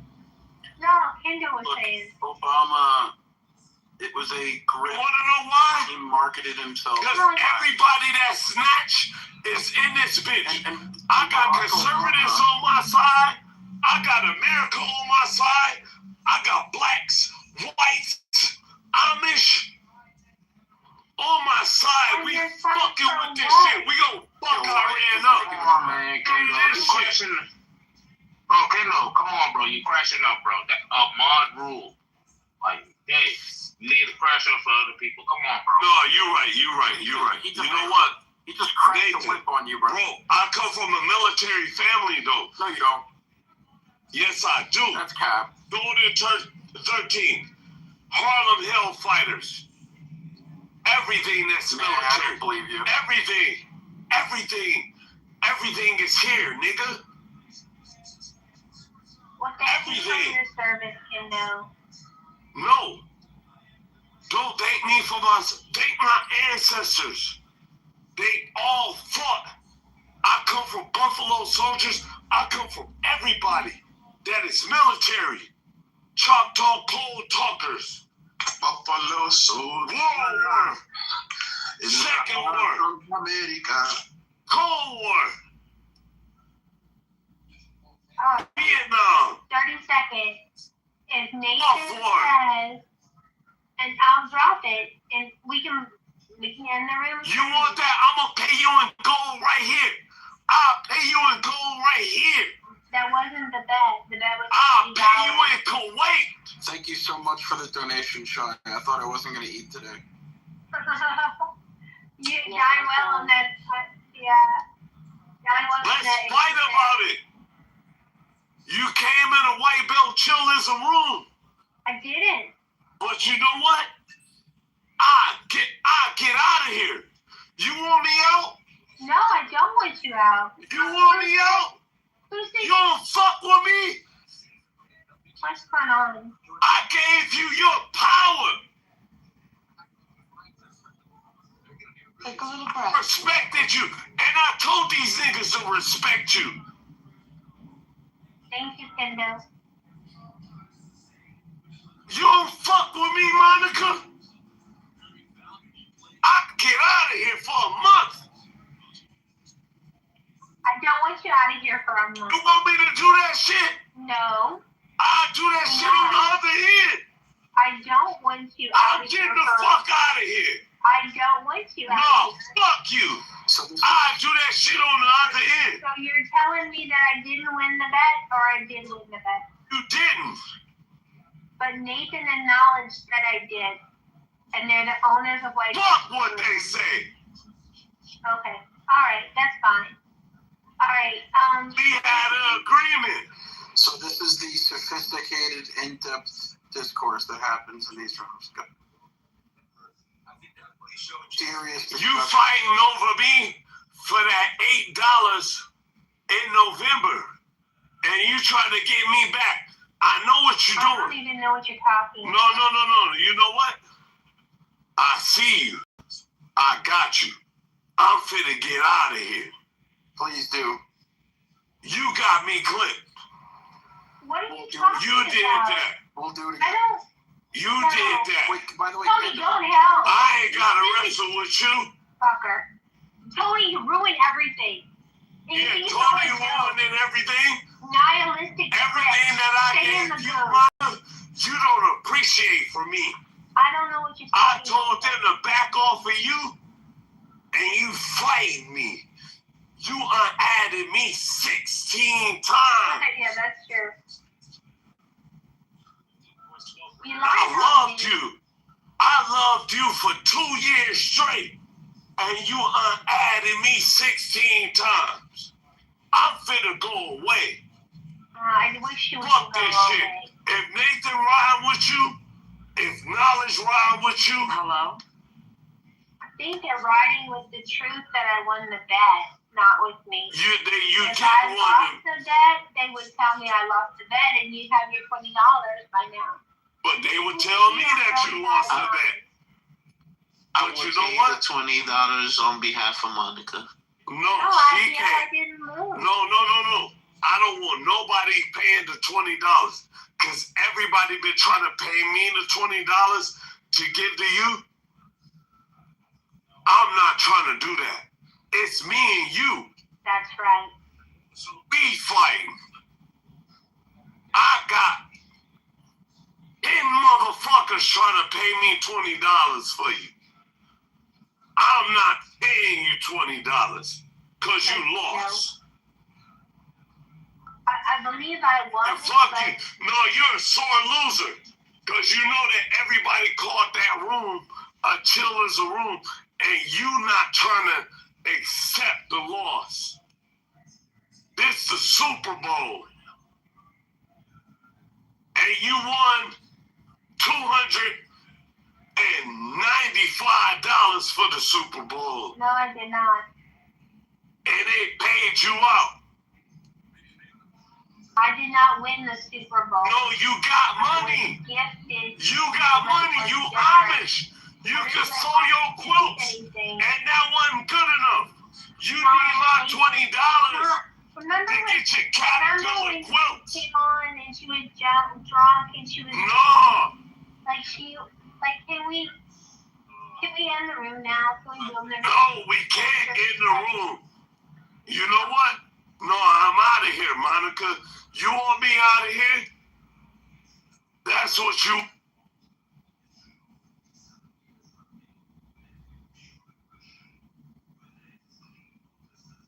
On women crime, but I'm gonna look up the statistics to see first before I just made this statement. You're probably right. You know, the women just don't get the cops called on them as much. Go ahead, Naya. You want to speak on the title? Hi, y'all. Oh, I was just saying, like, I think girl code is stronger. I think it's stronger because it was something that we was taught from our moms as little girls. Like, I don't know if y'all ever taught the same thing, but I was like, if a girl mess up her clothes, you know, pull her to the side. If she a little musty, pull her to the side. We could be in a club in the bathroom, somebody need a pad or a tampon. And if we got it, usually we have them, whether we're on our cycles or not, to give to somebody who may need it. You know, we make sure girls get home safe. I just feel like it's a thing that is kind of hard to break from because we have been conditioned to operate like this amongst women and young girls since we were young girls. So I do think girl code is strong. I gotta push back on that. My pushback on that. Go ahead, bro. I gotta push back on that for the simple fact that I know me and my bros, it's just certain things that we just know is law, and it might be unspoken. Like I'm not looking at your woman if she walk in the room. I'm not looking at her ass, you know, because she's off limits, certain shit like that. It's just certain shit with the bro you just don't do. And it's like right or wrong, you know, we on the same team. So like I could get into a fight with my physical fight with my brother. I've slapped a few of my closest friends before, a few in public, and we guided it on. But it's like minutes after we was right back because like I would shoot somebody to you. So I would say the bro code runs a little deeper because it's based off of loyalty and not like trauma bonding or you know it's based on loyalty. It's the code that we stick by no matter what go on. My pushback for that is just, matter of fact, that wasn't even pushback. My response for Naya is just that I think you can see it within the girls that were raised within the girl code. Because Naya, I ain't saying that you argumentative, but you definitely don't mind getting there and swinging for the ladies. And I respect your perspective because, you know, black women, y'all ain't nothing to play with. You know what I'm saying? But definitely, yeah, we see it. We know who's, we know what's up. All right. Any more pushbacks? No? Okay. All right. I guess I'm next in line. So I think bro code is absolutely more stronger than girl code. I know somebody brought up that, you know, black men shoot each other, but you got to understand, amongst men, we have wolf packs. And a lot of us run in wolf packs, and I think Sly kind of alluded to that a little bit, but you know, I'm not gonna be too long-winded, but I think bro code, you know, there's an unwritten monologue with the common interests in regards to having loyalty. You know, we prioritize friendship and loyalty. There's no fucking snitching on one another's. Also, you know, we're absolute wingmans to acquiring women and money. And never, ever date your friend's ex. That's just something we don't do. And then the last thing before I take off, bros before hoes. As simple as that. So yeah, I think bro code is way stronger. I say a man gets in the way of, anything that gets in the way of a man's ego is a threat. So a lot of men have egos. So I feel like,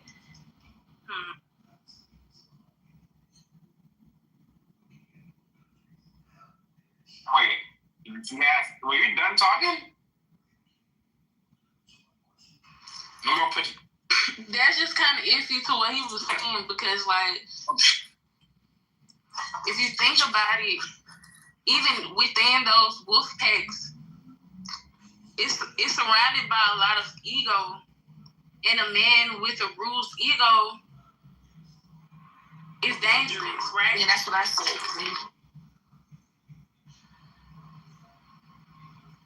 Okay, well, it sounds like y'all don't really got a lot of pushback for the speakers. Penny, go ahead.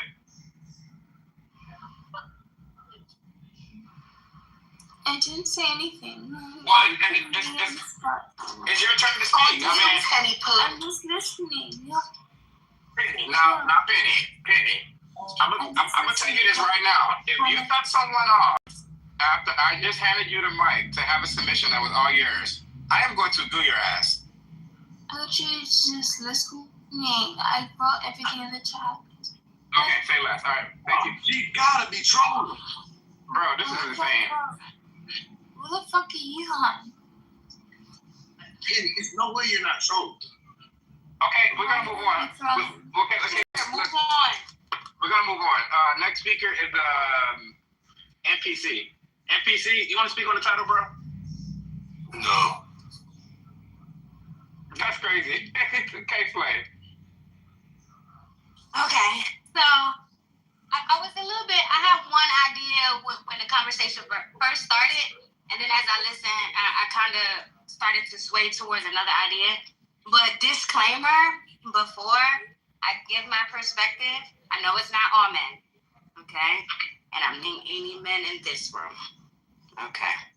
So I think, at first I thought the woman code was stronger, right? We do stick together like Naya was saying when it comes to like taking care of each other, like, oh girl, you know, you got something on the back of your pants or whatever. Like sometimes we do stick together a little bit more.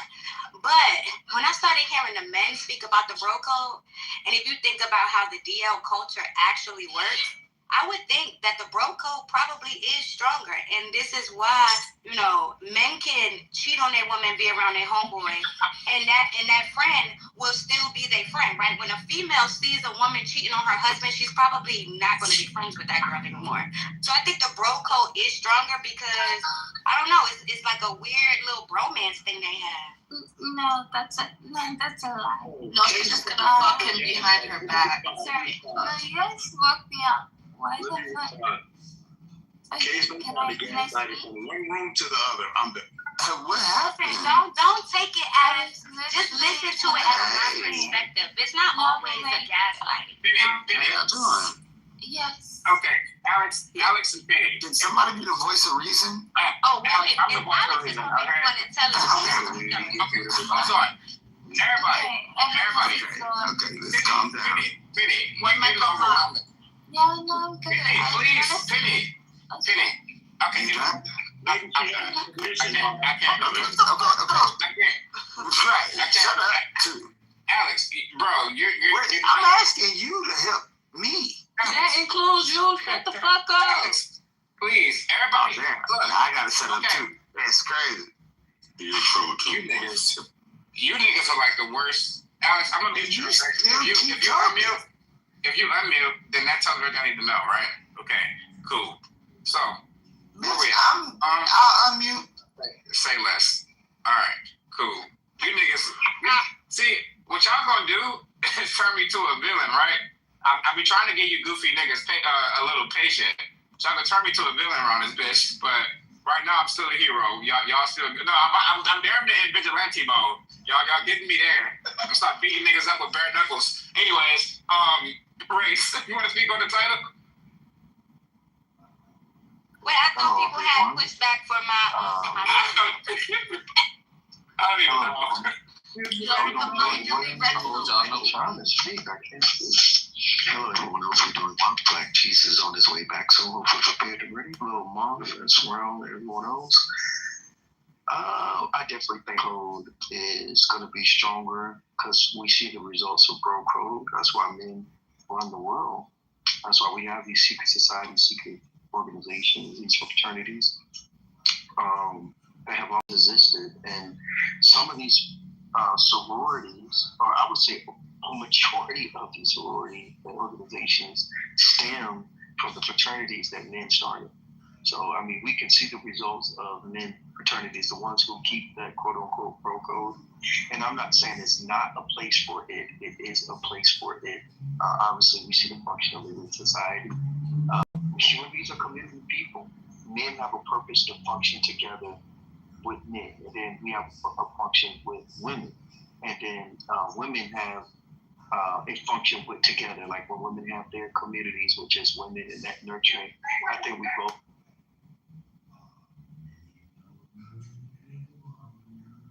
Yeah, bro code definitely stronger. Yeah, I think it's definitely stronger though. I just think that I just think that they both have their pros and cons. But if you're saying which one is stronger, I think it's obvious that bro code for men is stronger.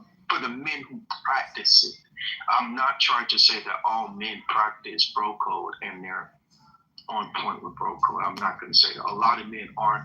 A lot of men like mentorship, leadership, discipline, and structure. A lot of men resent quote unquote community and male leader because a lot of dudes just want to do things on their own. I don't know what that means. I'm not necessarily sure about it, but there's nothing wrong with community. With the right people, of course, and for the right reason.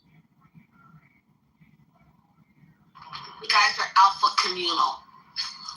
My response to race is that historically and globally, the patriarchy had a strong bro code, but I don't think if we're talking the black male demographic, I think bro code is much weaker. I can agree with that. Well, in the modern time. Yeah, exactly. Naya, did you have pushback? I wanted to hear it. Oh no, not really. I just don't agree. I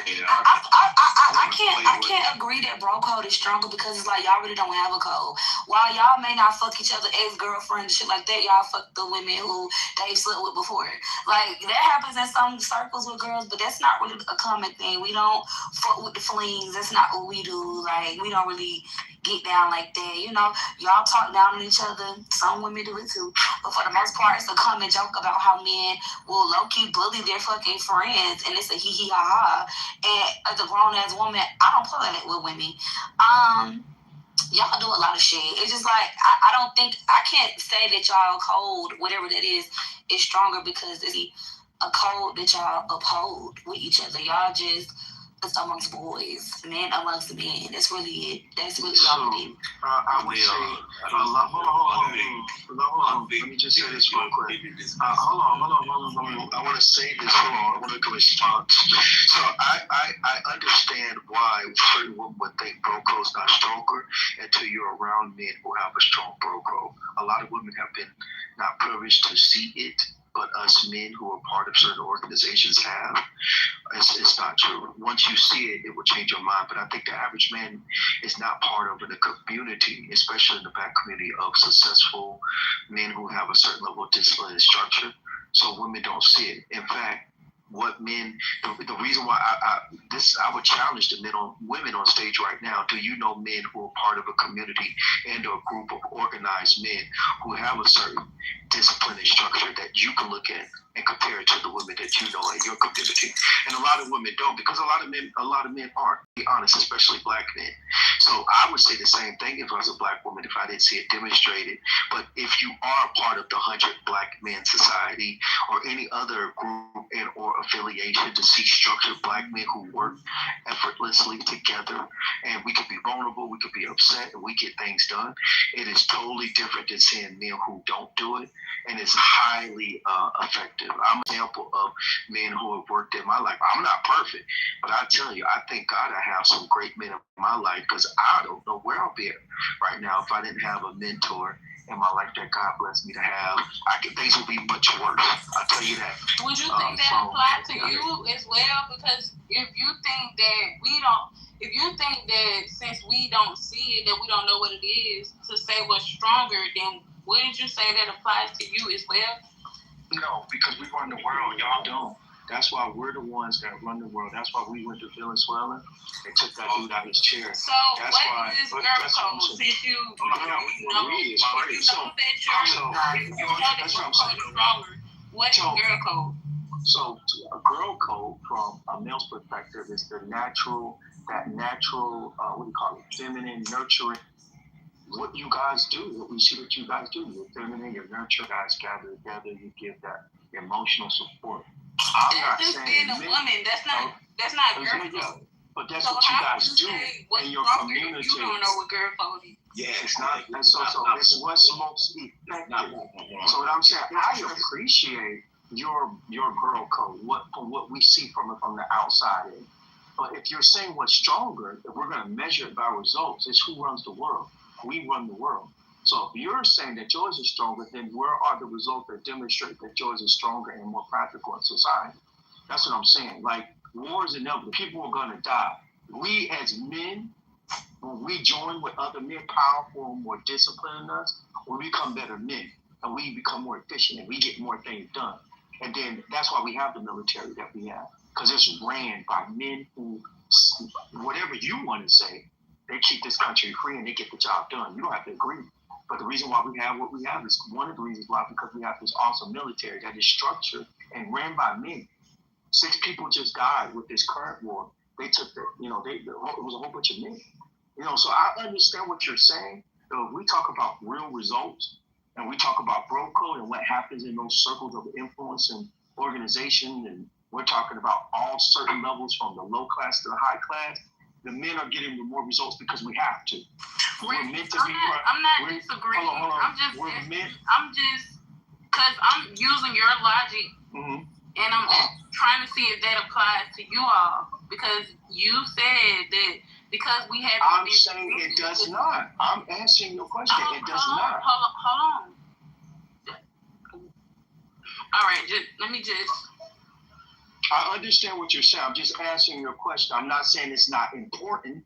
I'm not saying it doesn't have value, because we both have value in our own gender-specific communities. They're very important that women have their women communities and have their time, because the way you guys understand each other is not the same how we understand you. We have a different dynamic, and men need to be around other men, especially if we're trying to do better and be better. You're not answering the question, though. I think you just refined, because if to your logic, if because basically you said that we don't know what bro code is because we haven't seen it. So wouldn't that apply to you, right? No, I'm saying no. I actually have seen women groups before, to be honest. I've seen it. And I've seen women, quote unquote, nurture each other, do some of the things I'm talking about. I think they're amazing. I think they're invaluable. I'm just saying that I don't think they're more powerful. That we didn't see bro code before? I asked the question, and I said a lot of you have it. And then I'm going by my own experience that a lot of us men are not even a part, especially in the Black community. We don't have mentors. A lot of us don't. A lot of us are not a part of groups. And that's unfortunate, but it's the truth. And I'm trying to tell you the way to judge a man's discipline and structure and his character is to see the part of the group.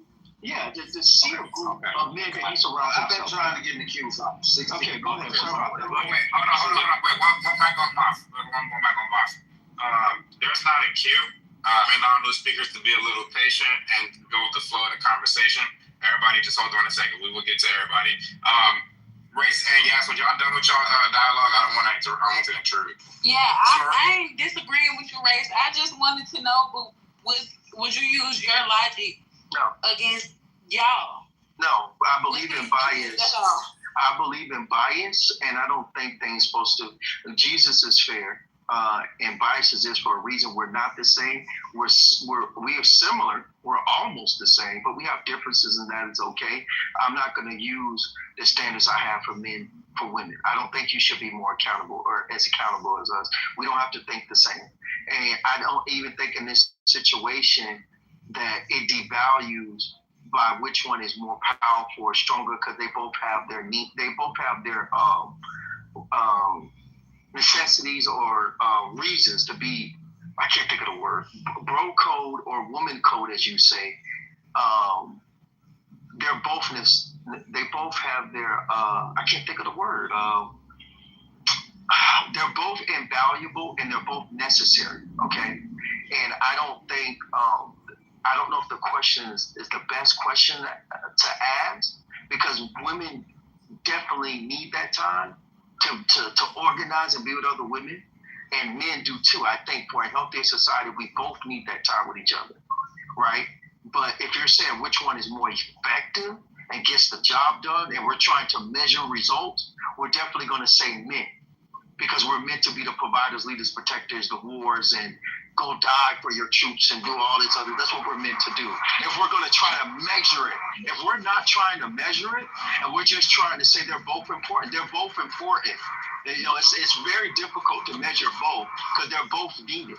Is my point. Hold on, y'all. Because by your own logic, you already proved the point there. Minorities. I'm talking to you. Don't come telling me, hold on. It's my for me to shut up. Here, shut up. No, go ahead. Yeah, let's go. Go ahead. Northside, you go after her. Y'all been going for how long? But I'm sorry about that. I apologize. Go ahead and reply. Yeah. Go ahead. Allowing it and egging it on. Okay, so Ray, you're not describing bro code or girl code. Only thing you're stating that's equating to bro code or girl code is being a man or woman. You listed qualities like nurturing or you listed women qualities and men qualities. You said nothing about mentoring each other. I did say mentoring. I said that I'm the one that introduced the word to the conversation. I literally been saying that the whole entire time. I said mentor, provider, leader. I said structure, discipline. No, y'all hear me. Hold on. All right. Hold on, guys. Give me a second. Let me just start as Morel respond to this because it's kind of. I mean, he's cutting you off. It's kind of like y'all just cutting each other off and just making long submissions. So let's just get Morel and Northside to get their submissions towards the racist saying, and then we'll move on to the next one. Go ahead, beloved. All right, all I was going to say is related to Naya's submission and is related to racist submission. Because race, you basically just cooked yourself. You admitted that the numbers you were speaking about was a super minority of secret society. So why are we even doing this? So by you admitting that, that also means that in large, girl code is practiced more prevalent, especially amongst mainstream, especially amongst the black demographic. Yes, he already conceded to that. I don't know why you're still cooking. He already conceded that amongst our demographic, y'all's code is stronger. So he's arguing globally. So you're arguing a muteless point. Yes, that's what I was trying to get in there. But he already conceded. So and race, you already conceded to Naya as well by admitting that it was a super minority of secret society people that actually practice a strong version of that code, while the girls actually practice it extremely strong on a very high mainstream level. I'm done. But I wasn't saying that though. I'm talking about the military. Let me clarify if I wasn't being clear. I'm trying to speak as an organization, as like the military. The military is ran by men. I know we let women participate, but that's ran by men. Fraternities. There's a whole bunch of different type of fraternities. Business groups. I'm part of a mentorship group, which has about 3,000 men who are all around America. There's a lot of 100 black men. There's a lot of men-led group that are led by men for men. That I wish a lot of us men, I'm not telling dudes to get in certain fraternity. That's not me. I'm a Christian. But I am saying men should be part of male-driven groups because a lot of us do lack structure and discipline. And iron does sharpen iron. That is very important. I think a lot of us men are limited by not being quote unquote on world code and being by other men, and we don't have that mentorship. It is for me. I think it's necessary. And so to say who's practicing it more, I would definitely say men are, based on what I've seen. I would definitely say men are doing it and executing it. That's why we see men with the level of influence that men have and get to where they do get it in life. So I definitely think dudes are doing it. So I don't know. I'm not saying women don't do it, but I mean, I guess maybe I've had the privilege to be around certain groups of men. You could call it certain societies, and the level of practice is just, there's no comparison to what women are doing. And it shouldn't be. To be honest, it's probably not the best conversation to have because the comparison is so different in those environments, and the conversations are so different on how men work together strategically to get things done that it may not be the best comparison. So let me ask you a question. Since we're throwing in world war and things to me that don't really represent a code, right? So I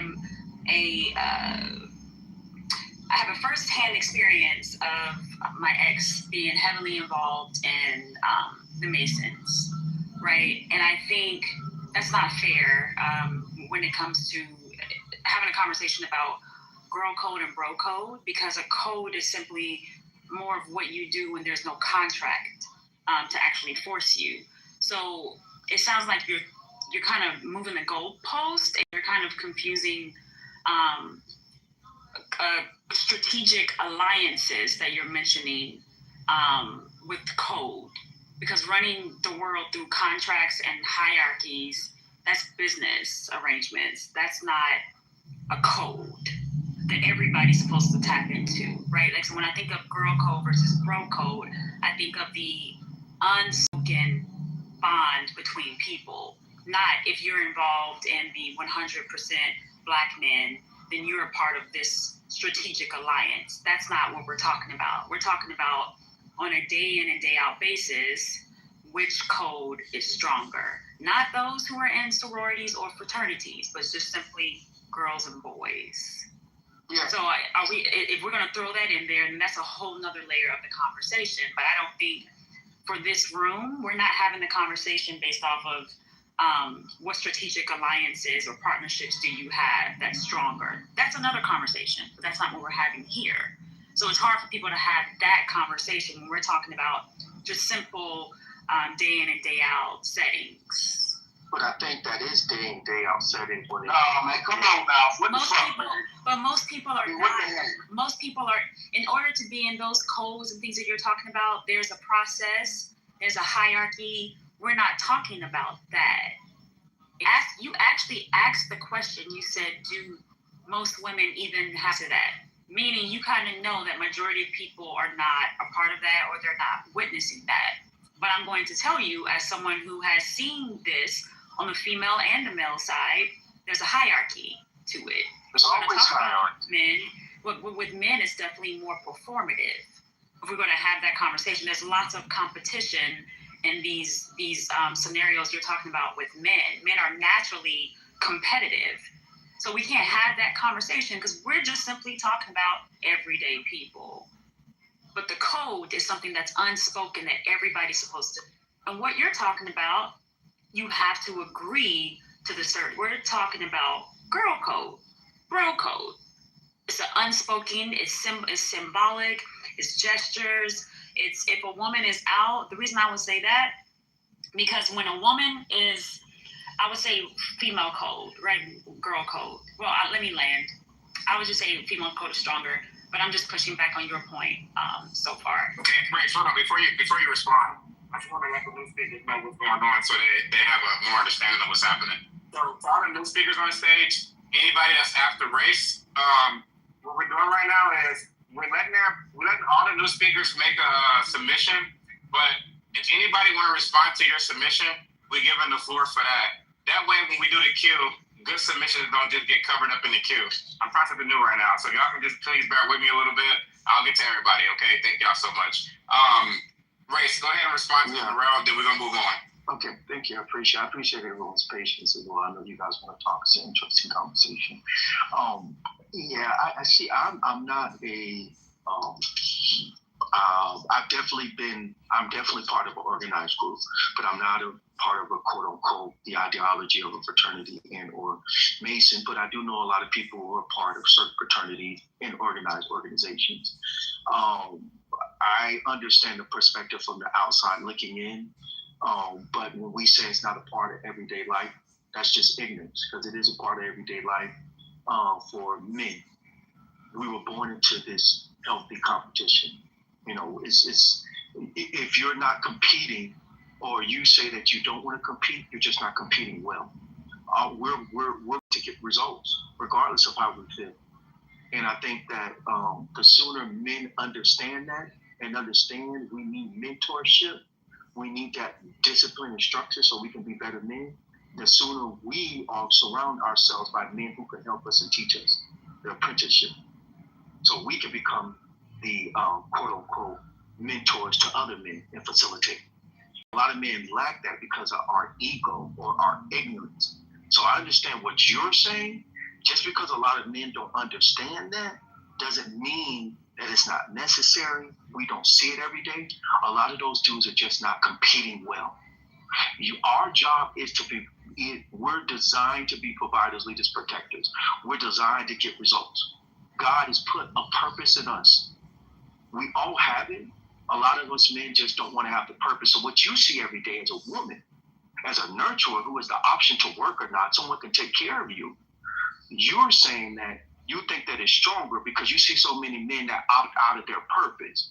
But for men who are purpose-driven, we got to have mentors.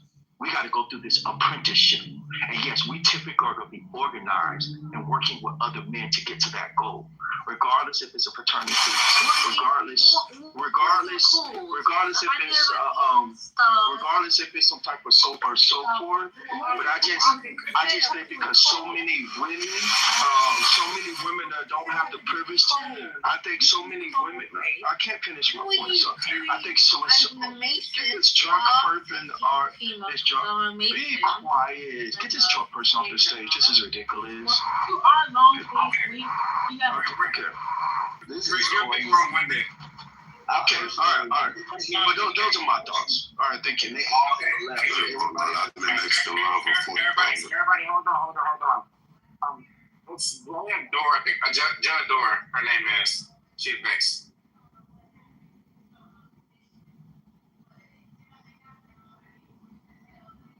Okay, go ahead, Champs. Who's next? It's okay. Go ahead, Champs. Yeah. Go on. Shit. I think it's quality over quantity. When it comes to the whole bro code, girl code shit, I think that most niggas don't move on a code. Like, if most dudes, most men moved on some type of code, then you would see a lot more camaraderie or whatnot. I think women get together a lot more. I hope this don't trigger no women, but if it do, fuck it. Like, I think that girl code come more for being unaccountable. And that's why she got your back. That's why that's your sis. She gonna let you be unaccountable for something you know you're doing. But with men, we lose respect if we doing some fuck ass shit and then nigga don't tell you like, yo, bro, you acting a fool. You feel me? And that's why it happened much, much less.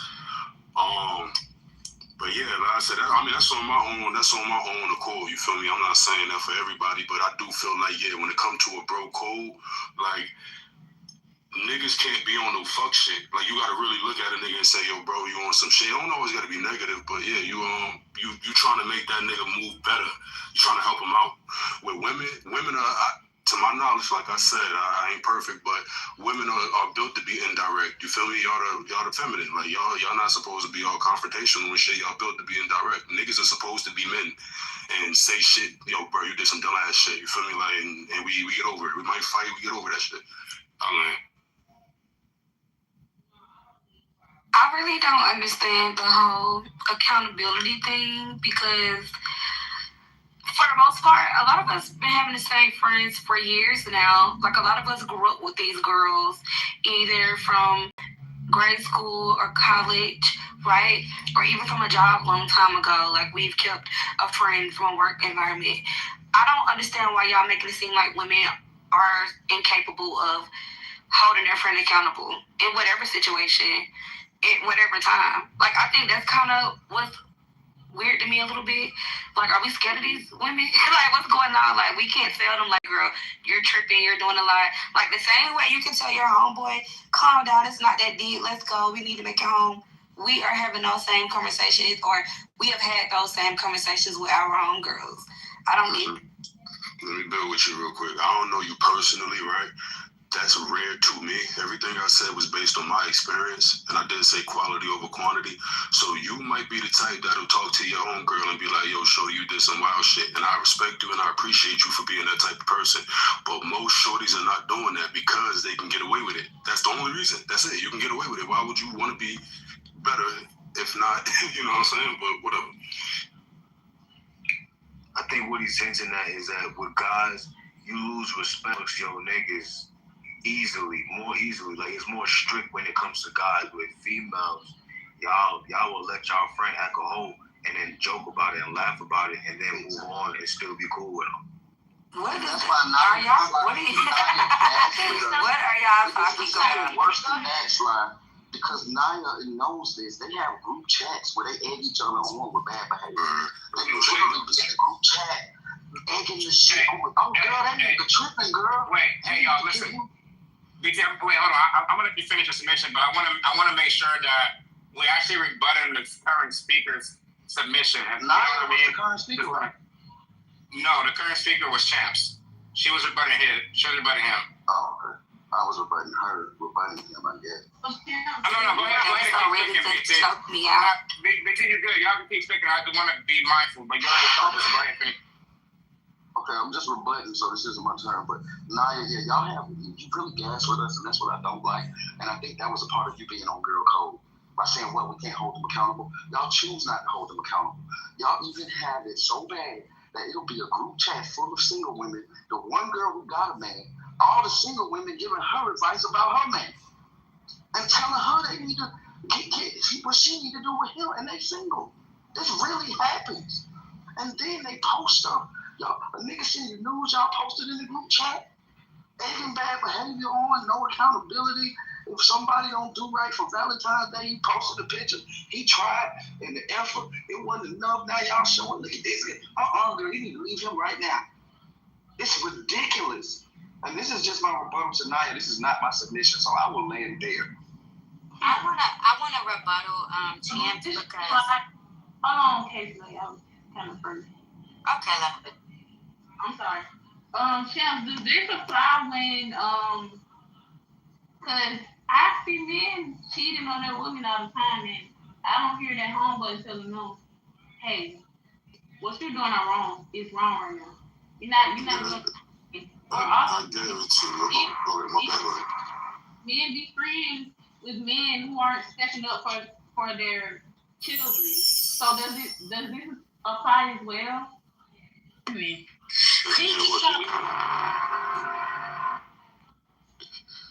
replay's on. I said to you, a lot of niggas be on fuck shit. So what I think stands for bro code is more rare than just saying some shit like niggas hold each other accountable. If your man's moving on some shit, imagine me talking about I'm marriage minded, but I'm moving around with a bunch of fuck niggas. I'm not gonna get the wife I want.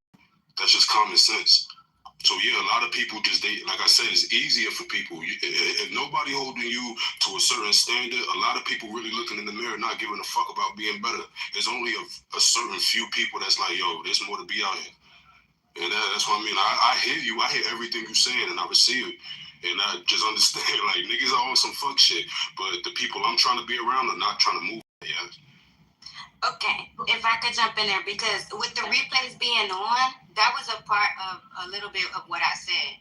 I think there's certain groups that move certain ways. And the reason that I said, that the bro code can be stronger than the woman's code is because when a man cheats and he's around his boys, the men don't hold him accountable. But women will be around women that do something they don't agree with. And just because she doesn't have a conversation with that woman about it, doesn't mean that she's going to continue the friendship or continue to be around this woman. I don't know why cheating is the standard. That's crazy. It's not necessarily a standard, but I'm using it as somewhat more of an example. Because to me, sometimes when it comes to relationships and people cheating, if the person is married, right, and let's say, for example, my homegirl's married, and I'm a woman that's hanging around her because I want to surround myself, like he just said, being around the people you want to be like, right? If I want to be married and I'm hanging around married women that are cheating, then that does not go with my overall goal. So I think on both sides, maybe that's what he said first time hearing it from a man, but that is why I think that the bro code is stronger. I don't agree with what you're saying. I think it's somewhat of the opposite. Or it could be the same on both sides, that when people see people not doing what they agree with, they just, exit stage left. Are we talking about who breaks more? On that makes sense. Chuck, you got to respond to that, bro. We can move on. No, I think she's speaking from a subjective place, and she got a right to say it. So we good. Okay, that's my lady. Make a submission on the top. I got you. How y'all doing, man? What's up, man? The first thing, what I'm most compelled to, what's up, Yaz? What I'm most compelled to respond to is what I heard when I came in here. I heard somebody reference that somebody said that black men shoot each other. Every time I hear this point, I always bring this up. Just so this is not my actual submission necessarily, but I didn't want to say it. That less than I don't gotta say zero. Less than 0.04% of black men in any given year commit murder. So I just wanted to say that black men are not shooting each other. 99.9% of black men are not shooting each other. So I just want to say that. But anyway, I hear that we're referencing friendship, and I don't think a code has anything. Now friendship has its code, but I hear a lot of people like referencing friendship in itself, right? A lot of things we represent is just something that friends do with each other or like family does. But I think the code is more of like a tacit agreement. It's just an unspoken thing between men and women that whether they're friends or not, they have an understanding that this is how you're supposed to move. And I think that women have a stronger code because men are more dangerous to women than women are to women. And men are more dangerous to men than women are to men. So women inherently have to, it's the same thing as being black in America, bro. Women inherently have to stick together better than men because women are less able to protect themselves against men than men are to protect themselves against men. So women, but even men participate in the girl code. You want to know how I know? Because the studies have been done on this, but men are more apt to help a woman in need than they are to help a man in need.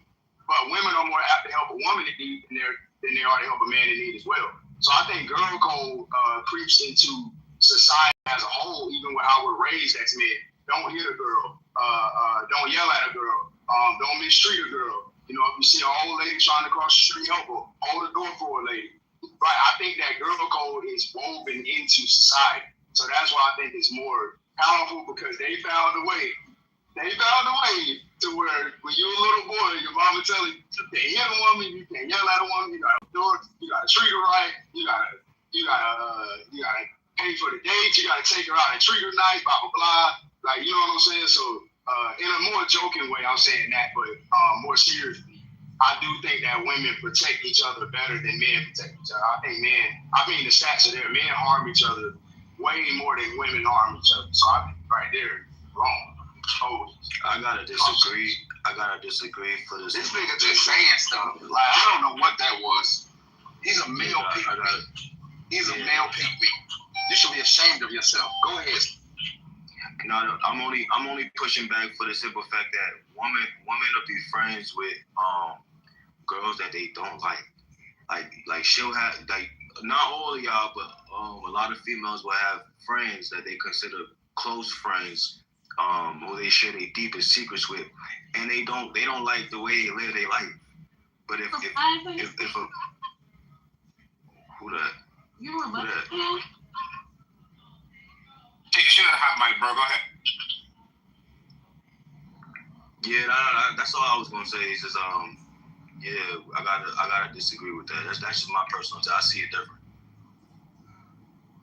That's respect, but like I said, and that's true when you're talking about friendship. But I'm not invalidating anybody's point about the friendship. I'm just saying I see it differently. I don't see code as friendship. I think friendship and code are two different things. That's just what I'm saying. But what you said is true, though. That's a fact.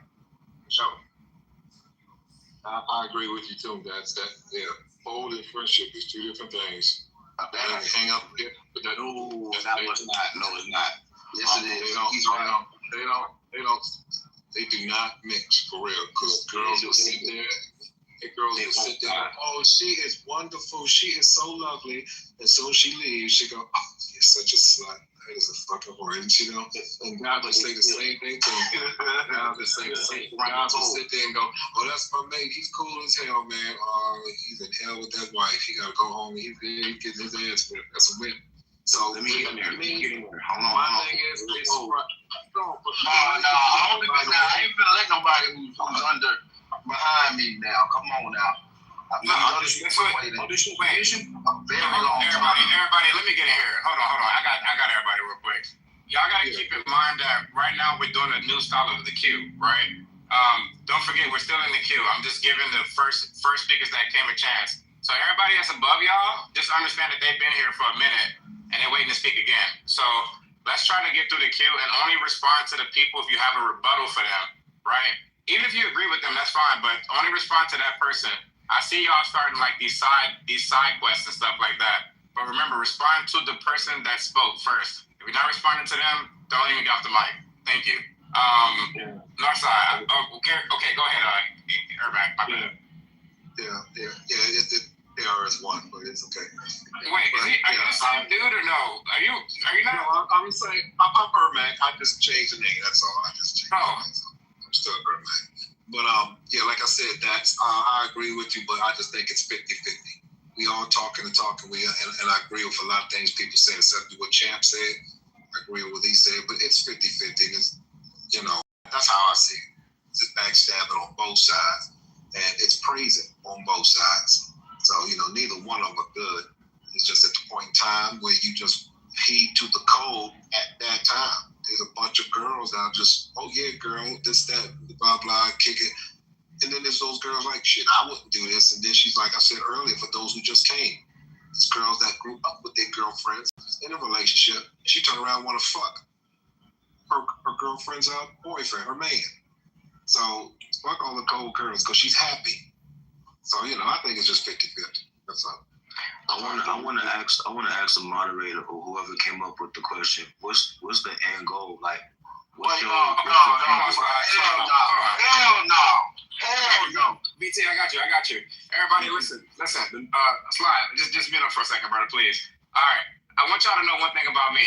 I got y'all, and I don't really like kills. I want y'all to know that. Right now, we tried with the new. I know it's different. I know you're not used to it, and I am trying to get through it, right? So, if y'all don't get off mute, this shit will go a lot faster. But when y'all get off mute, y'all make it go longer. So please stay off mute. I'm moderating right now. Even my own mod's not getting off mute. So can y'all please stop doing it? All right? Thank you.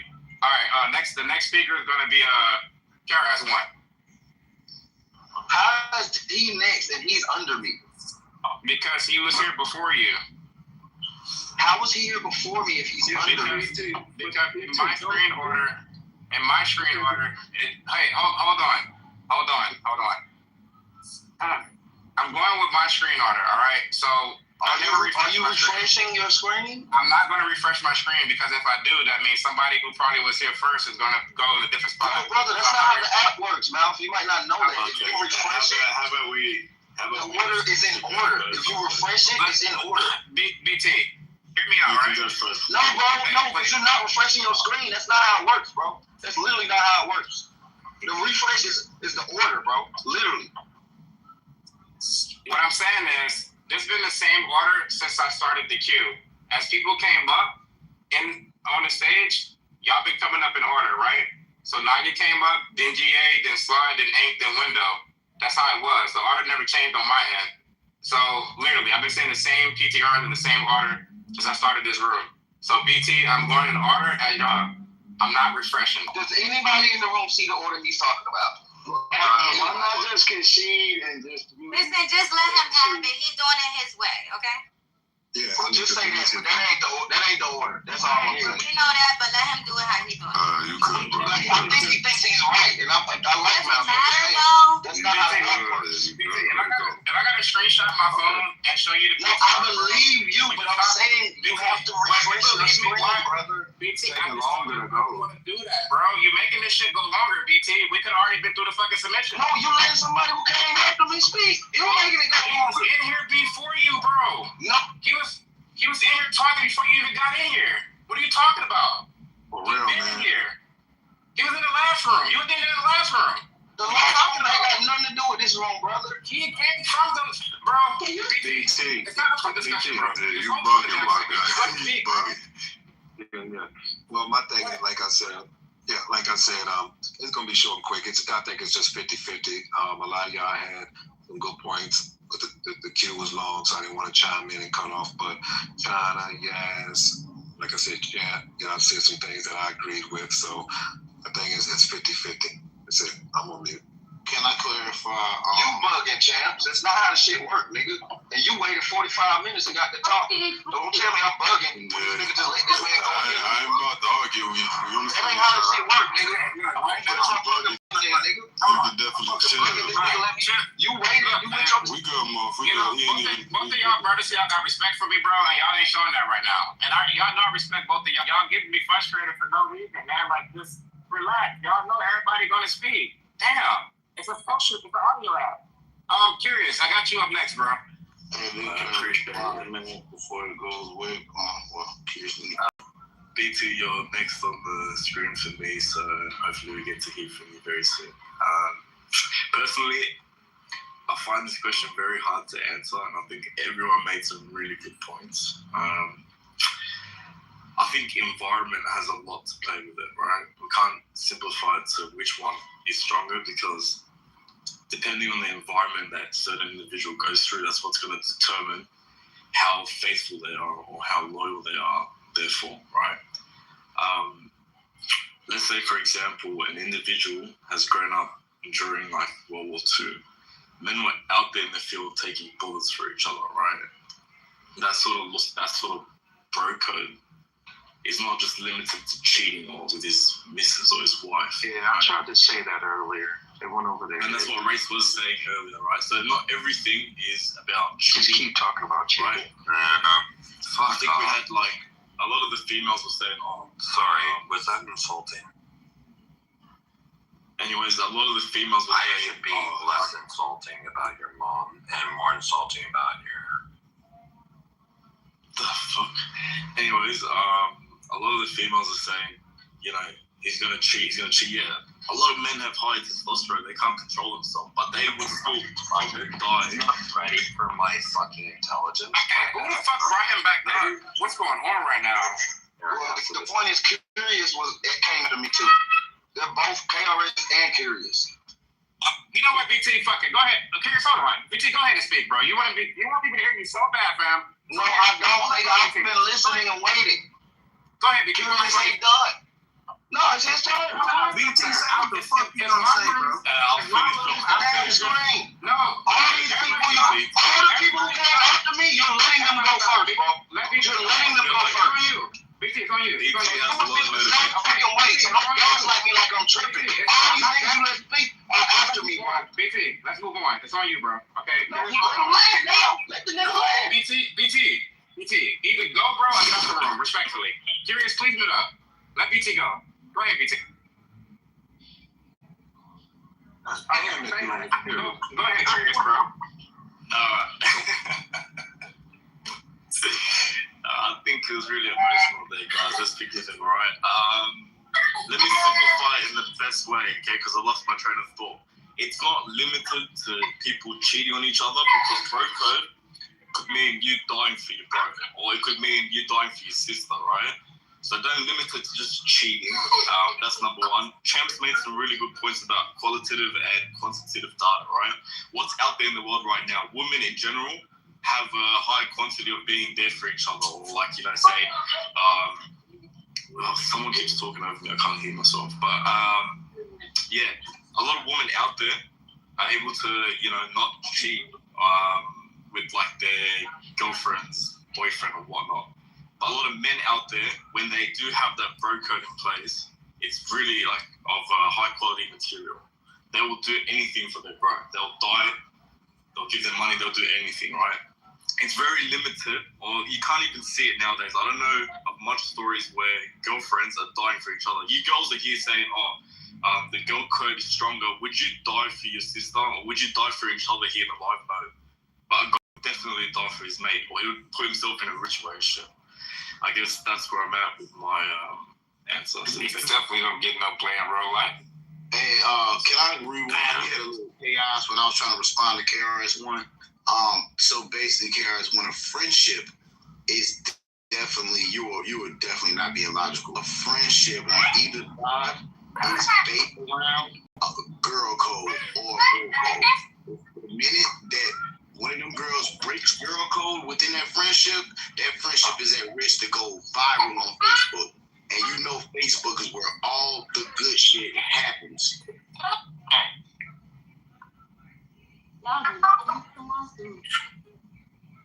But curious, we didn't admit the kingdoms. We just used it as an example. We never even said that equated to girl code over broke. I didn't hear what you said. Did you say that again? It was cutting off. I just was replying to you saying that we limited to cheating. We never limited bro code or girl code to cheating. We just used it as an example to someone's point. But that's the only argument you can bring on the table. You guys keep saying that men will cheat, do this, and men, And when a dad is taking care of his kids and men are friends with those men, I use that as an example as well. I'm with it, but all I'm trying to say is it's depending on the environment. Yes, if you grow up with parents that are constantly putting your brain to look after your sister and look after other females around you growing up, you're going to do that. And you're not going to sleep with a man or whatever unless your hormones take over, right? So environment has the biggest play on whatever code or loyalty is stronger than the other. Right, and that would show that female code is. I mean, we literally have that said, we literally have men following female code. And one thing I want to mention about races submission, I think you guys are limiting it only to like high societies or whatnot, but it can't be limited to just that. I think you should also take into consideration places that have high education or good parenting will also provide these sort of bro codes and girl codes, right? It's not just limited to high societies.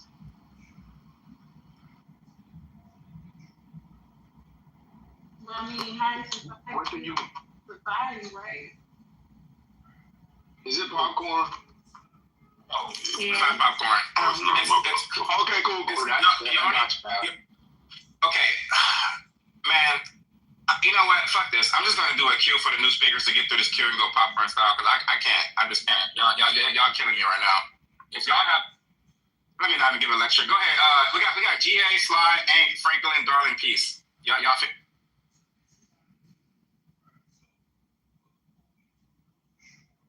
Now no one wants to say anything. Oh my God! It's on GA. Ooh. Bobby going, niggas, bro. If y'all done in 2 seconds, I'm finna talk. Hey, man, I think everybody bullshit. Mop has literally left his phone. He's literally departed from his phone. Yeah, I'm here. But look, okay, y'all, the mic's open then. We just go popcorn style on the title then. The title, well, you know what? Let's get some good energy in here. I want the mods to speak. Y'all just chill for a little bit. Any other mods that want to title, the mic's open to y'all. Hey, this is Mace. I'm here right now.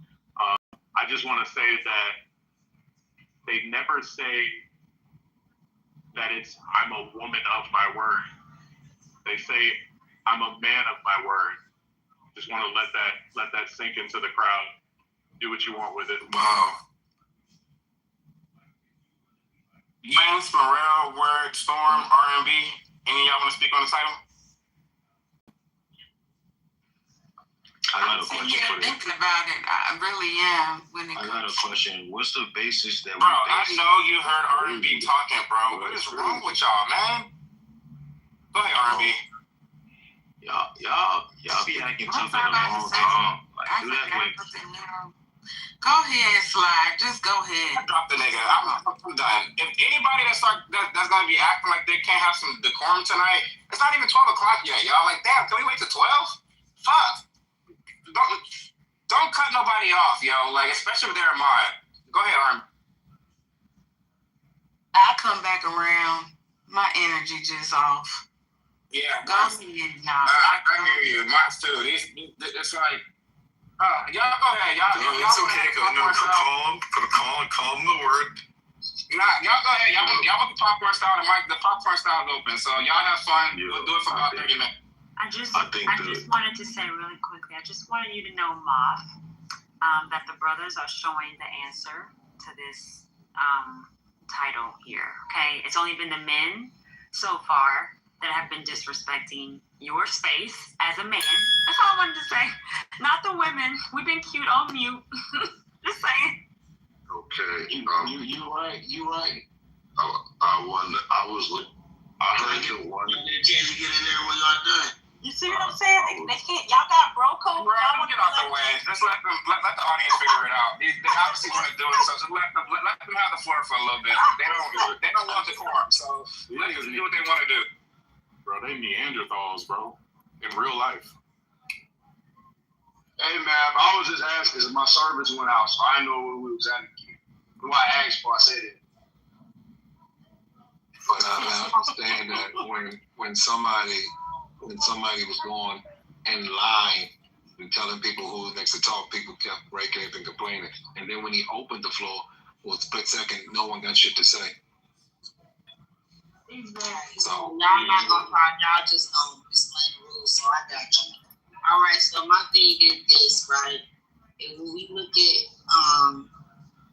the topic, I'm gonna just say bro code is harder than girl code. Because these women will sell each other out or compliment or anything I've seen it a million times. Like for the sake of talking on another bitch, whatever, another woman, I'm sorry, excuse my language. Talking down on another woman, a young lady.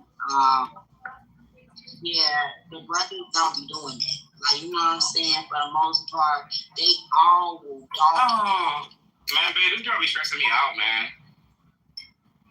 I'm stressing you out. No, my daughter. she be tripping. I'm sorry. I was talking to my wife. Stop, because I'm a little drunk. I took about 8 shots. I don't know. Whatever. So the funny. Okay, whatever. It's fucking fine. Is you drunk right now? I'm a little tipsy, but the point is, so these men, they be staying on bro code. Like, when I tell you they know how to gaslight the women, they know how to stick to their point. They don't even have to talk to each other. Like, they know how to stay on it and just, like, keep it on it. Like, and they don't never turncoat.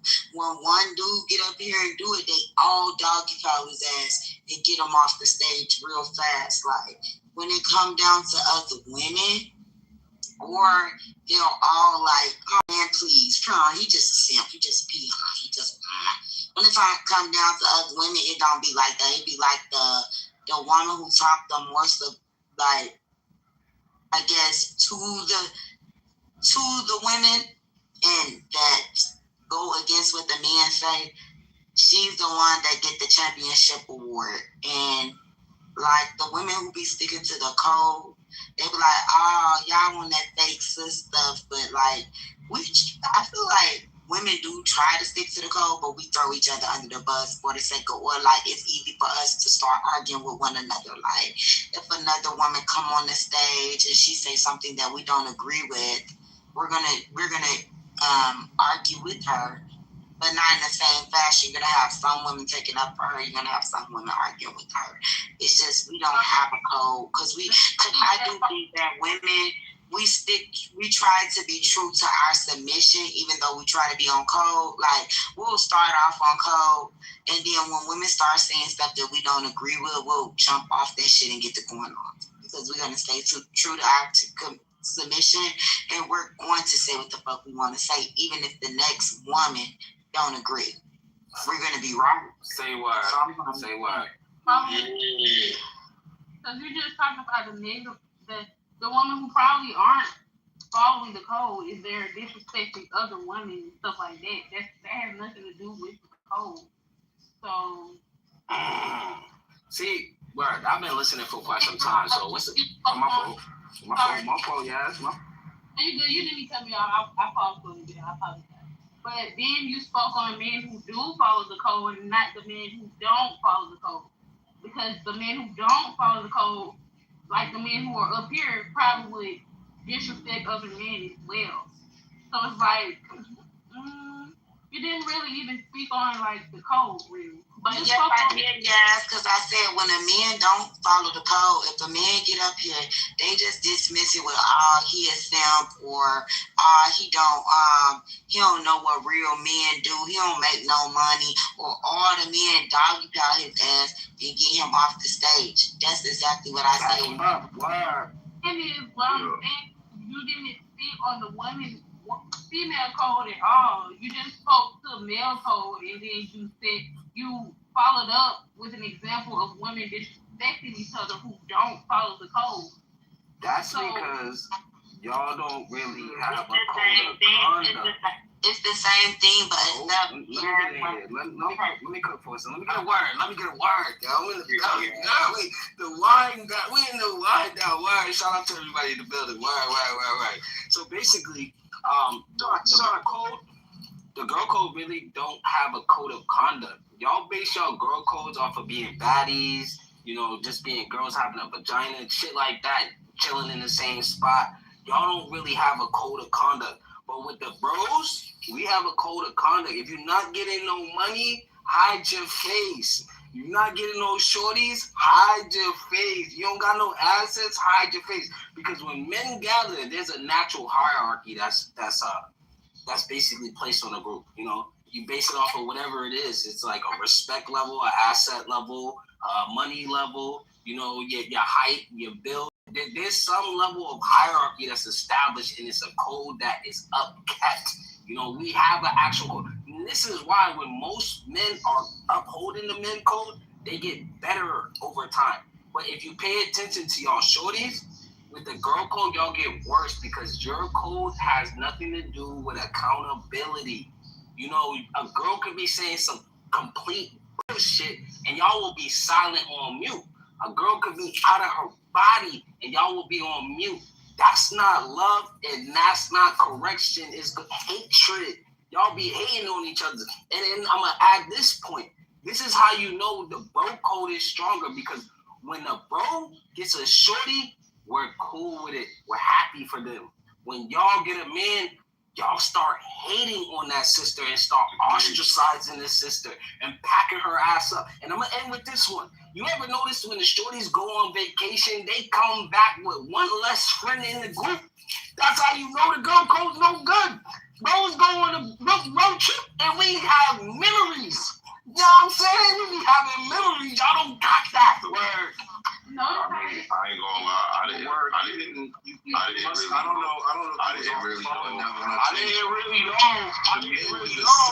didn't really know.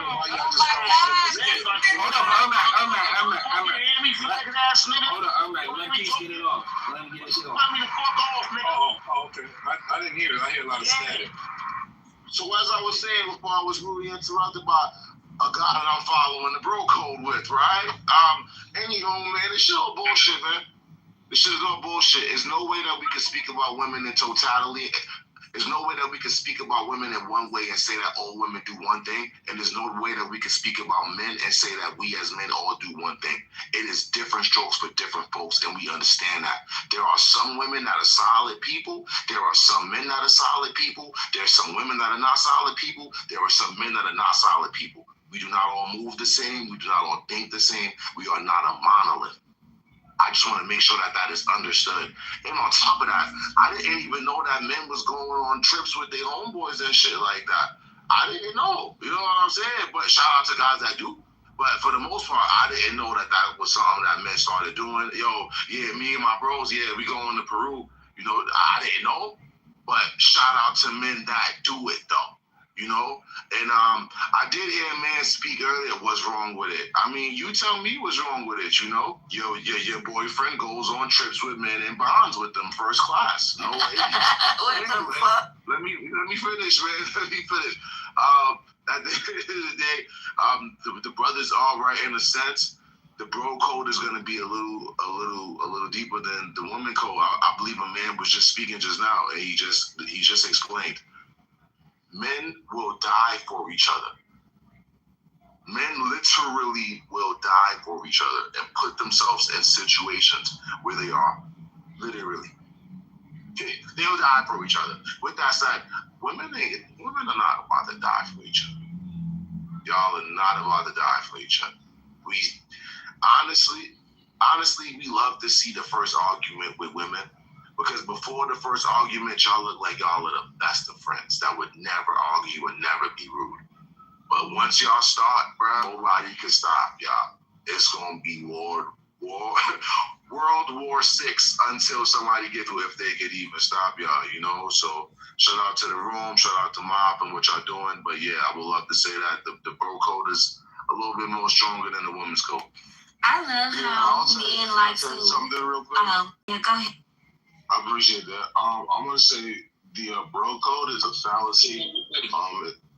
If you've never seen a 48, these men are snitching. Once you handle them, and they pour 100. Exactly. There's a woman, like, this woman code, it's a fallacy as well. If these men are in jail and they got a girl, well, or vice versa, the girl locked up or whatever, you know, that girl going after that girl's man. So it is what it is, you know. They're probably giving them bad advice and everything like that. They probably want their situation. So, men or jealous of their own friends, there ain't no girl code. Like what Pease was saying, we're not a monolith. We're all different individuals. So these people sitting here saying like, yeah, you want a girl code or man code with people you don't know. That's also weird. And I also believe too that whole men going on trips together to like Peru or the Caribbean. If it ain't a golf trip, if it ain't a bachelor party, it's a little weird. I'm not even gonna lie. That is. I'm sorry. You finished, YB? Oh, how old am I? Yeah, I'm 21. No, I asked were you finished. Oh yeah, I was done. Okay. I like this fantasy of like, oh, I'll die for my brother's keeper. We saw how that shit ended. Y'all are not dying for each other. Y'all aren't even dying for y'all kids. Please. Like, I want us to stop like hyping it up. It's not all of that. And I'm not gonna act like it's all of that for me and my friends. I'm not dying for them drinks. I'm not dying for y'all. I don't care about all of that. I do think though, I think my point still stands. I just think that girl code is something that we have upheld since we were kids. Like, it wasn't something that we latched on to and try to make a thing be a thing, like bro code. No, we didn't have to do that. Like, girl code has always been a thing because us as women have to look out for each other for the most part. Like, I think I gave very good examples that aren't really just so like friendship based. They could be like everyday things. You could bump into a woman and like I said, she probably messed up her clothes. You have to pull it to the side, like, hey, you have something back in your clothes. Like I was taught at a very young age because that's just what you do. That's girl code. I don't think that's all that it is, but I do think that's a very big part of it, being there for one another.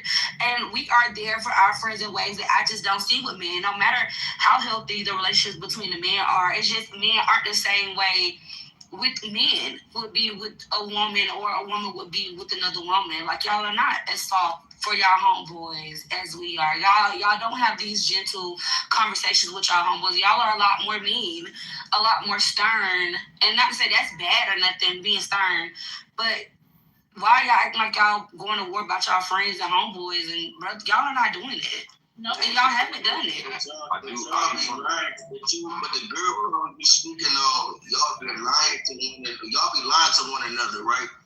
So it ain't like it's a real code there technically, because you ain't telling someone really what some good information is. You really just stroking her ego with anything, right? It ain't like that. I'm sorry, you said what? Talk about girl versus bro code. They talk about the weak one is stronger. The conversation always focuses on like who break the code. Women. I mean, y'all break the code more because for some odd reason it's just y'all. She's saying that's not the point. That's not what we're talking about. Let me get in there. I know, but it's not a gender war when it comes to it. Thank you. All right. Right, what's your point? And I'm gonna let R&B get in there behind you. Thank you. No, I'm just saying, like the bro code we got, it's solid. Like it's been generations. Like can't be broken because, like, just like this, boom. If a homie in the bro code, he do one thing to go against the bro code, bro get X'd out forever. Like gone. It's really hard to redeem yourself. I don't know about the girl code. I don't know how that structure is lined up in, meaning that I don't know it. Right there. I'm just keeping it real. I don't mean no harm. I don't mean no foul. No malice at all. But I'm just saying, if bro show any signs that he's not a part of the code, he get X'd out quick. It's a lot of brothers out there that have got X'd out, and they no longer looked at on the group when the majority of us, like, bro, use a clown. That's why they gotta walk with their head down. They gotta walk away and be kind of isolated from the rest of the people. Now, women, y'all different. Y'all collect them all, bring them all like Pokemon. Gotta catch them all. All right, that's cool. It's this girl that had sex with 5, 6, 7 different dudes, and you still got her back. You know, I ain't knocking that. Yeah, but you can't do it on our side. Hell no, nigga, you ain't about to be out here tweaking like that, bro. Some foul shit that we just gonna cover up for you. No. Niggas be acting like we be the motherfucking secret motherfucking Illuminati team of black men. It's like, nigga, come on. There ain't that many great groups of black men friends, man. But my bad, I'm gonna shut up. My bad, R&B. So I just want to say this, and this is my opinion. Okay, what I'm saying is not solid and factual for everyone across the board. I want to say that before peace go off. But anyways, I really feel like men stay on code more than women. I think the bro code is stronger than woman's code. I agree with Word when he says that women don't have a code of conduct when it comes to certain things. They limit their code to their friends. And I think that's where it's fucked up at, because you limit your girl code to just your friends versus just a woman, just having mutual respect for a woman. We limit that to our friends. I think with men, they don't. They don't limit that just to their homeboys. It goes across the board. For instance, like there's a certain way that a man conducts himself when he's around another man's woman. Like you'll never catch him just all in another man's woman's face, kiki kaka, like crossing those lines. Women will do that. I won't do it, but a lot of other women will. Play in your man's face and all these different things. Like they do things. You say you'll okay, if something's going on with another woman, I'll tell her it's going on with her. No, you won't. A lot of times women will shut the hell up, allow a woman to be all out of pocket or be all out of pocket with another woman and never say anything because there's no code of conduct. It's limited to your inner circle. And I feel like men don't do that. Men have a respect for one another that is not going to allow them to disrespect or belittle the other man unless they have something against that man. Women, catty as fuck, petty as fuck sometimes, and just jealous, miserable beings a lot of the time and don't know how to hold that misery in. Whereas a man, he'll just be miserable in his own shell and not feel like he has to pour that misery onto the next man. I'm not gonna lie. Naya, before you go, I just want to apologize to the stage. There's gonna be no kill race. I am not doing a kill race. I just want to apologize to the stage for that little outrage that I had. But I want y'all to know I do be trying. All right. Go ahead. I'm not gonna lie. I do not agree. Like I do agree when you say that sometimes our girl code is limited to our friends. That's very true. Especially when it comes to like other people's boyfriends and stuff like that, all of that. Like, yeah, I mean, cause like, why the fuck would I care? Because I do think girl code is heavily rooted in, if I know you, then I'm not going to behave this way towards you. But I disagree when you make it seem like guys don't do that either. Yes, the fuck they do. Guys will go, like I just said, guys will talk to their homeboy old fling just to see what it's here for, because the homeboy talk too damn much. Like, guys do a lot of weird shit. They will sit and kiki in a woman's face, and nowadays they will DM a girl, you know, or like they do that. That's my only pushback. I don't really know, but I am younger than some of y'all in here, so I think that I'm kind of speaking from that perspective too. Because I know plenty of guys who will kiki and kaka with the next woman, whether he know her ex-boyfriend or not. He don't care. Yeah, it don't matter. Listen, the age don't matter when it comes to the guy code, right? Listen, I just want to say one thing, y'all got it. I just want to say one thing, y'all got it. The age doesn't matter when it comes to the guy code. America is set in stone. You get what I'm saying? This is a code that's been set in stone, and we have been taught this as children. You feel me? Growing up. So the ones that broke that code don't know you get part of it. And I speak for all men when you say this.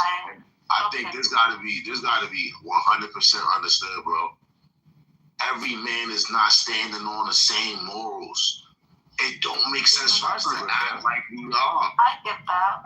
We're speaking on the group that is standing on the morals. We're not Can speaking I say some shit? Can I say some shit? They cut off your bridge. All right. Shit. All right. Shit is crazy, bro. Okay, hold on, Pete. Give me a second. All right, look, y'all. I'm gonna moderate the room, all right? But if y'all, okay, here's an example, right? If y'all do that, this is what's gonna happen to you. Okay, I was gonna let her speak. Now I'm good. So as I'm saying, I'm gonna moderate the room. I'm gonna ask y'all not to cut me off, get off mic, and can y'all please have some decorum in this room? We don't really do all the over talking. We don't do all the banging. We don't do all the yelling over each other. We all grown adults, and I want us to act like grown adults. If y'all come in this room to have a conversation. Because if y'all keep it up how it's been going, we're gonna start limiting the stage to certain speakers like that show decorum, so y'all can sit in the goo and start watching how to communicate effectively. Because some of y'all do not know how to do that, and I'm teaching that. I'm trying to set rules to make that easy for everybody, but it's hard to follow. And this happens every day for the last 2 months. And it's very, very few improvement from some of y'all. You know what I'm saying? So, and I'm gonna shout out to Kane, even though he's not here. Bro, Kane shows so much improvement in his communication style. It's insane. And if Kane can do it, bro, we all can. So y'all just need to really, really just start doing it a little better and picking up on social cues. That's all I really want to say. Let me do a quick little reset so we can get back on the title. Actually, I like your resets. Can you do one? Son, you know I got you, my boy. What's the word? We are in the wind down. We in the wind down tonight. Shout out to everybody. I'm trying to kick y'all feet up, roll something up. Know what I'm saying? Crack that cigar and enjoy the conversation. Shout out to Moth. Shout out to Smarell. Shout out to Storm. Shout out to Gwen and R&B. And shout out to y'all for joining the conversation. Today we are talking about what's stronger, the girl or the bro code. We're doing popcorn style, one person at a time. If y'all get in there, someone interrupts you, just let them know I want to be interrupted, and you got the floor, and it's yours. Back to popcorn style. Let's get it. Yeah, so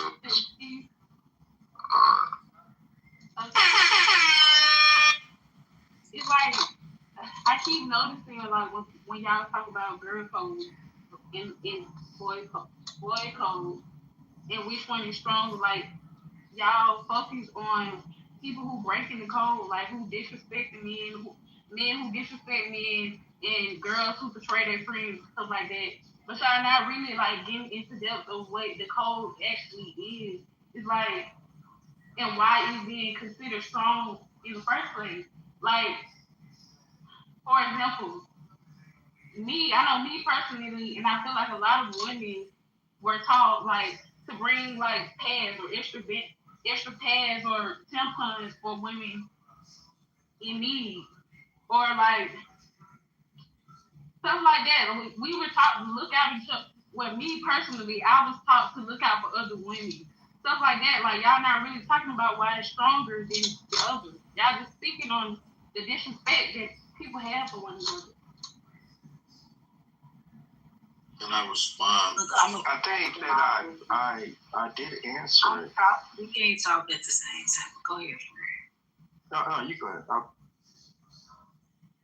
Because you know what? You probably didn't talk. Go ahead. I definitely spoke. You can go ahead. Hey, thank you. Okay, so my thing is this, right?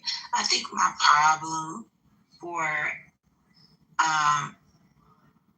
what you're saying is that, like, what R&B said is true. Women will sell another woman out for a nickel. They will let another woman leave the bathroom with tissue on their feet if they don't like her. You know what I'm saying? If they don't even care, if they feel like she's a snob, if they feel like she's certain ways. I feel like us as women are quick to throw each other under the bus for the sake of a man, for the sake of other people's attention, for the sake of a crowd. there's a lot of mean girls. There's not a lot of girls. Let's just keep it above. Everybody want to fit in a girl crowd, but you know you're not there. You're a mean girl. You're a mean girl. You write burn books. You think it's funny for another woman to be put down. And as long as they're not calling you a B, you don't care. A H, you don't care. You laugh at your sister's demise. That's not just talking about it because the code upholds a standard, right? That means the code upholds the standard. As a woman, I'm a certain type of woman, right? Like all us women in this room together. I'm so down to the code, right? I don't even have to like you. If they was getting down on you, you wanna know what? I'm gonna help you. So I don't want to see you get got down on, right? I don't want to. If it was your day and me and you could have been fighting the whole time, I'm not going to throw tomatoes on your day. I'm actually going to feel bad for you than having a day, right? I'm gonna watch your episode like a motherfucker's Clubhouse, but I'm gonna feel bad that you being exposed, that this is happening to you as a woman, all of that. I'm not gonna throw tomatoes and dance at your party and all this shit, but these bitches will. They'll be hitting they Dougie, they fresh, get up there and talk, pop they shit, everything. They will throw you under a bus. So that's not a girl code. At the end of the day, it's too many. It's more mean girls than it is girls that's sticking to a code. Like I said, we can be in these conversations and we'll start off together, and you'll see how fast these women become individuals because they don't want to be grouped with you. Men and women are very different. Men can all be grouped together as one big nigga, and they're gonna ride with it for the sake of conversation, their point that they're trying to prove, or whatever the case may be. Women will not be one big bitch. I'm gonna let you know that right now. They're gonna separating themselves. They don't want to be in this lane, the same group, or none of that as another woman. That's my opinion, but I'm gonna go on mute. That was my take. I do want to go ahead and repeat what it was that I did say earlier, right? I believe that men are not a monolith. I believe that women are not a monolith. And I believe that everything that can be said about one group in this conversation can be said about the other. Exactly. There are times that women are doing a lot for men, and women know this. But please, ladies, please know, there are times that men are doing a lot for y'all, and we know this. We know this. So once again, man, I believe every human being is entitled to living their lives how they want to live their lives. I even want to go further because I see that men are trying to paint this narrative that we cut men off that are terrible men. And I'm saying we, I'm saying us as black men. But if you look at us as black men, the bar is not set that high. It's not. There's a lot of us that are friends with people that are not really doing that well. Not really caring so much about things. So we're not going to make it seem like we're all championing each other en masse to be better men, because I'm not seeing that. And on top of that, just to be real, what I also understand with women as well, right? I know that there's women that literally would not call the homegirl that's going to tell them what they did wrong to call the homegirl that's going to laugh with them and tell them how whoever they talking about is wrong. And that also happens on our side too, you know? So what got to be understood is there are some people that literally go to talk to people that are just going to side with them. That's happening on men and women's side. There's people that are friends solely when guys agree on the same things, but that doesn't truly make us friends, you know? And yeah, to that point, I want to say I've seen that happening everywhere. I see black men acting like friends, and then whenever it hits the fan, they go on social media and they going crazy on each other. I see the same thing happening with women. Women are friends, and then whenever shit hits the fan, they go to social media. I think it's just a pretty fucked up world on both sides. I think y'all need to know who your friends are, and rather than expecting that there should be some code that's unspoken about, you should speak to your friends about what it is that you tolerate and what it is that your goals are, and find out what their goals are and find out what they tolerate, and y'all create your own codes rather than trying to roll with this bro code or cis code shit. Yeah, I did a little bit of research here, because I know someone kept asking, what is bro code? I think we should speak more to that as well. It says bro code, unwritten rules of loyalty and respect between your friends. Don't date your friend's ex without permission. Defend your friend's public.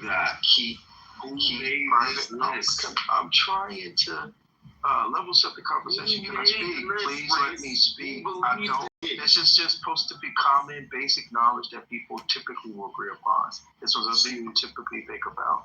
So let me just read what they say. Don't date your friend's ex without permission. Defend your friend in public. Keep private matters private. Help your friend in tough times. Don't compete for the same romantic interest secretly. Be honest even when it's uncomfortable. This is like the basic level of bro code. I think there is different levels of bro code, and I think based on the individual, the class, education, social status, and so forth, on the individual, that determines the level of bro code and so forth. So I think there's levels to this as well as we're discussing it, and a lot of us have seen different levels of bro code and different experiences of quote unquote bro code. But I do agree with this. To Peace's point, the average individual, well, most of us are selfish, right? It's just unfortunate, but most of us are selfish, and most people are looking for an advantage. So bro code is only as good as the bros doing the code, and it really is heavily dependent upon the person. So I think a lot of you guys are right in one way or another. Yeah, so in my opinion, Rage, that list, I don't follow any of it.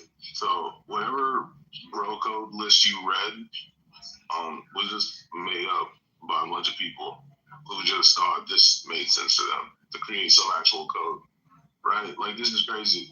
Like, I have bro codes too with my friends, right? Like, where, you know, we don't date women that are like, you know, more than like 5 years, 10 years younger than us, right? We don't do that. It's part of the code because it could be like similar to our dating our daughter, you know? So that's one of our codes. Yeah, I just. What was the code? I didn't hear that. What was the code? Oh, we don't date extremely young women or marry them. That's part of our bro code. It's part of our man constitution. Manstitution. Oh, sorry for you guys. Let me you probably not have 5. Okay. You guys date older women? So it's just date we date women close to our age. Oh, that's fine. Well, hey, you're entitled to your. That's when. Wait, Since no, right? Since when? It's the only time I heard this code before. I've never heard of it. Okay, I'm confused. I just heard that men don't date each other's exes. Men are honest no matter how hard it is. And men don't date young women. I love waking up to something new about me. Like, I love to hear when people let me know, like, the rules that I'm abiding by. And I'm hearing it for the first time, bro. I'm like, oh, shit, what? Shit, I'm old. I didn't know. But, yo, in all seriousness, man, I hate to be mean when I say what I'm about this. I'm saying this with all respects. Black men, do you recognize that as we are doing the worst in men? Do y'all understand that? In mass, we're doing the worst. So this logic that we're holding a code of us doing the best doesn't make any sense. Do you get what I'm saying, fellas? Can I get in the queue? Yeah, 1 second. Peace. That was the whole point I was trying to make. None of it makes sense because there is no actual code. Like, none of it. People are just going to do whatever the hell they want to do. There's a thing called morals. There's a thing called loyalty. Yeah, most people can agree on that. But when it comes to this bro code, girl code, nah. Yeah, and Dolan, I would love for you to explain what happens to the woman that doesn't agree with the woman group. Darling, I want you to explain the last time you saw a group of women that you thought were friends disrespect the fuck out of the woman that was the disagreeer. You ever saw that before, darling? Yeah, Rage, if the man don't abide. Why? Hold on 1 second, Rage. 1 second, darling. Rage, they don't abide by the man code or the man's institution. Hold on. Social cues, right? How you gonna tell somebody to hold on to ask someone else a question when you clearly heard this brother ask the sister a question? Oh, I couldn't hear. I couldn't hear. My mic was low. Stop. Because you definitely heard her. I heard the hesitation in your voice. That's how I know you heard her. So don't do that. You know what I'm saying? But the thing is, part of the broker. Yeah. Anyways, let's move on. Darling, go ahead. Because Ray's doing the same shit, bro.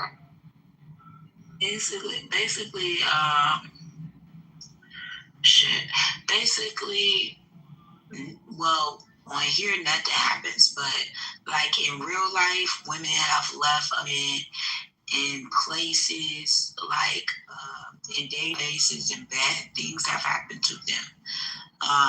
Women have allowed their sister to book the show, and obviously she was embarrassed or not been accountable for their sister in their time of need. Like, your sister, y'all out partying, your sister done got too drunk. You let her find her own way home instead of, y'all leaving together or you seeing her to her Uber or whatever the case may be. It's like real sisterhood is strong. You're accountable for one another. You don't leave them in their time of need. Don't let their show. You don't sleep with their men. You don't, and this is not being close either. It's just about womanhood, right? It's just about, I would do this for anybody. I don't even have to like you. You don't rejoice at their sorrows. You don't, it's just certain shit you don't do.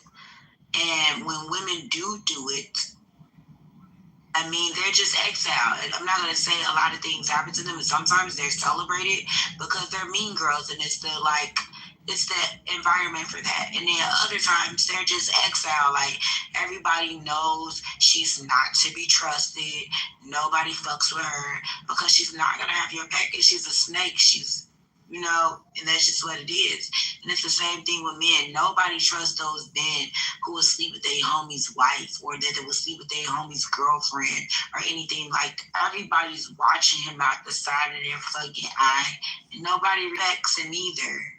And so, yeah, it's like, just because you're around don't mean you're a part of the hood, right? So it's like, brothers might think that they're a part of the brotherhood because they're around, but they do shiesty shit. Nobody trusts you. You're just around. You're just a nigga, right? And it's the same thing with the sisterhood. If you're a shyster, you're waiting on the next bitch's downfall, you're gonna snake her, you're gonna do some underhanded stuff, pretty much exile. Nobody really care. I just want to be honest on this.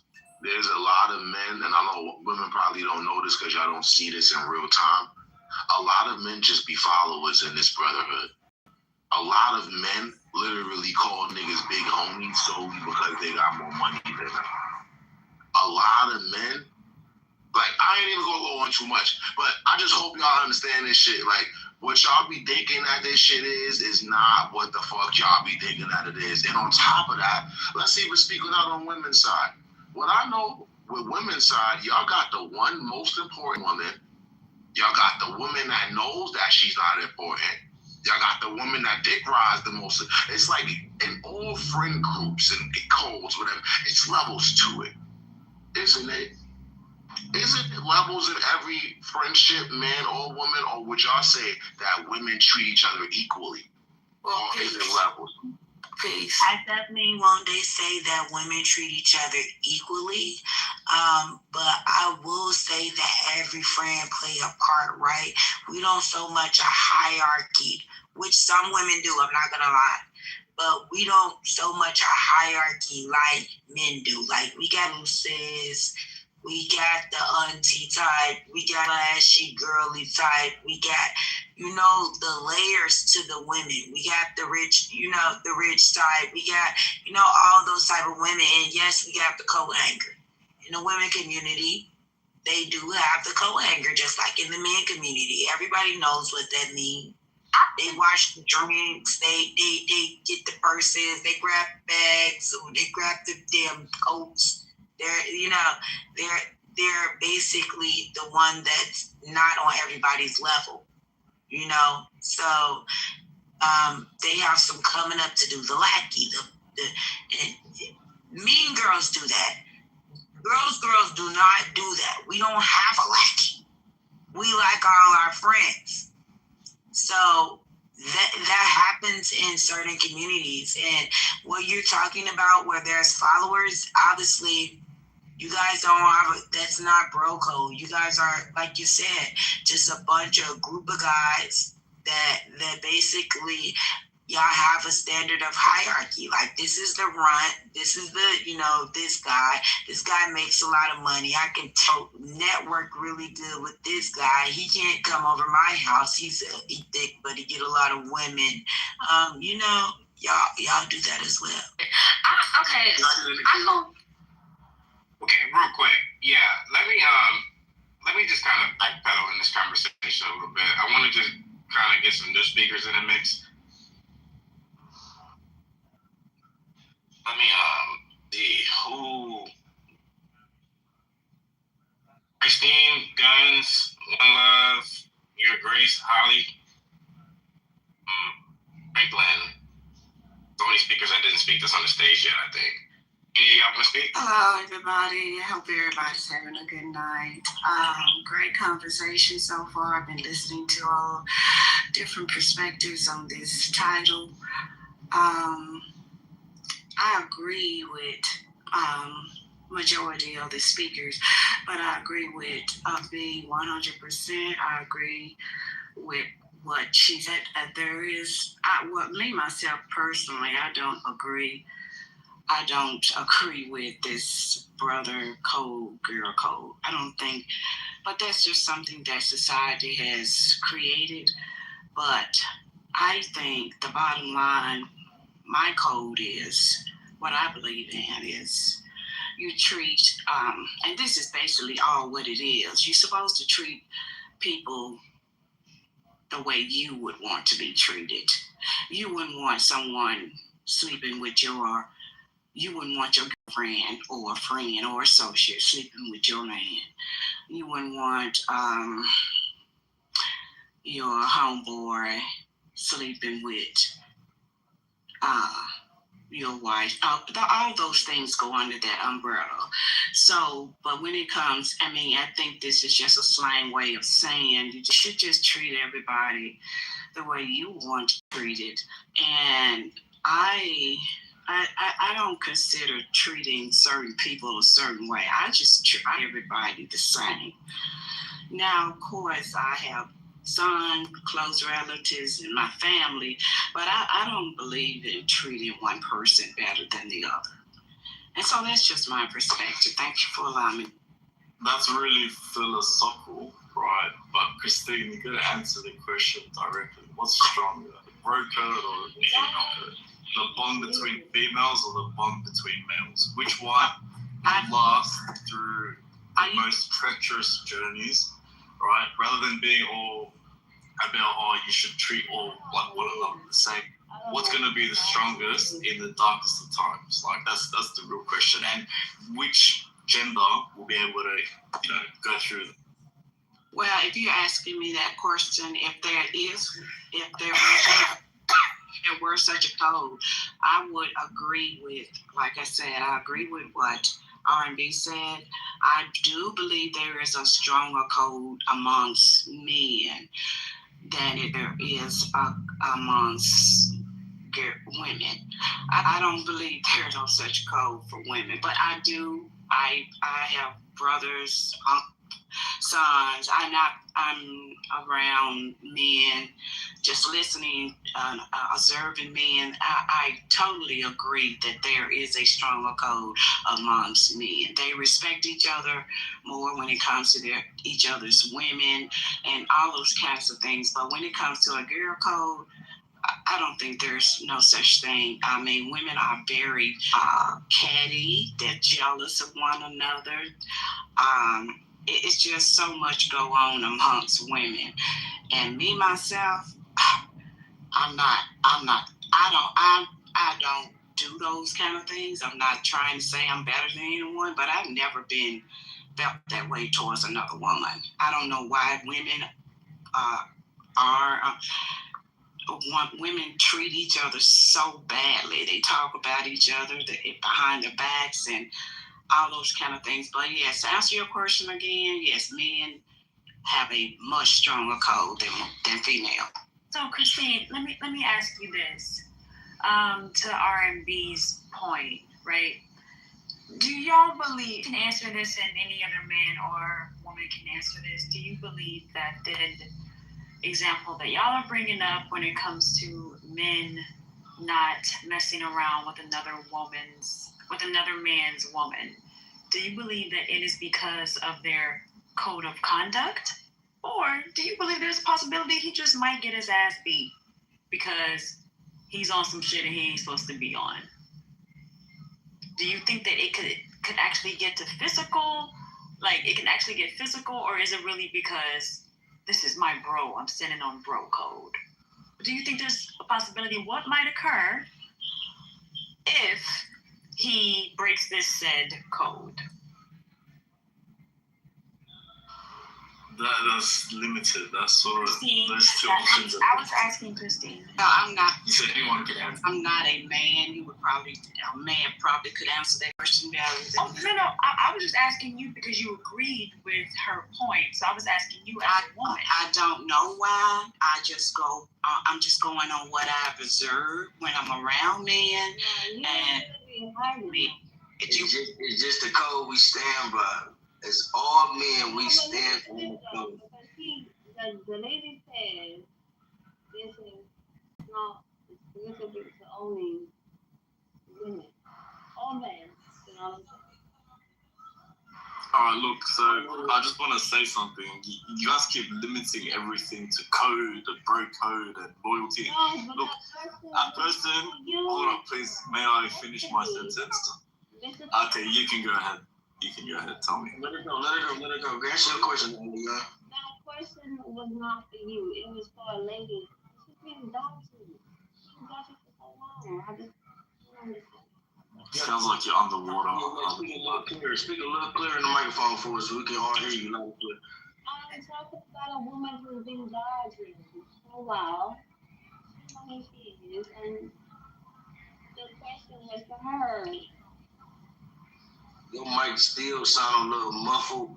Yeah, and it's okay, beloved, because the reality is, like, I get it when women say, I can speak and say, oh yeah, I agree with the men on this, but then as a woman, I'm not going to speak on when I'm questioned about it because I'm not a man. But it more so sounds like that's a personal breach of contract that happens after that situation has been personalized. Men are like, nah. They take it personal. It sounds more like what y'all are talking about. Y'all keep bringing up friendship drama rather than sticking to this systemic code. I'm just not hearing anybody really talk on a collective code. We're getting more so into personal ethics. So it's kind of hard to have the conversation because when I'm thinking about a woman's code, it's not about being friends with someone. Y'all are taking it far left. She's not going to cheat with the man. He's not going to cheat with the man's woman. I'm not talking about that. If a woman, even if I'm not friends with someone, and I approach a woman in an establishment where, okay, let's just take it out of that. No, I get it. Can you guys hear me now? Hold on, Harmony. If a woman, because I haven't heard anybody really speak besides Naya on the collective, right, which makes the most sense. If a woman is out in public and there are a group of women and we are looking at a woman who is at a bar and she steps away for a second and is tying her shoe, collectively, if women see a man put something in her drink, we're going to automatically get that instinct to let her know something. That's more so the point. Hold on. Ain't nobody on earth gonna let. Okay. I'm just saying, there's nobody. I had more than one point. But she I'm not about just to trying argue. to flip it something Yeah, simple. Mutually, Serious, huh? agree not to do Can she finish or can I? Oh my god. Yeah, I'm over it. I don't have the energy for it today. I'm sorry. I don't. Damn, she was finna cook. Yeah, I want to have conversation, but y'all are so freaking trigger happy to come off mic and say nothing. You don't think that I understand that most people would actually want to defend? I'm trying to make it more collective. I was bringing in a general point, and then I was going to make it more personal, directly to just women, so that we could see this as a collective conversation rather than y'all making each thing personal. You got the space. Go ahead, lie. My God. If Naya says something else, if a woman is in the bathroom and she's talking and there's lipstick on her teeth, more than likely a female's going to say something. Like y'all are bringing these scenarios of saying women are more catty and this and that. We're not talking about broken people. We're not talking about insecure who said women. women are catty? Oh my gosh, beloved. All right, I'm not gonna do this. Y'all playing shit for that. This is literally why y'all pay. This is why y'all pay high taxes. This is why y'all live in ghettos. Who was that? It was Harvey. I don't understand what y'all doing.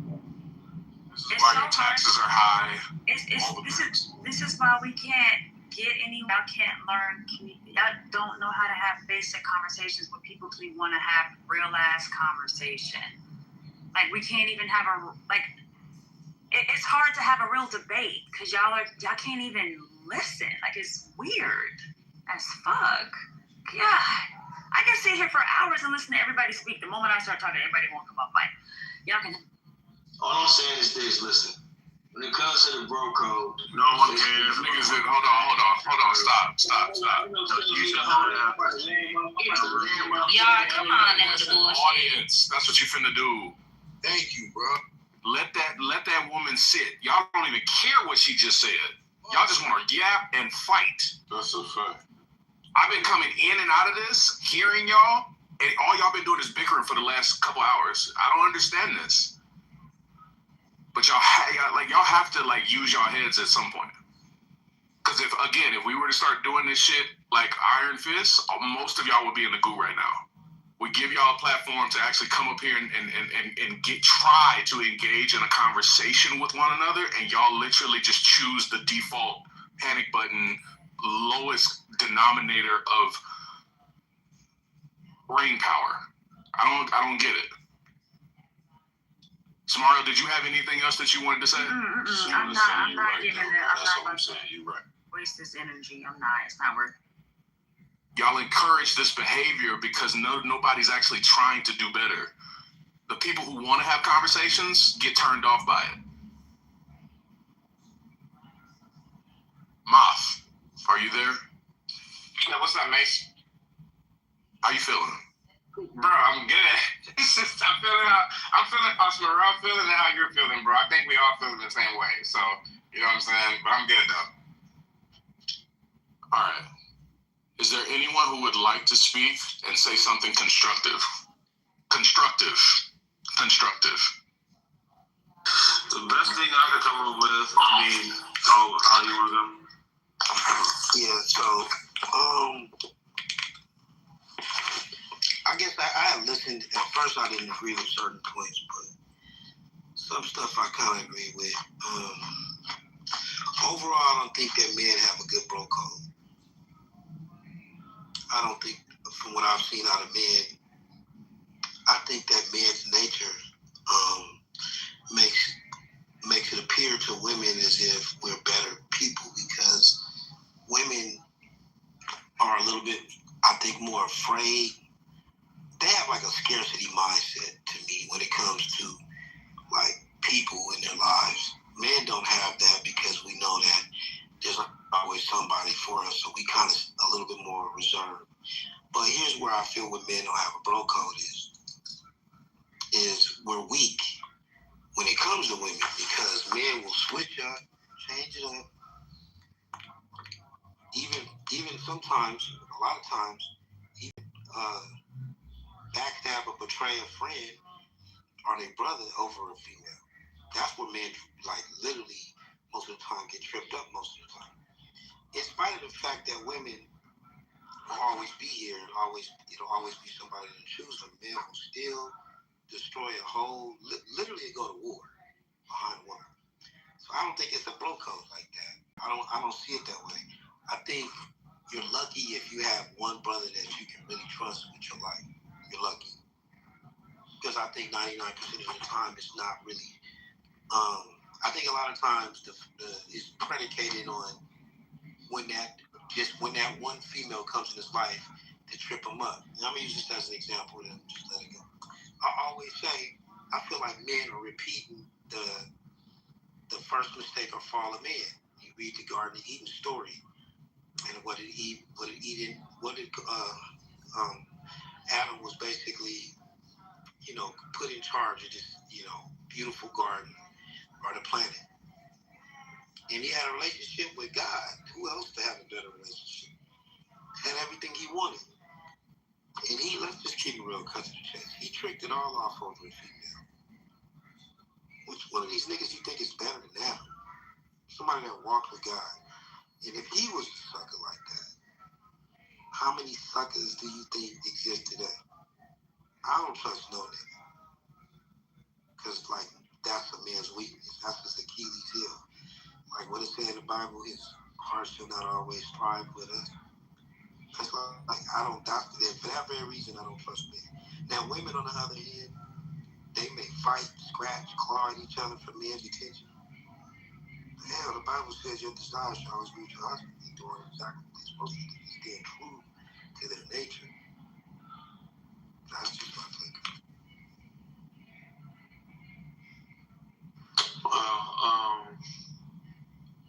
Yeah, this is a tough one. I like on the surface, it does seem like it was at the bro code thing. My best argument is like women tend to socialize on participation and agreeableness. And I think that's like a weak bond.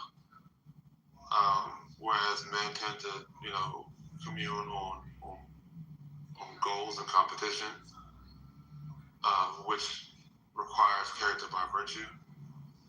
And then also just the nature of hunters and gatherers, like there's a lot more extreme consequences of lacking, character. So I think men would have it more. But like that's just me moralizing, what is more difficult versus not. But that's my kind of best admission to it. I'm just kind of on the evolutionary psychology route, but it's very shaky. This is hard to actually play. I think this is just niggas ain't shit talk or hoes ain't or bitches ain't shit talk. So I'll leave it there. I think a lot of people are sharing what they've been exposed to or what they've experienced, and a lot of that's been negative, and that's fine. So I hope that those same people can leave room for those of us who have experienced the polar opposite of that. So if you are a military brat or if you've been in the military, you have absolutely seen bro code on steroids.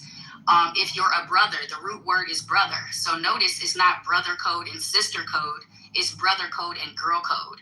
And I say that because I believe the brother code, the bro code, is extremely stronger. Two men can get into a full-on fight on a Friday and be cool by Sunday playing football. Two women can get into a full-fledged fight and they are not speaking to each other for the rest of their lives. And we could go down the list of giving a girl a tampon and not leaving her in the club and all that silly stuff. But when it comes to like real deal standing beside your friend, I just think men stand by their friends a lot harder than women do when it comes to helping them find work. Like, stop thinking of the negative shit that you help somebody with. I've witnessed a lot of men excel in their careers and bring other men on with them. I've noticed men, I've grown up around men who start businesses and employ their male friends from college or their sons or whatever the case is. Especially when it comes to fighting, a lot of times one get into a fight, everybody's fighting. And I'm just speaking to my own experiences. Then when you look at brothers And the where we get the term bro code from is from brothers and how you're supposed to treat your brothers. You've seen brothers that hate each other, will kill each other and fight each other and can't stand each other. And I hope we've all seen brothers that will die for each other, absolutely love each other, and celebrate each other when one excels and the other one does. There's both ends of the spectrum. My opinion is bro code is a lot stronger. Women are emotional, men are logical. Y'all are willing to let a lot of stupid shit go and pick up the friendship and maintain a lifelong friendship versus women who react emotionally and will say fuck a bitch very quick and keep it moving.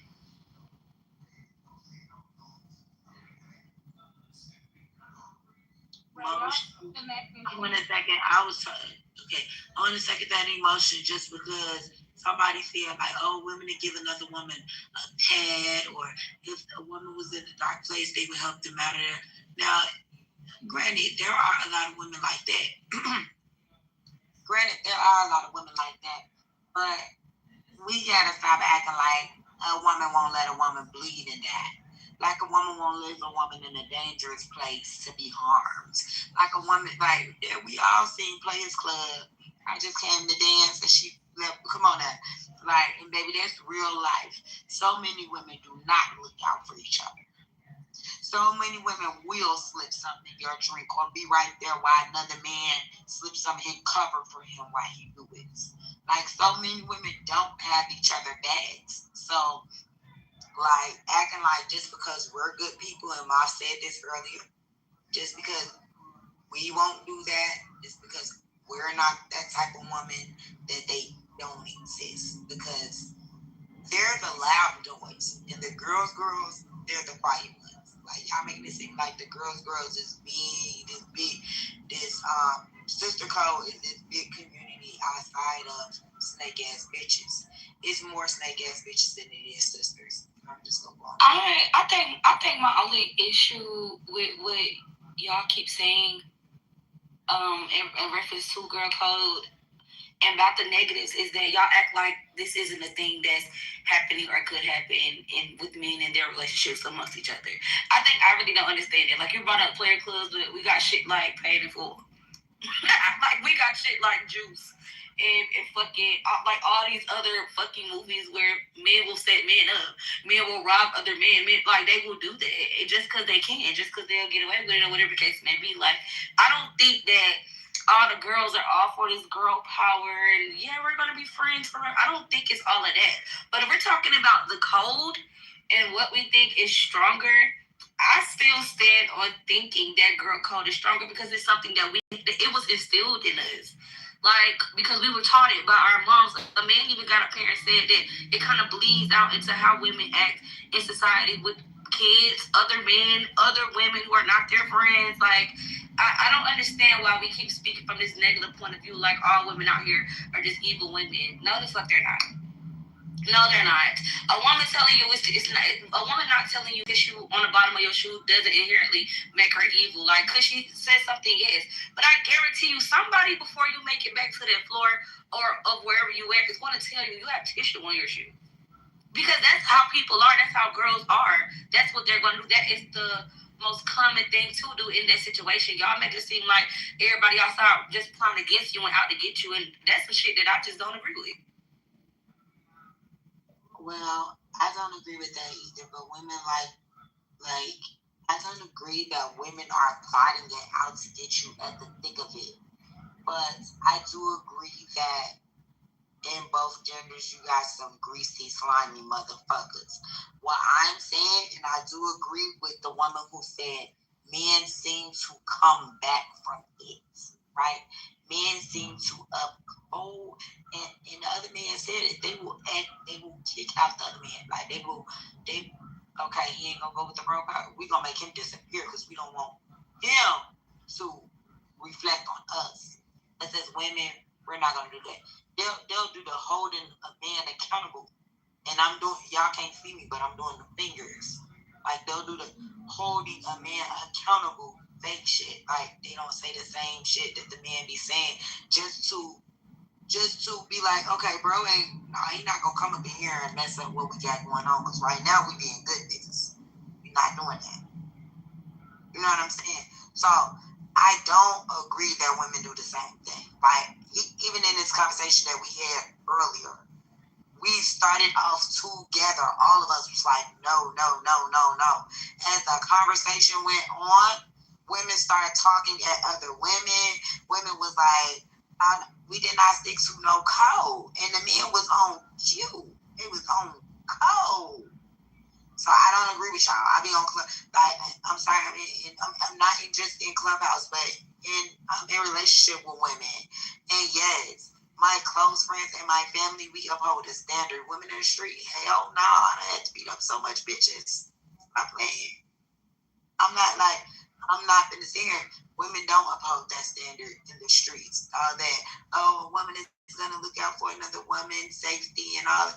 No, we just be riding. No, and the men be riding too. They would leave a nigga for dead. They would leave another nigga. They would, like, I just feel like they have more of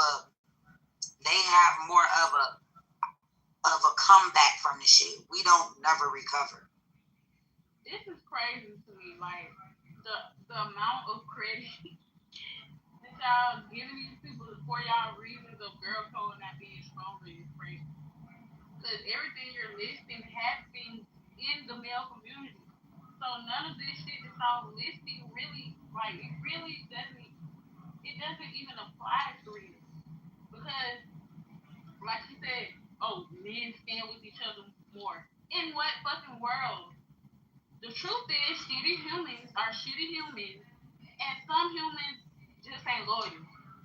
Like, the reason that you gave, I watch fucking baddies all the time. Them hoes be friends in 2 seconds right after a fucking fight. So it's like, are we really, like, I'm not you, not you, your grace. I want to refine it. But I mean, even if, like, I'm just saying the fact that you're saying, as to why girl code is supposed to be weaker, don't make any sense. Because it's happening in both fucking communities. And it's not a majority, it's fucking 50-50 because you got bad people.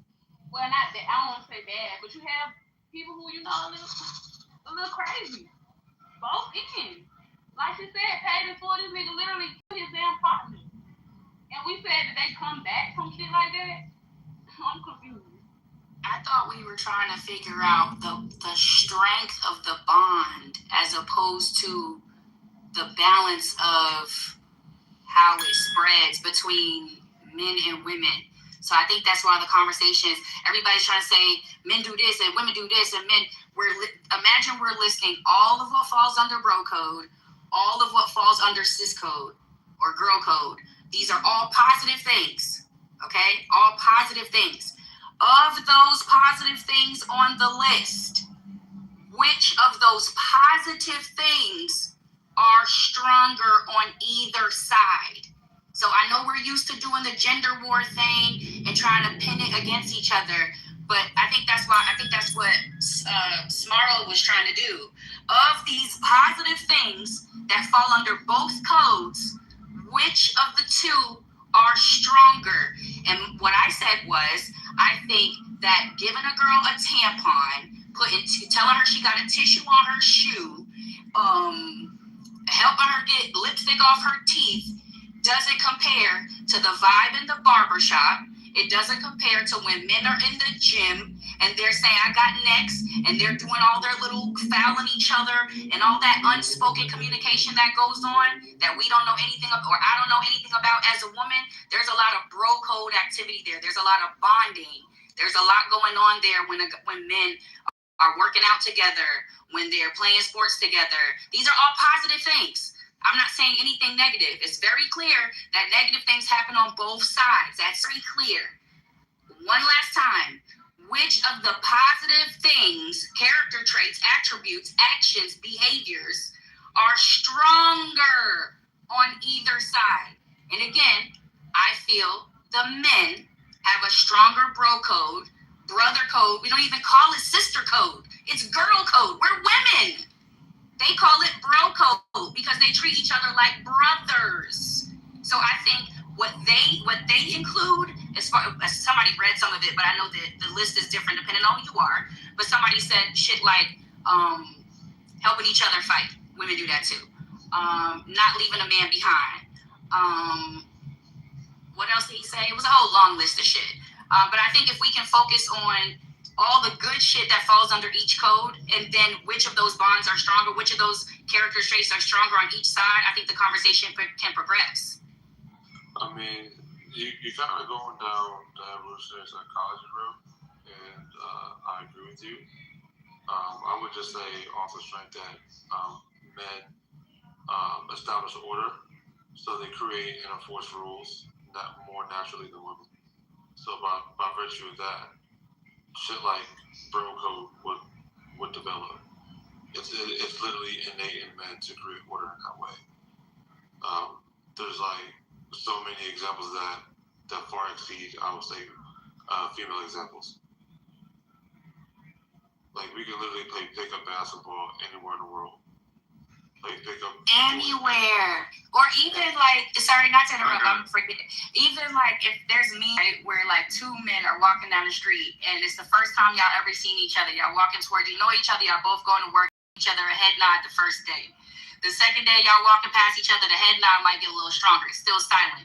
The third day it might turn into a little, what's going on? The fourth day it might graduate to a little pound. The fifth day it's like, what the fuck going on, nigga? What you doing this week? We play ball over here tonight. Women are not doing that.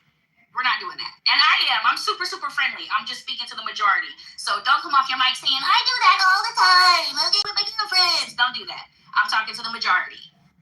Hey, let me say one more thing, and you got it. This is just one time. When they do the experiment where they throw men on an island, on a desert island, the men get on code. They all create different orders, establish hierarchy, form teams, work together, and survive. The women fight and kill each other, and they gonna die in like a week. But I got a quick question. I know this conversation is not for me and not for my generation, but got a quick question. Do y'all think that? Do you all think that the acceptance of the code that you guys are talking about is that ingrained, innate, or taught as an adolescent? It's innate. I think it's innate. I said that in my first submission that men have a biological instinct to protect and create order, and they evolve to rely on each other. Because you think about hunters and gatherers, the guys got to go out there into the woods and fight. A lot of things around like a lot of men are putting life in this situation. So a man's word, is like holds a lot of weight because of that thing. That's why it's called I'm a man of your word. There's so many idioms and things around men having a bro code than like women. It's just that tells me it's biological, and it's just like not even really a debate.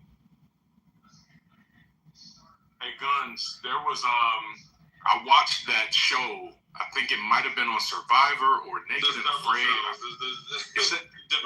Where they separated them, and the guys literally established order. They knew who was good at what. They used them to their advantage. Them niggas had a fire built. They hunted fish. They had delegated meetings with each other, and they survived. The women, they said that they were like arguing amongst each other, and they literally didn't want to kill a rabbit for food. Like, so they wanted to keep the rabbit as a pet instead of kill it for food. and they ended up they said the production staff had to come in and save them eventually, which were obviously guys, because they didn't do anything to live. They were just communal, I guess. It was weird. They did several instances of that show. There's like 3 or 4 examples of that. That shit is an amazing case study, bro. Like, I was like, yo. Yeah, I just want to say real quick, I'm very proud of y'all for the last 15 to 10 submissions. Y'all are really, really turning this thing around. So shout out to y'all, man. Thank you. We really appreciate it. At the wind down. I'm sorry for that. I understand it's innate and it's how you're raised, right? Because looking out for women, that comes from a place, right? You have to have that type of mama. You gotta have that type of aunties. When you have nasty aunties and a nasty mama, then you don't learn those women bonding techniques. You don't learn to look out for your sister and your brethren, right? Because even though I'm a sister code girl, I'm also a brother code girl. I also look out for my brethren, right? My brother's a keeper, all that type of stuff. It comes from how you're raised, and it's also innate, right? As once I seen, I always wanted to protect people. Like I always been a protector. I don't like to see nobody getting got down on, or I don't like nobody being embarrassed, or I don't like nobody being harmed in my presence. So I'm just a natural protector. So being there for another woman is nothing for me. Being there for a man, that is close to my heart, my family, is nothing for me. But like leaving a woman, I don't care, my enemy in a dangerous situation is something that my conscience would not allow me to do. We would have to make it out of there together. You know what I'm saying? So I feel like it's how you're raised. Because all women aren't raised to look out for other women. Some people are taught me and my own, look out for yourself. Worry about you. You can't concentrate on other people and concentrate on yourself at the same time. Run home, don't protect anybody. Leave at the first sign of trouble. Those type of things. And I'm not going to say it's a bad thing, because some of the sisters that don't follow the sister code, they feel like it's a trap. Like they're afraid of it. It's not that they're trying not to be there for other women. They feel like they're getting roped into something, and they don't like that feeling. And that's why they don't do it. I got a question. You said it was innate. Gun said it was innate. What? How do y'all think? So being innate means that y'all believe that a baby, given no prodding, giving no training, giving no anything, if you let them grow up, they're gonna automatically know the code. That's what innate means. So my question is, how do you think that's passed down? Do you think it's DNA markers? Do you think it's a energy transference? How do you talk to Darwin just said it's through your household. It's passed down through. No. You didn't listen to what I just said. I heard what you're saying, GA. So yeah. I would use the term natural.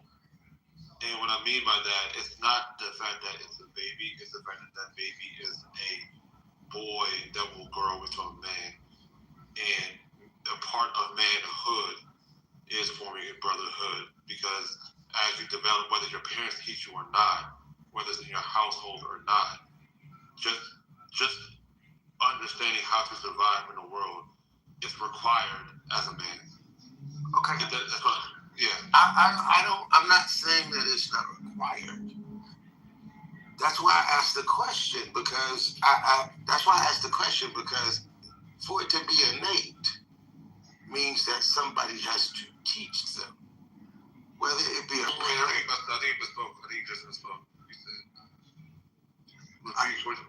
What I'm saying is, that's why I asked whether it was innate or whether it was taught. Because if something's innate, that means no one has to teach them.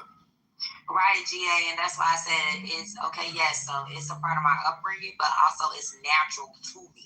So what I mean by that is I agree with Arthur. Right, I'm a female. I know what feels wrong to me. I know what hurts me. I know how I would like to be looking out for. I know if I was in the situation. Okay, so for example, 16 and pregnant, right? I've never been there.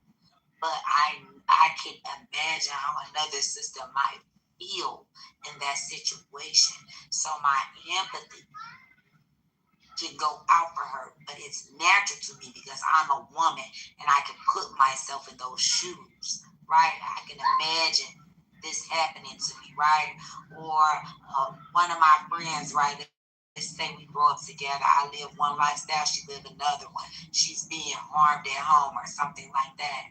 I can put myself in those shoes, how that could make me feel, even if I have never been there. So I can be like, okay, we're going to figure this out together because nobody deserves to go through this thing, and that's innate. It's natural to me.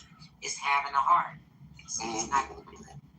Mark, can I push this a little further? Can I push it a little further, man? Okay. My challenge to that is this.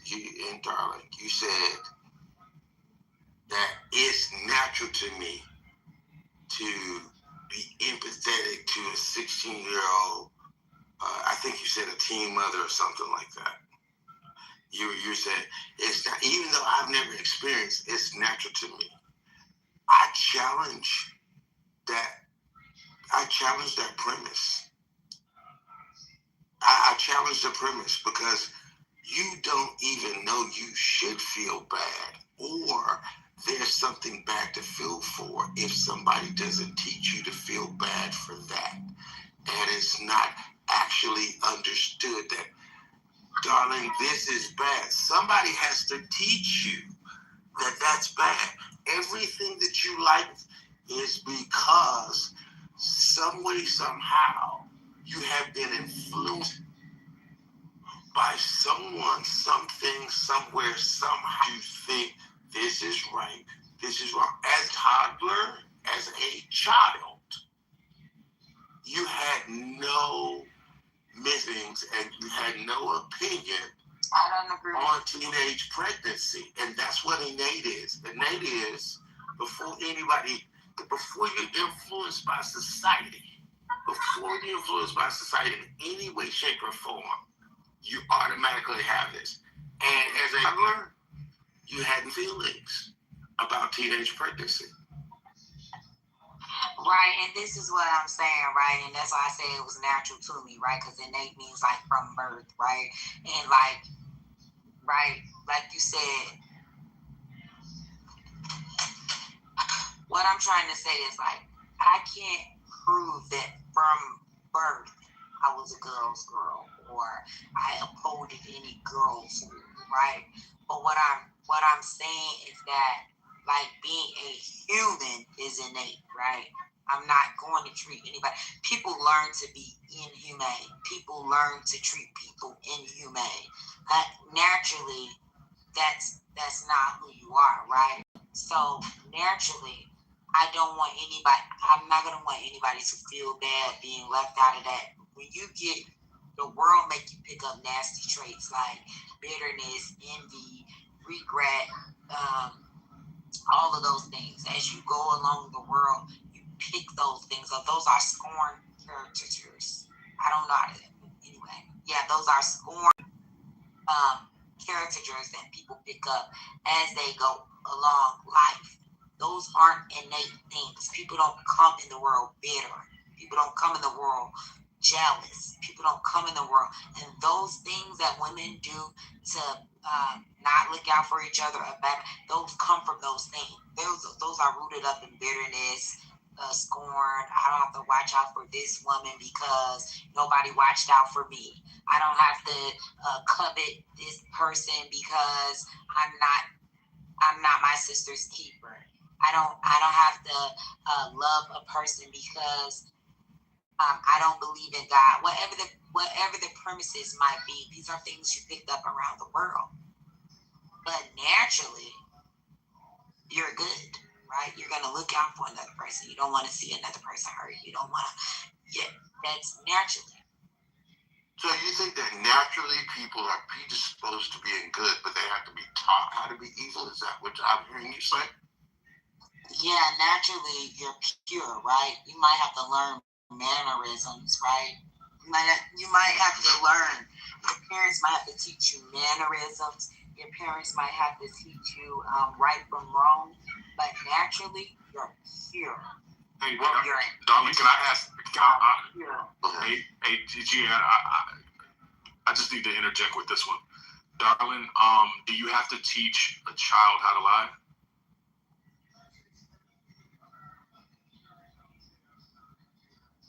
Did my phone freeze? Yeah, you have to teach a child how to lie. Kids tell the truth. Like, if you blow your breath in a 2-year-old face and you say, "Do my breath smell good?" If it don't, they're gonna tell you that. You gotta teach But them. come on, if you say who broke this motherfucking lamp, they gonna say not me. Wait, hold on. That's a big kid. I'm talking about. Nah, little kids too. They gonna lie. 3-year-olds. I'm talking about like a baby. If you go in there, that baby come in the room. All I'm saying is like. What baby is this? This motherfucking baby. This motherfucking baby. Come on, darling. Come on, This baby is all over. You're right. If you ask the baby, did they recognize your breast? No, but I do agree with you partially. I do believe. Hold on. Oh, sorry, boo. Real question. Hold on. I need to know this. I asked permission first, Mom. How old does one have to be to recognize the breath test, right? To actually say, "Wow, your breath stink." How old does one have to be, darling? Oh, you don't know babies, do you? I'm gonna say 1. I think 2. But for them to actually, no, I don't think y'all get it. Like for them to actually say, "Your breath stink," that's like a 4 or 5-year-old when they get to that point. Okay, that's a 2-year-old, 3-year-old. Cause you strike. Y'all see. Black kids talk at 1, right? My mama, black kids talk at 1. Black kids talk at 1 and 2. But we're not talking about them talking. We're talking about them recognizing the smell. Oh, when they talk, they can recognize the smell. They be babies throwing up. Hey, Rick Ross was talking to this reporter. Hold on. Like, yo, you eating sausage? And the nigga was like, yeah, I eat sausage. Hold on. One mic on Moth and Darling, please. Nah, we're good, darling. I mean, you said 1. I digress. That's all I can say. I have 2 kids, by the way. I raised 4 kids. Let me just say something, Mom.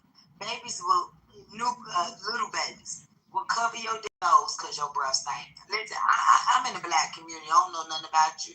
I don't know where you from. We're gonna move on, darling. No, for real, I'm being serious. They will cover your nose because your breath stink. And they will tell you breath stink. You breath stink. Here's why I think it can be innate for some people. Let me hear what GA has to say. I'm dumbfounded right now because apparently you are raising 2 kids that aren't black, and I raised 4 kids that aren't black. So I don't know what the black community is. My community is with my kids. No, you just said you in the black community, so you have experience with black kids. No, y'all know y'all kids ain't ghetto. So y'all don't know nothing about you said black. You didn't say ghetto. That's not what you said. I didn't mean that.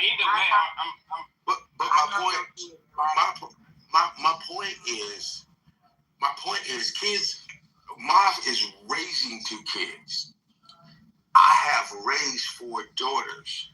So while I don't dismiss that there are kids that actually have expressed themselves the way that you're describing, my challenge to you is 2 things. 1, if it's innate, then all kids would express that way. And Mav saying that he doesn't ascribe to your assertion, and definitely neither do I, proves the fact that it's not innate because it's not a born character trait. It's not born into kids. Okay, I'm still talking. Yeah, I heard you talking, nigga. I interjected and said that's not what it means. You all right? I'm still talking though, bro. I'm talking to Darling. Okay? First of all, it's not innate. It is not something you just because 2 people with kids disagree doesn't. Well, what I'm saying is you can't say that you can't say something is true across all babies if you have examples of babies that is not true with. Nobody said it was true amongst all babies. All babies don't even do the same thing GA comes in. First of all babies don't talk at once. All babies aren't advanced, right? So moving the activity of their hands, arms, all that, or reacting to things, or in people's face, or around people, or you know what I'm saying? So all babies aren't living the same lives or doing the same things, right? But an activity that is going from arm to arm or around their family members, or things like that, and can talk, right? They would, I'm just saying, and they can express themselves to certain things, right? And babies are brutally honest. That's all I'm saying. Do a baby lie? Not off back. They have to be taught how to lie. How they be taught how to lie is seeing other people. If they have other brothers and stuff like that, when they get in trouble and they say, ooh, you in trouble, they learn how to duck smoke and say they haven't done that, or that wasn't me, and all that type of stuff. Innately, they will be sitting there red-handed with broken glass at their feet. Innately. And they would just be caught. They would not know to lie. I think y'all proven the point. I disagree wholeheartedly, but y'all keep it moving. I love this conversation. Yeah, I fall back, man. I think I've proven the point quite well. I want to say the only way a kid can lie if you pressure them to lie. So if you keep saying, "Did you break that? Did you break that? Did you break that?" and then they say no, you just pressure them to say, like, you just told them to lie. So if you go there and sit there and tell them and ask them maybe twice, and they look at you like, I don't want to say yes, but you know the answer is okay. They broke it. You're gonna pressure them you're peer pressuring them to lie. You're peer pressuring them to lie. I don't know better. I still disagree completely. And let me ask another question. And GA, you chime in on this, and then I'll be done with it. Okay. Darling, I'm curious to really hear this from you now. Now we've gone down a well. We're gonna come back up though. Do you have to teach children how to, like a 3-year-old? No, a 2-year-old. Do you ever teach a 2 or 3-year-old how to mess up, how to paint on the wall, or mess up a living room, or break something in the kitchen? No, but that's not inherently wrong, right? That has everything to do with training. That's not wrong or right or good or bad, right?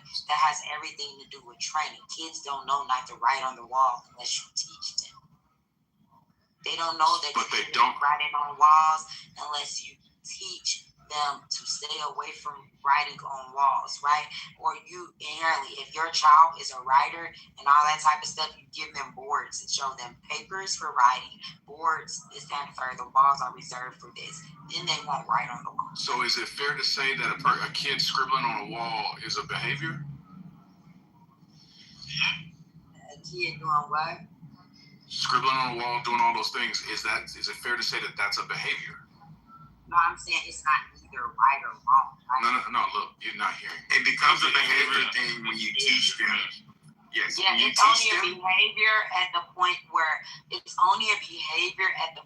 you have trained them not to do these things and they're still doing No. I'm talking not take away the training of them.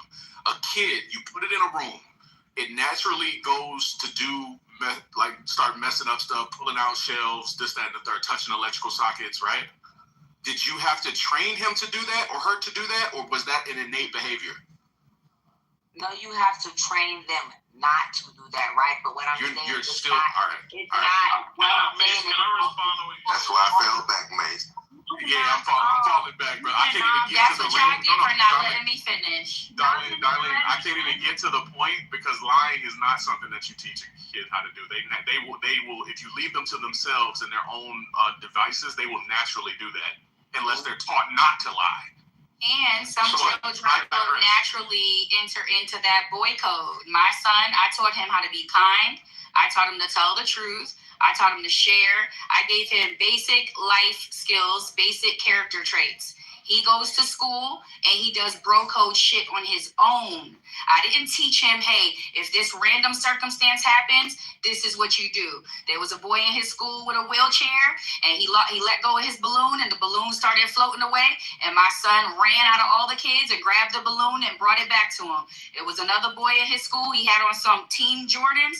My son had his extra basketball shoes in his bag. The little boy was crying. My son pulled him to the side. The 6th grade. Pulled him to the side, let him wear his basketball shoes until they got back on the bus so the kids will make fun of him. I did not teach my son that. My son took the basic things that I taught him on how to be a nice person, a nice human being, and he turned it into bro code. A little boy at Urban Air at the trampoline park didn't know how to tie his do-rag on. The little white girls was looking at him. My son showed him how to tie his do-rag on properly. I did not teach my son that. I showed him how to be a kind, good person. So it is. That means that you taught him something. Well, what I'm saying is I gave him what I would teach any child, the basics of how to be a good human. That doesn't mean he has to go out and be kind to his bros. He just has to be a good human. So was that guy in the wheelchair, was he not a human? Yes, but he was a bro. Okay, well, you taught him to be kind to a human. Yes, I did. But what I'm saying is that, yes. He went and got the balloon for a human. Yes, but what I'm saying is, right, if it was a girl, all the boys would have probably ran to help a girl. It's a boy helping a girl. All the boys didn't get up to help this boy. My son did. I got you. Your Grace, I think we hear you loud and clear. I think we kind of deviated from the initial question that GA was posing to Darlin and that back and forth. I think we've settled it. GA has backed out. I'm going to let Man Boy have his submission right now if he doesn't mind. Man Boy, you there? If he's not, I'll go. Man Boy going twice. Man Boy going 3 times. Go ahead, Guns. Alright, so I wanted to just, elaborate more on my delineation of innate versus natural. So, bro code is natural, it's not innate. Innate are like the traits you're born with out the gate. But the traits you're born out the gate creates a relationship dynamic, and the relationship dynamic coupled with, basic innate motivations will naturally create bro code. That's why men on an island and don't naturally form heart and do all the jazz. It's because, what's innate is that men have strength, men have, whatever the natural traits are. I'm not gonna go down in detail on it. But those traits in relationship to women, in relationship to nature, the men will naturally figure out their divine responsibility, and they'll act accordingly. That's why I think that's called your divine role, or women will naturally form social rules and engagements around her innate ability to birth children. It's like it's like that, but I'll leave it there.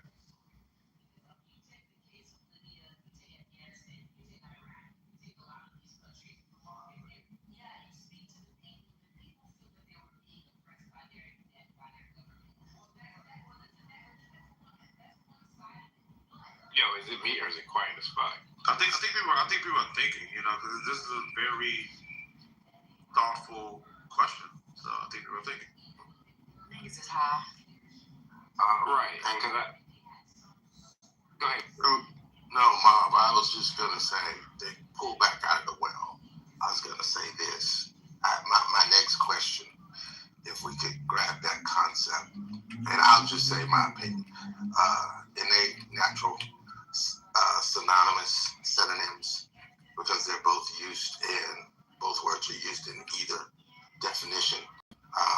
Code is taught, code is assimilated, and my question outside of that was going to be, if code is taught, then can it be unlearned. And if something is taught, it can be unlearned. Let me just go ahead and answer the question before we go down that rabbit hole. And if it can be unlearned, then those that actually choose not to participate in code, in girl code, boy code, whatever, guy code, if they choose not to participate in code, what is the genesis or what is the accelerant for them to unlearn it and not participate in it? But that's where I was going to go with that. Can you break that question down, please? GA, you know that. I'm sorry, Mom. No, GA, just real quick before you get back with the ladies. You know, before you even said unlearned, when you was asking about if it was taught, I was already kind of thinking, I don't know if the bro code is taught, but it is learned. And I know that sounds crazy, but because it's natural. Yeah, like I think it's learned. I don't think no one ever taught me the bro code. I think it's just some things you just knew. You just kind of know. And obviously the bro code changes amongst bros, but I think we do have this like quiet unity code. Even when we speak to you, like we kind of, you obviously people say it, like you kind of know you can get punched in the face, right? So you always just a little bit more careful when you're talking to a man. And that's, I can't, yeah, it's really hard to explain. Yeah, well, you know what? You have to like that. You have to hold on, real quick. Let me say this real quick. It's almost like, GA, after you get out of an argument or a fight with a brother, that thing where you can just, have a beer right after. That's like not something that was really taught. It's just something that you kind of just felt. You just learned it. You just knew that was the right thing to do. But go ahead, yeah. Claus said it perfectly in that, and I get what you're saying. What you're saying is this, and this is the point that I say. When I say taught, I think people are misconstruing that with somebody came alongside you and said, "Hey, young brother, this is the bro code, and these are the lessons that you need." No. Because 90% of what we assimilate in our lives, nobody came beside us and said, "This is what you do." What has happened is there is now this one is innate. We have an innate sense of tribalism as human beings. And to be accepted into a tribe, we actually assimilate and we ingest the actions and the beliefs and the values of the tribe in which we want to be accepted into. In that sense, we observe the behaviors of others, how they behave, how they actually interact with each other and assimilate that. That is a form of teaching. And we learn that way. So the head nod, nobody ever came to me and said, "Hey man, when you see another brother on the street, do the head nod." Nobody ever taught me that. Nobody ever told me that. But I was taught by observing other men doing it and assimilating that behavior. That is also teaching. And I think that's what you're getting at, Miles, which I thought was just readily understood, but no one comes along and teaches us. Hey, the bro code. Hey, nobody comes along and tells us the bro code, word by word, the bro code, but we are taught by observing. It's inherent. And I'm gonna land right there, and I'm gonna let y'all have it because obviously I'm being disruptive at this point. So I'm gonna let y'all go ahead. We love you, but I don't want to be disruptive. That's why I've been so quiet. Man, fuck it up, because it's not. This is. I mean, I told Bob before. I said I'm not a cold person, but I was just interested to know how y'all believe about that, because I believe in what you're saying. I believe we observe it because we have a desire to belong. And when you send kids to school, when you send kids to school, just like the young lady was talking about, you know, the little kid was in a wheelchair, and her son went and ran and grabbed a balloon. Her son wants to belong at school. They don't want to be ostracized. Her son doesn't want to be off by himself. He wants to be accepted by the tribe, whoever the tribe is. So that's why kids go to school. And they come home doing different things than their parents necessarily told them was right or wrong, because they want to be accepted. And they are taught by the tribe to do certain things. So GA, so I hear the point you're making, and I think it's a slight move of the goalpost. I'm saying to say that this was a comparative question, meaning that girl code versus guy code or bro code, and so both are forms of behaviors that are taught, but what has more rules, or what code is more robust and more used? And I would say the bro code is, because I would say it's more natural, is because it's more of a biological imperative for men to create rules. So, like, yeah, innate traits are innately men are stronger, faster, tougher, whatever the hell you want to use. Bigger, better pizza. That's men. Girls are, flowers. And rainbows and My Little Pony. That's gross.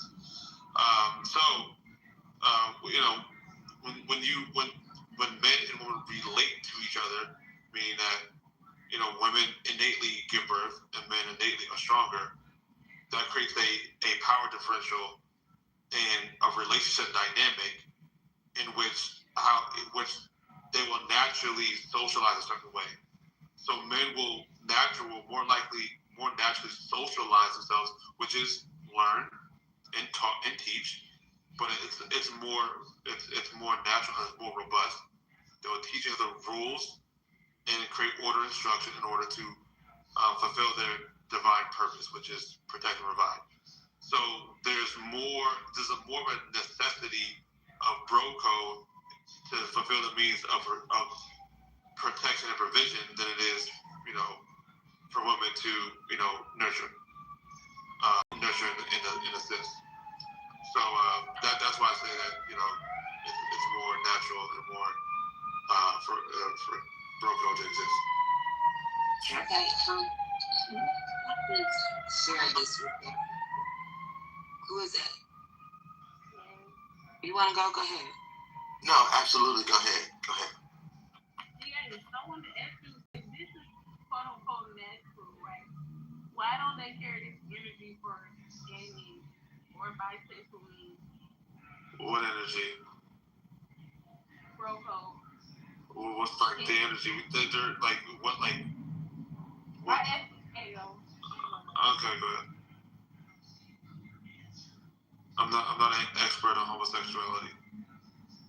So I'm just saying, like, y'all, the claims were y'all were just so united, but y'all are not this united when it comes to gay men. So I'm curious, does the bro code apply when we're talking about gay men? And I ain't talking about the men who are weed. Yeah. What percentage of men are gay? Right, man. I think it's a valid question, Mom. They definitely always play pause. This is an escalation ladder question. No. The question is valid, but I also want to know what percentage of men are gay. I'm just curious. Does she know that? No, but the thing is, she's assuming that it's not. Answer the question, please. Why you want GA to answer? Like, is there a particular reason? Please. I called his name. Yo, bro. All right. I don't think he wants to answer it, but I mean. No, I do want to answer it. I was just waiting for y'all to be done because I think it's a valid question. And if y'all want the stats, I mean, there's no definitive, peer-reviewed stats, but the best guesstimates of of research data is anywhere from 3 to 5% of U.S. males. That's not even that's not even something that can be quoted and be quantitative because no one knows really.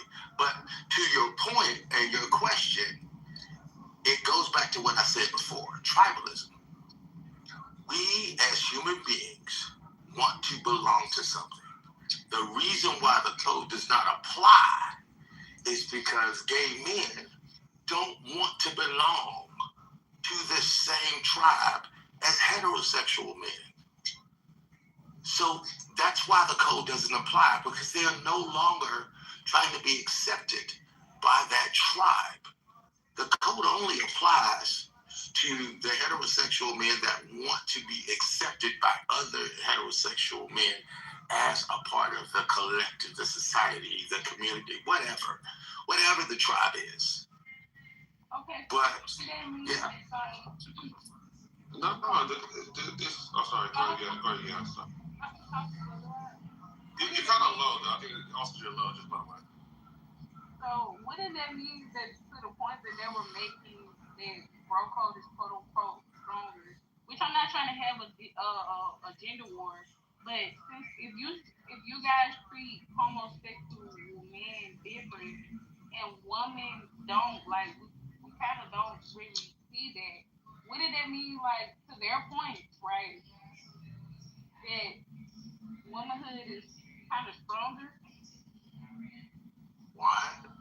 Now that's why I have to disagree. I get what she says. What she's saying is, why do we dip in and say, oh yeah, we're not gonna, claim a black gay dude as, part of bro code. We're not gonna see him at the gym and be like, oh yeah, I'm about to go spot that dude because he gay. You're not gonna go spot him. You're not about to go spot him. It's tribal. Did anybody hear what GA said about tribalism? Oh, okay, we're not in 2026, nigga. We're not tribe. We're not tribe. We are not rejecting. What tribe? Hey, bro. We are not rejecting them.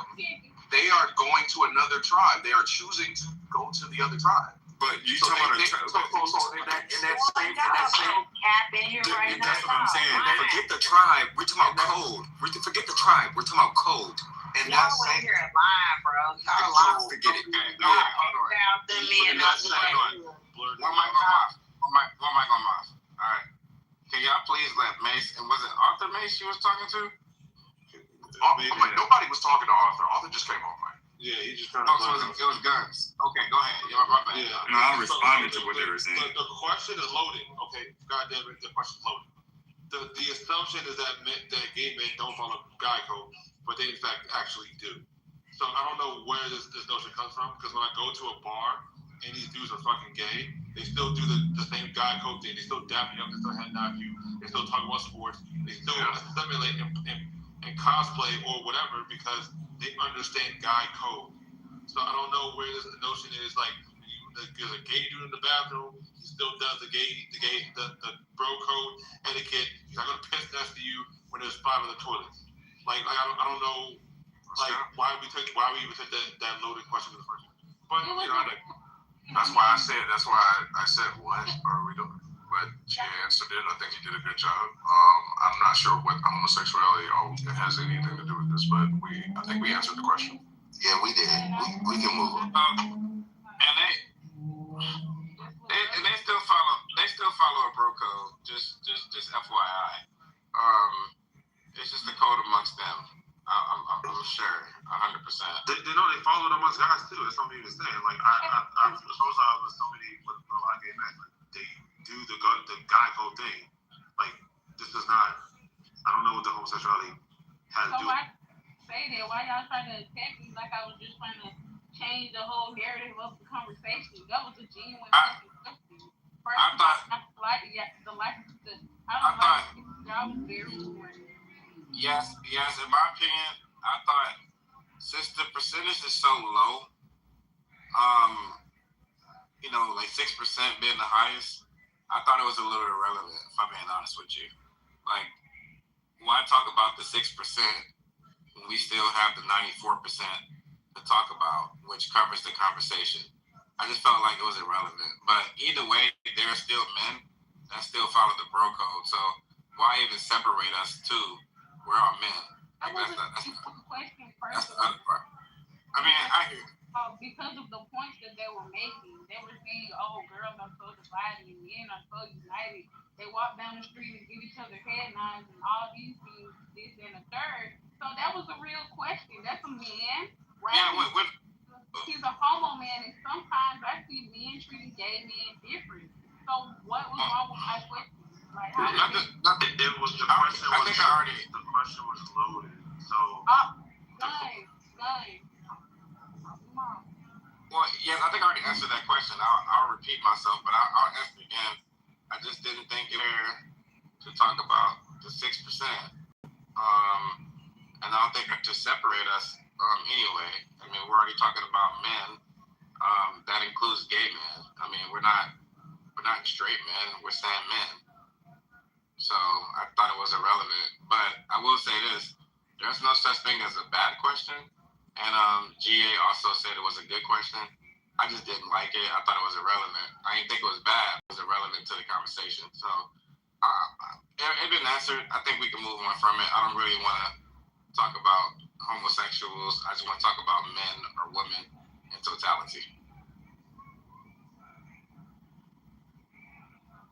With that being said, anybody want to speak on the title? Anything? Oh, go ahead, darling.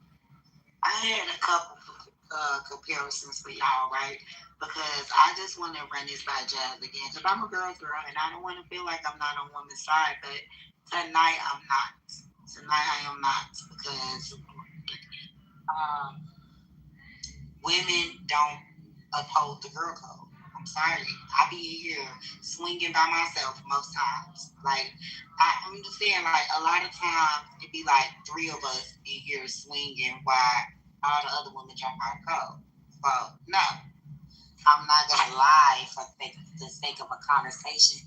And I've been in too many situations where a woman have done some dirtball shit that was so far from the girl code. And too many times us women leave each other in dangerous situations or don't look out for each other, as I said earlier. So I'm going to talk about some of the places where the girl code don't exist. The workplace. The girl code do not exist in the workplace, okay? But for the most part, okay? Nobody. They charge the girl code. It don't. Women don't. Men, like say where I said earlier, men pull each other into their business avenues. They pull each other to their new business ventures. They grow it all the way through. They help each other on the job training. They do these type of things. And they want to be the most important, spiffiest, shiniest crayon in the crayon box. It's just the truth. Like, we're oftentimes in competition. And I understand why. If you go way back to Queen and King times, right, the men were in cahoots. The women were in competition. They had to be ready for the seasons that was coming up and when it was time to pick a partner. And the prettiest girl won. And it's still like that to this day. It hasn't changed.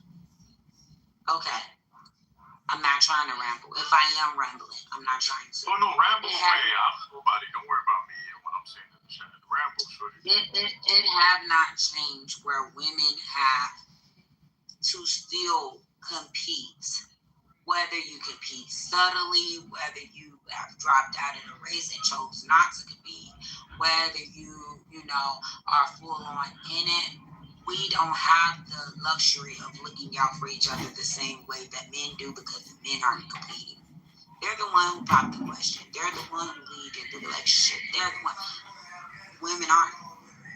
I mean, on the most part, America's still like that. Yes, the world is new and women propose and women lead in relationships, but for the most part, men still do. And so the environment for women is different. Men and women are different. Men have to be in the space where they all look like they're doing the same thing, even if they're not. So, like, the whole thing, keep your enemies close and your friends closer, that's what men are doing. They're all playing the same game, whether they like each other or not. Women aren't. We're playing 25 different games. That's all I'm saying. I respect every woman in here, and I'm just saying, that's all I'm saying. So, do you understand what I'm saying now? Yes? No, she don't. You gonna say yeah to be nice, but no, she don't. Alright, let me. No. I understood some of the things that you were trying to say. Then it's like, I ain't gonna lie, I had stopped listening. Okay, you were rambling in the motherfucker. That's why it was hard to keep up, darling. I was listening. Why you? You ain't got to say shit.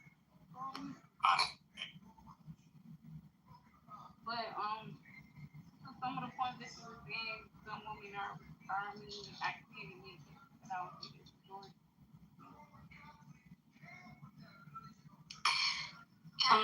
Is anybody else going?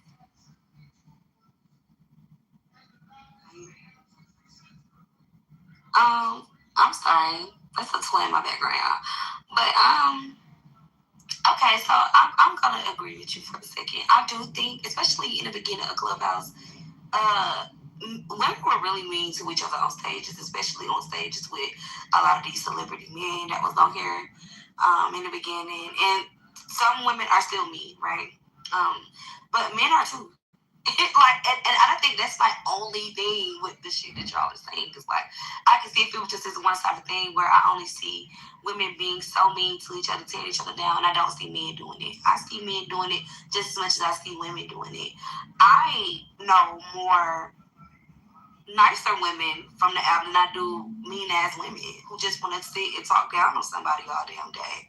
I don't even really sit around women on the app or ever like that, just sit and do that. Like, gossip in school, I don't really care that much about that. But to sit and be mean to somebody specifically in a room every day, all day, it's fucking weird. And I'm going to think you're a fucking sicko. Like, I'm going to think you're crazy. So I'm not going to be in rooms with you for real. Like, this is really not my vibe. Like, I'm not going to do that. But I don't see this one-sided thing like how y'all see. Y'all keep making this seem like it's a women's thing, and I don't get that. Even in our disagreement, we haven't cursed at each other. We haven't yelled at each other. And that don't mean we don't have our days where we do curse and yell. But for the sake of the conversation, I think we have been exhibiting great girl code.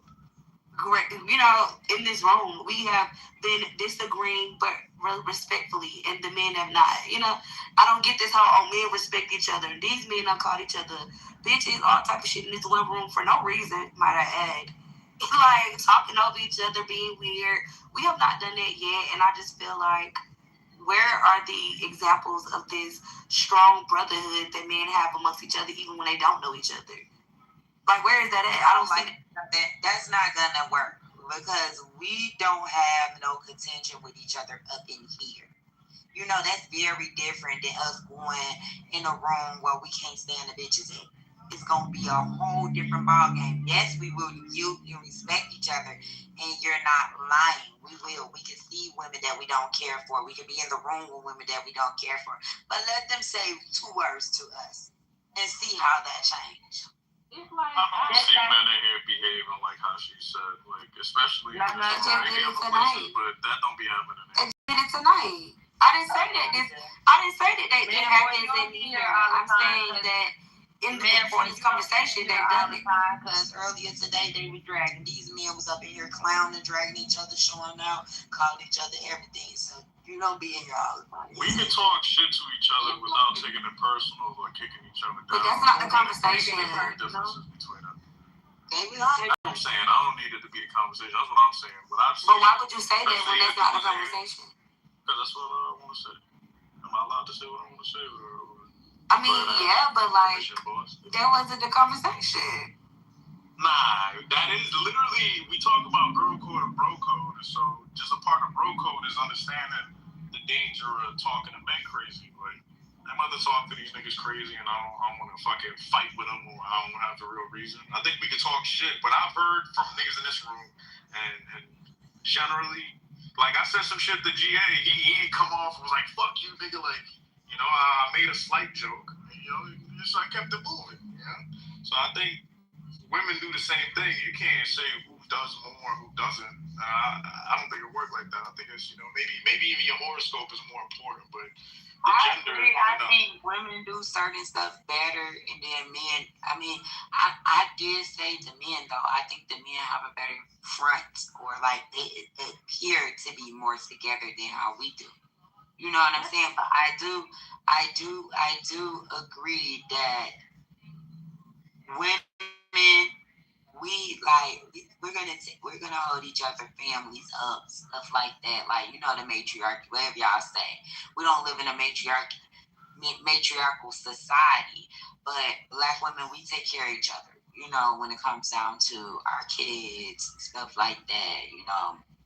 And my sister, all that type of stuff. But we also, it's really not fair because we also take care of the men too. Like we take care of our brothers as well. We don't just leave them hanging by the wayside, or we won't do for their kids, but we'll do for our sisters' kids. It's not like that at all. So I just feel like with the women, we're kind of there for everybody. It's what we taught to do, but we do have certain folks. I don't know how to put it. Like it is a nasty side to that coin, right? But then, for the men, do agree with Nia and them. Like these men be out here killing each other, snaking each other, backbiting.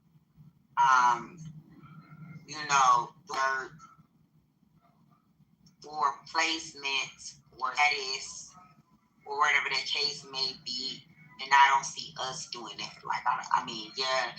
Women will do some underhanded shit, but we not out here shooting each other up or,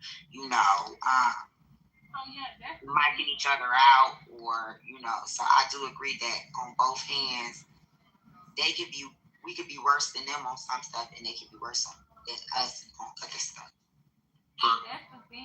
I was like, it's like I'm not questioning. It's like I don't have a problem with you thinking either gender is cold or strong. I'm just questioning. I'm just questioning the reasoning behind it. It's like a lot of the examples that people give me, it's not really proving anything. Like for instance, the example that about the two men walking past each other with a quick head nod.